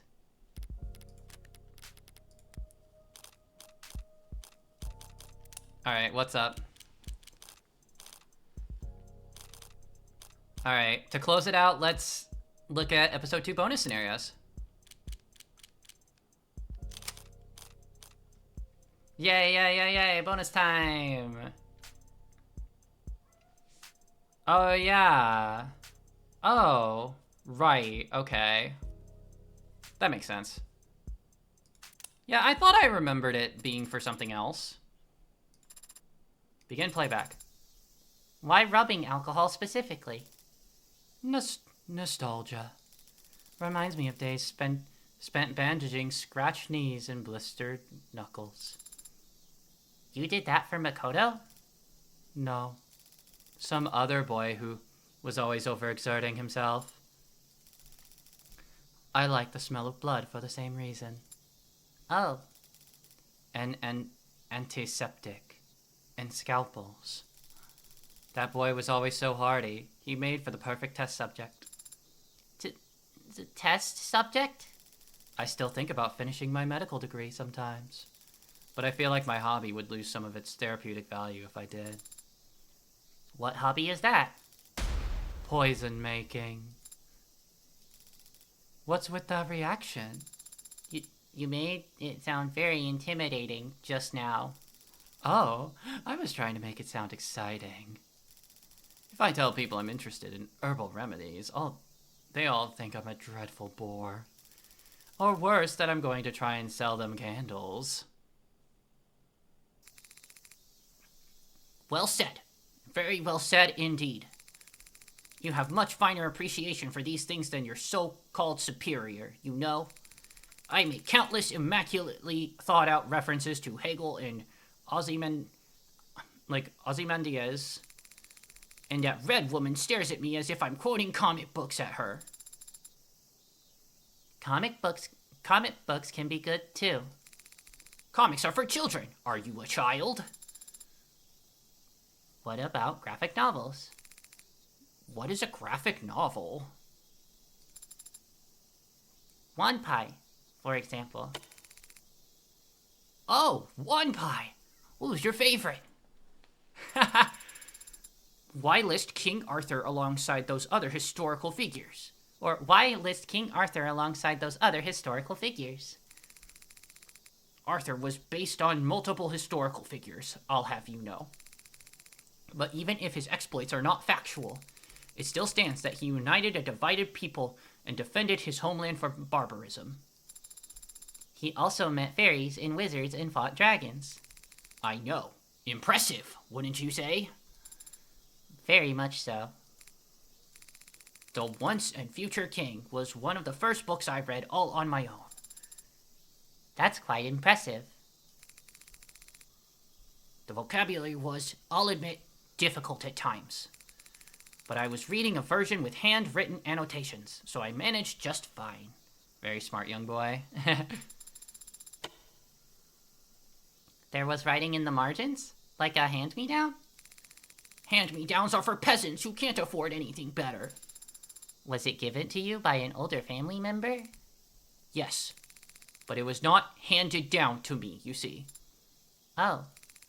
And I went on to annotate it further myself, so that I might someday pass it on to some other reader. So tell me, does that sound like a hand-me-down to you? Yes, it does. You've got until I finish smoking this. Or I get bored. Very well. And I get bored fast. Oh, well, if our time is limited, perhaps we should focus on a topic of singular importance, such as athletics. And just like that, I knew he was gassed, lowered my frame, and flipped him out of the ring in one motion. An overwhelming, trampling victory. Best kind there is. I can imagine. Oh, you done any wrestling? Any MMA yourself, little copper? Not physically, no. It's difficult to find partners who are a good match for my build. Sounds like an excuse. You sure you're not just scared? Confrontations can be intimidating, but sports are not arguments. They are pure expressions of noble competitive spirit. Huh? That is to say, I would never back down from a challenge. Oh, well said, well said. I know exactly what you mean. When you lock eyes, there's nothing else that needs to be said. I agree. So what'll it be? Arm wrestling? Sumo? Chess boxing? Why not all three? Good! Very good, you little... Sir, what is it? Can't you see I'm in the middle of... Well, what is it? The VTOL needs to leave now if we're to be on time, sir. Here's a quote, then, for your little survey, Copper. Success can be a prison. But even in a cell, a man who's mastered himself remains a lord. I'm not sure I understand that one. What the hell? Makoto-tan said it made perfect sense. Hearing someone talk about chess boxing is crazy. I only remember hearing about it related to other streamers. Same. Is that an actual, like, thing that people just do for fun? Because that's wild. And also really funny. And also that would kind of make sense, I suppose. And then you engage. I see. So you need me to stand here and film you two because... Why? Because Sosuke is teaching me how to do a 1-inch punch, and I need it recorded from a distance in order to practice it later. Why?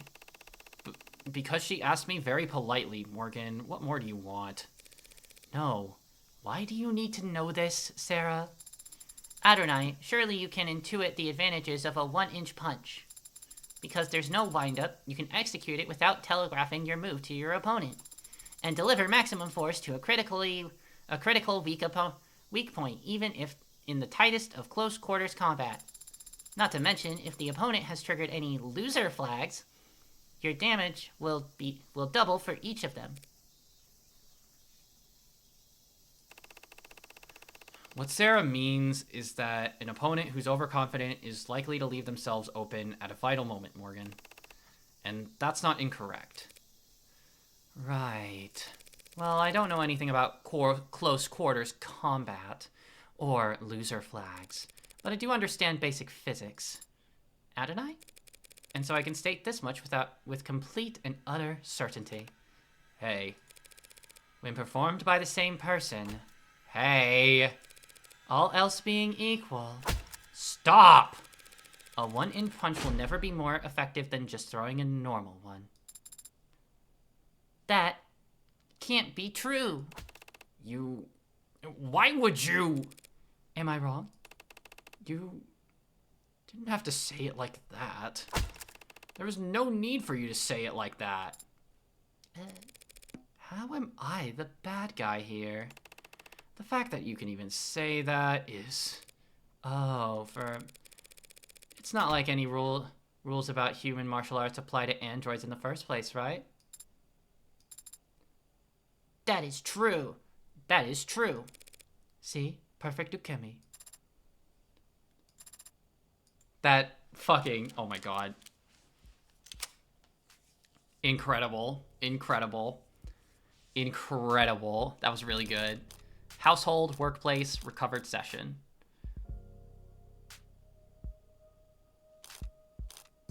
Survey workplace.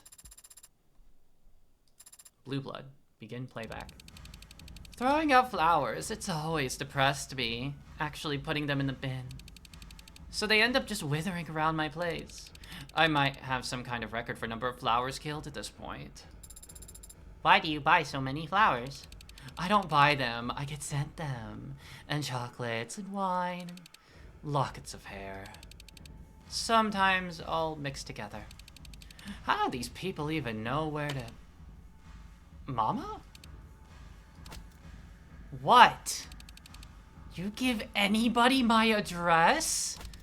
The hell kind of question is that? How do they get my address then? Maybe if you stop putting your personal contacts on your business cards, you wouldn't be so easy to find. So, now if a woman's friendly, she deserves to get stalked. Not very forward of you, Mama. Forward? You think I don't know about forward? You brats don't know shit about your political correctness. When I was your age, we'd list... She's gonna go on for a while if you need to save battery or data or whatever. So this is where you previously worked? Yeah, I was what they call a #1 gal. And that involved people buying you lots of drinks? Selling dreams. That sounds like a very nice way to make a living. Nah, it's pretty mean. What are you doing here anyway? Gloating? If you're not gonna come back, don't lounge around. Your old fans will get the wrong idea. Come on, Mama. I'm just sitting here. And the crowd's already gathering. My bad. Would you ever consider making a return? Nah. I didn't hate it. Don't feel ashamed of it, or the people I met doing it. Even so, some of them are nagging grumps. Keep it up and I'm handing you a mop. But I want to be moving up, you know? Always up. And the only places from here are those cloud palaces where courtesans where the courtesans lounge on golden couches and get fed grapes or whatever. Big gap from here to up there, and there's no footholds. Either you make it all the way, or you fall. Need a little more security in my income than that. Plus, working in security, I get paid to punch the teeth out of handsy assholes. Not even the most powerful courtesan in the city gets to enjoy that feeling. Without getting into more detail than you'd be comfortable with, how high is Mrs. Kim in the organization's leadership? Pretty high. But she also works here as a manager. So does she need to? We're not as rich as the Icaria or insane as the Rust. We all gotta work if we want to eat. If we want to eat, leadership included. I see, but even so, this workplace seems very high energy for someone of her age. I think she's comfortable here. She married into the Blue Bloods, you know. And the pictures of her I've seen, the vibe I get. I think she was kind of a trophy wife. Oh. Her husband's whole family dying, leaving her in charge. She got burned on that deal, but she handled it, obviously. And I can't name any other old guard I could tolerate hosting under. The hell are you whispering about over there? Not whispering anything, Mama. Your hearing's just gone. It's just gone to shit. He's my brother-in-law's illegitimate son. And his mistress give birth at the manor. Guess he was afraid if she went to the hospital, the paparazzi might notice. Of course, as it turns out, that was the least of our worries that night. I could pass a message on to him if you'd like. The hell would I even say? We're already dangling literally all the money we can in front of him. He's not taking the bait. I didn't mean another offer. I thought you might want to pass on a more personal sentiment. Half a chance. We don't share any blood. We've never met. And if the fox asked him to kill me, he wouldn't blink. I think that Sosuke would blink. Give it up. Sosuke and I aren't family, little girl. But if he wanted to be family... forget this shit. I've got a job to get back to. If I look away for 5 seconds, all the talent round here devolves back into high school drama addicts. She took my locker. He stole my deodorant. No one can deny your worth ethic, Miss Kim. Mrs. Kim? Thanks, I know. But you still gotta pay for a full hour's worth of that booth. Would Adonai be upset if I just put it under her name? LMAO. Damn. Alright, okay. Fine. Fair enough. I'm definitely interested what this is. I don't know who it could possibly be. Like, what? Chopin and Rogers? I don't know. Also, sorry, just a moment.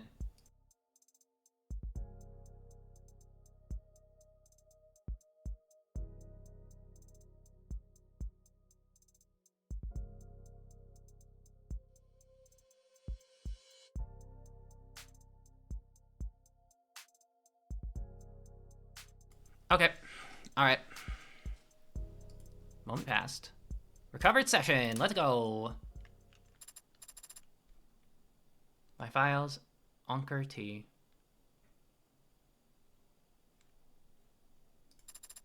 Begin playback.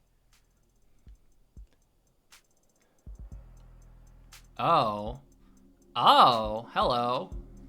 Oh, this is the pod. All right, it's recording. Tanks, do you have to record this? If I don't record it, Greek will ask me for notes when he doesn't remember any of it next week. Guilty as charged.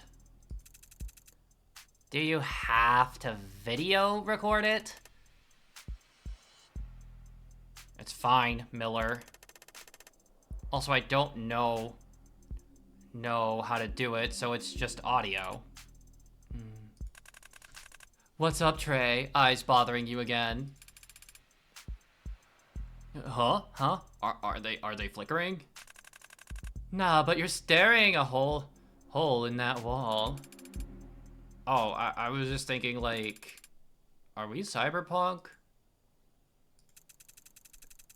I think we qualify, yeah, but we can go get you some felonies if you're feeling... No, I mean, like, culturally. Is this cyberpunk? What do you mean? Just dice and paper. Easy entertainment that can't be bugged or tracked. Perfect way to fight Big Brother, don't you think? Yeah, but we could do cards or something too. You think playing Go Fish is cyberpunk? Well, no, but like a tabletop RPG? Yo! D&D!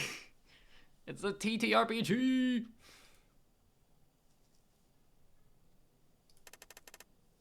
That's what you're on about? I'll be real, you sound dumb as shit right now, man.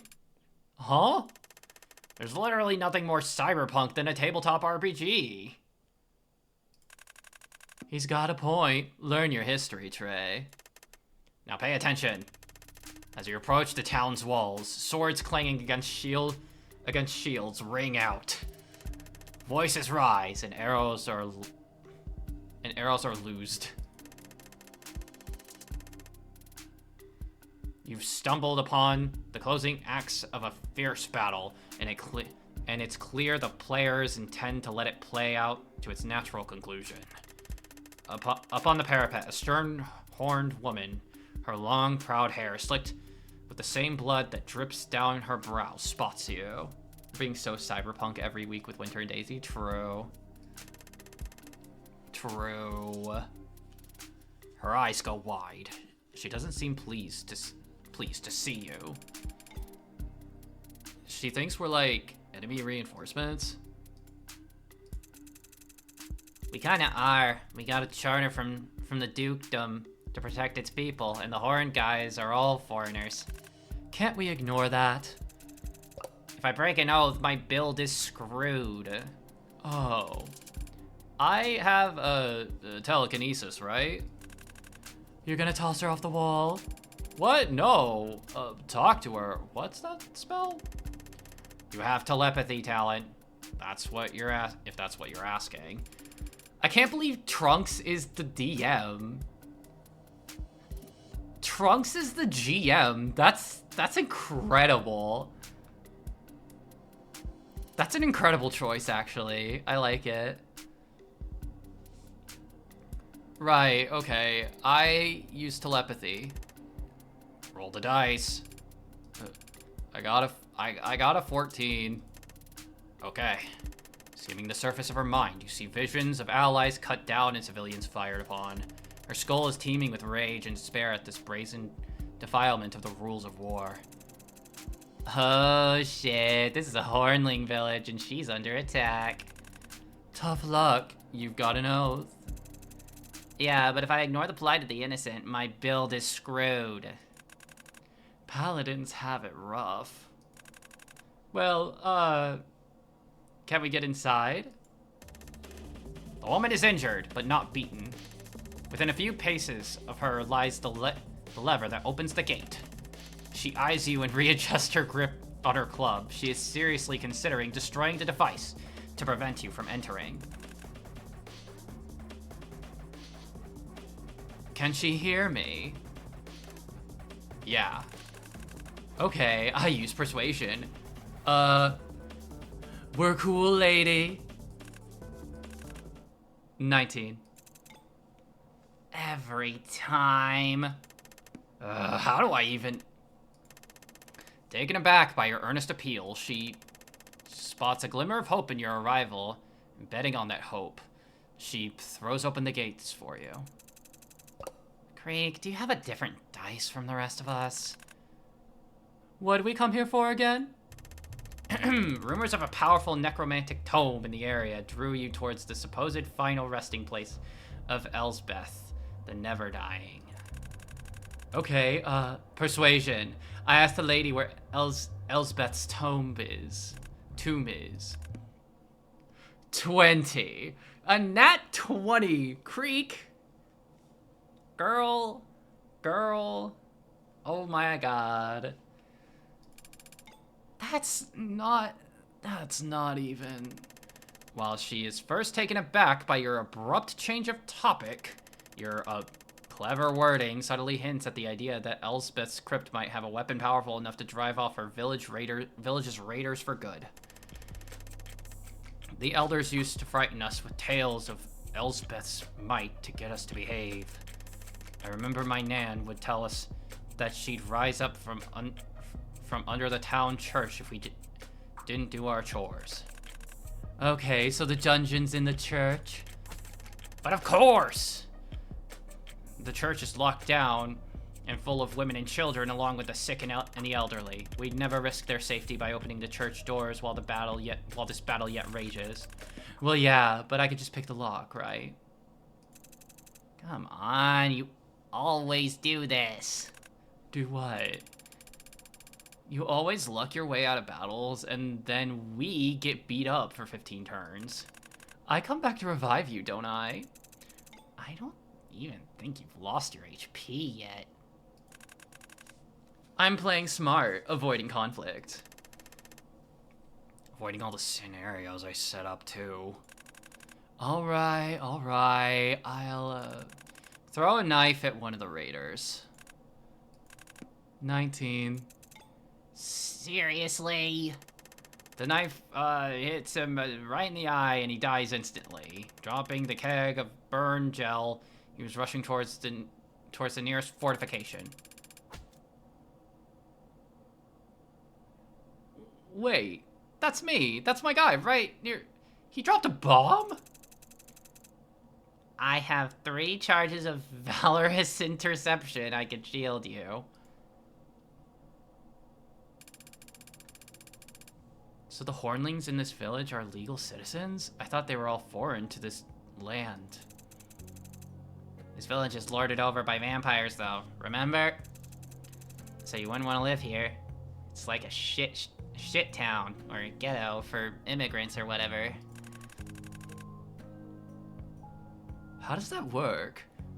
Why is the Duke cool with vampires? It's all legal.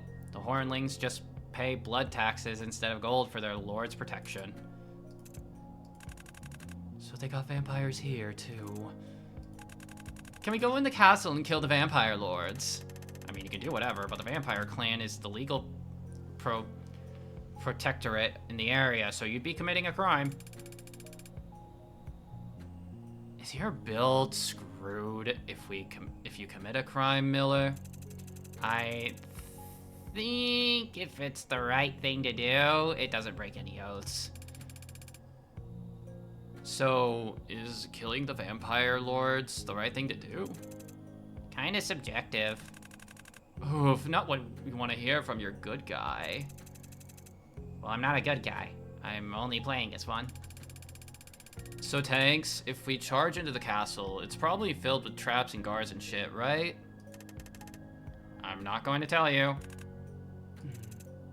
Come on. Come on. Look, it's a castle. There'll be defenses and shit, yeah? I'm game. Hornlings seem cool. Let's go kill some landlords. After this fight we just went through?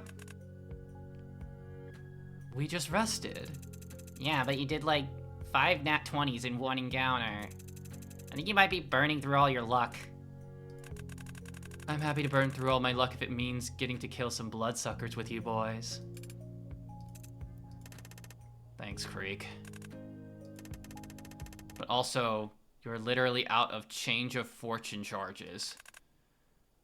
We just rested.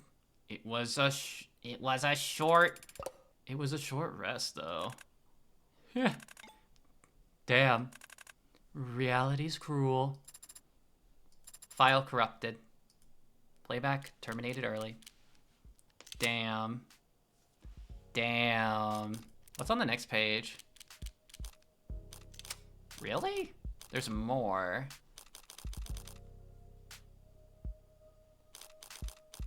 Wasn't that just so relatable? It was. It was. Yeah. So, we're probably going to have to end stream pretty soon, so I don't know if we'll have time for the rest of the bonus material.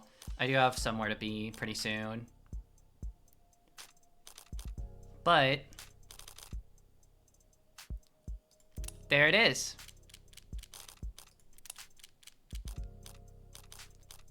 We could look at the concept gallery.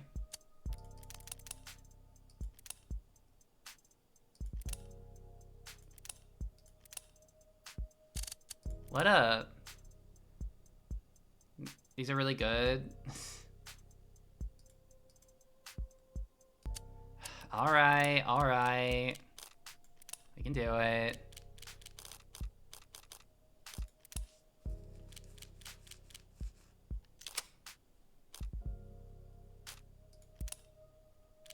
We can do them. It's fine.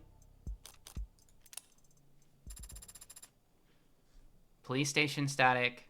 Personal mobile. Begin playback. Ah, Reyes.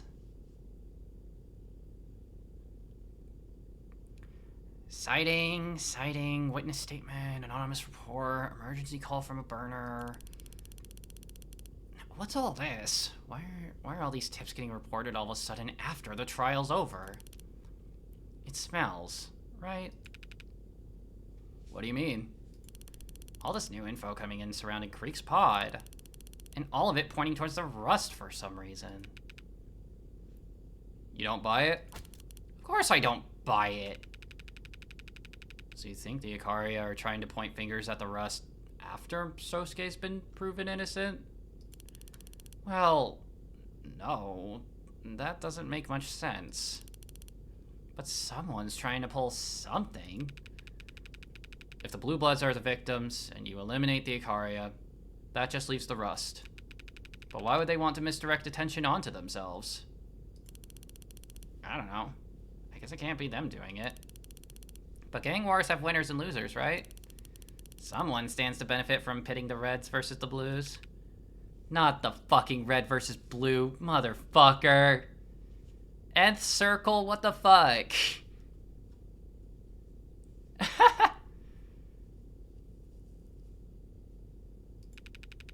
But finding that someone is a task that even OC would struggle with. We've got our own hands full. With what? Sorting through all the false confessions and love letters addressed to Heartbreak? Prep for the convention. Chief wants everything to shine. Ugh. Grin and bear it. Any hair out of place in the private sector will... Phone call? Yeah. It's a family thing. Would you excuse me? No, it's fine. I needed some air anyways. Hello? Whoa, hey, wasn't sure if you'd pick up. Why wouldn't I pick up for my adorable nephew? What is this? Am I on speaker? We gotta stick to code names. We gotta stick to code names? No, I'm just going to have to delete all this later. Thanks for that. Why would you call me on this line? It's the only number I have. You haven't exactly kept in touch. I don't... Relax, man. It's a joke. Remember those? You used to be good at them. Yeah, I remember. I never took anything seriously. Only way to live. I hope you don't mean that. Do I hear a teaching moment coming on? It's like riding a bike for you. Why call me now? Take a guess. Oh, you can't... You're serious? You're the one trying to take credit for Creek's pod? Waste not, want not. No one else seemed interested in it. Hey, nephew. Yes, sir? What the fuck are you thinking? The Blue Bloods will drown you. You think you have numbers? Well, they have unity. A lot less unity than they did a week ago. Creek was a flickering light bulb of low-quality hope for the Youngbloods. I extinguished that, and the old guard haven't even tried to retaliate. If I were a Youngblood, I'd start feeling pretty damn disposable right about now. You want to start a civil war, that's on your head. But taking credit for kills you didn't earn sounds like a pretty dumb way to spark it. Fake it if you ever want to make it. Don't worry, the Youngbloods will start seeing some very real casualties soon enough. Don't do this. Do you even have permission from... Now that's very low. You, of all people, threatening to tell Mom? Because I'm taking initiative? Because I'm stirring a pot that's stone cold? You want to act your age, urge caution, pray 3 times a day to the status quo. Go right ahead. I'm gonna move. I'm sorry. I didn't call to argue. This was a courtesy call. Thought you might appreciate a warning about all the smoke that'll get blown up your ass over the next few weeks. Thanks. But I'm not so old that I can't recognize bullshit when I see it. That's good. Glad to hear you're still sharp. Besides, I'm not in OC anyway. You went back to arson? You're not still in homicide, are you? Thought that was like a sabbatical. No. That sucks, because I met all the guys who are in OC and I don't like any of them. Sounds like they're doing their jobs then. I'm sure. Hey, listen.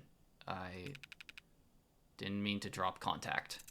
Aw, don't worry about it. You picked up when I called. That's all anyone can ever do, right? Bare minimum. Yeah, well, not like I can invite you over for dinner. I guess not. Don't do anything that'll get you killed. Damn, you're full of good advice today. Got the fortune cookie. Afraid of their job security. I mean it. Don't do anything that'll get you killed. There it is, the double emphasis. What you used to always say, redundancy, right? I remember. Believe it or not, I took every lesson to heart. Huh. Okay. We're probably gonna hit snooze real quick.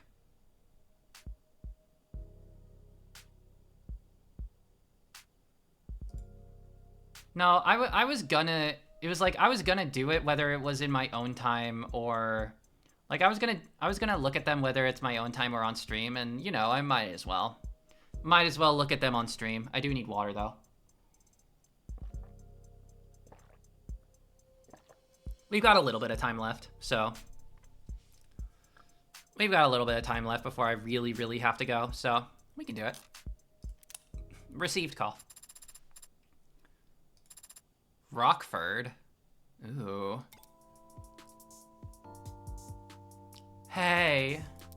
No, I'm glad you called. I could use some decompression. Well, I just had a loss, but don't tell anyone I called it that. Thanks. It'd be the death of me if it ever got out. Yeah, no, I read the story. Well, what I could. It was kind of hard to read anything in between the editorializing. Right. If it gets you the resources, who cares? I don't know at this point. If I can be conspiratorial for a second, I'm not sure they want Heartbreak caught. But that's going a bit far. It's more like, so long as Heartbreak's out there, they want to take advantage of the moment. People are scared because of Heartbreak. The state thrives on fear. Some of the radicals are getting bold. The state will relish the chance to draw them out. Maybe after the election. No, that's okay. I've thought about it myself. I just don't want to go that path if I don't have to, you know? Still got my pride. Really? Wow, they're taking it pretty seriously then. Reflects on their priorities, of course. Data's their lifeblood. No, I mean, that's great. How long will you be in town? Yeah, I'm excited to finally meet in person. We should get dinner. Yeah, definitely. Sorry if you were hoping for that kind of excitement, but no. There's no jealous ex in the picture for you to worry about. I think you'll be fine. What? What? What? Huh? Hello? Emma has an E-date? Yeah, that's insane. What? Fuck. That's crazy. Holy crap, she met someone on the internet. She's so me. Hee my sweetie. Anyways. Oh, that was incredible. That was so good. Oh. Okay, like, so much happened that I'm kind of, like, thinking I probably need to sit on it before I actually give, like, any kind of verdict.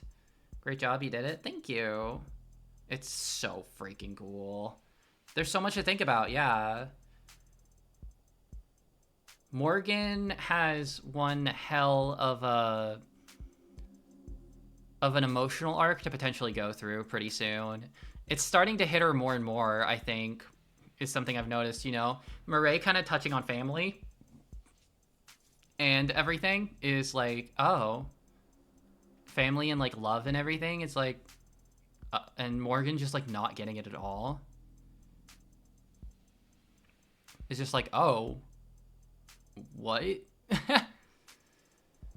But also, like, it kind of makes sense. I don't know. But yeah. Alrighty, everyone.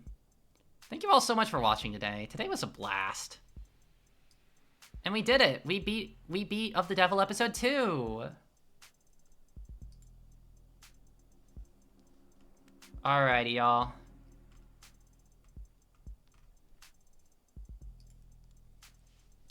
We are going to be rating out, so please stick around. Very proud of you. Thank you.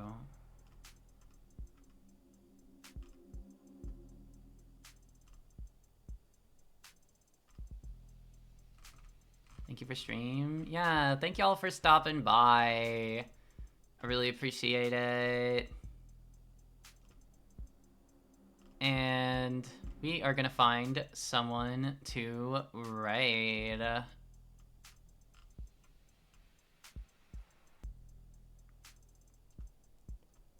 Let's see. Ah, I've got it. I've got it. We're gonna raid into Soup. El Supa. Who's playing Valorant right now. But yeah, thank you all so much for watching today. For later on in the week, I will be... The rest of the week is essentially going to be Nuzlocke. So I have a stream Wednesday and I have a stream Friday. Wednesday is going to be just me doing Renegade Platinum. We're going to be continuing attempt 4, 5, I think it's 4. I believe this is either attempt 4 or 5. So we're going to keep going with that. We are right before Rourke's Gym, so we need to plan the team. And then on Friday, we are going to be hanging out with my lovely, lovely girlfriend, Tiffany Umbra, and playing more Renegade Platinum on my end, and she is going to be playing... And she is going to be playing Pokemon White 2, I believe. Yeah, White 2. I haven't changed the logo of it on my graphic, frick. Oh well, it gets the idea across. Anyways. Let's go ahead and start this up.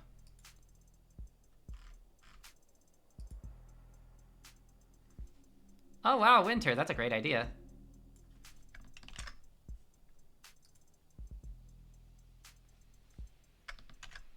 Wow, Winter, that's such a great idea. Oh, what the heck? Come on. Whoa there. That's crazy. Alright. But yeah, thank you all so much for watching today.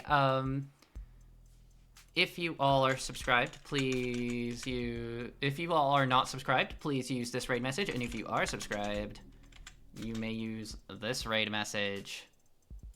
I should edit that sometime because I have new emotes. But yeah, thank you all so much for watching today.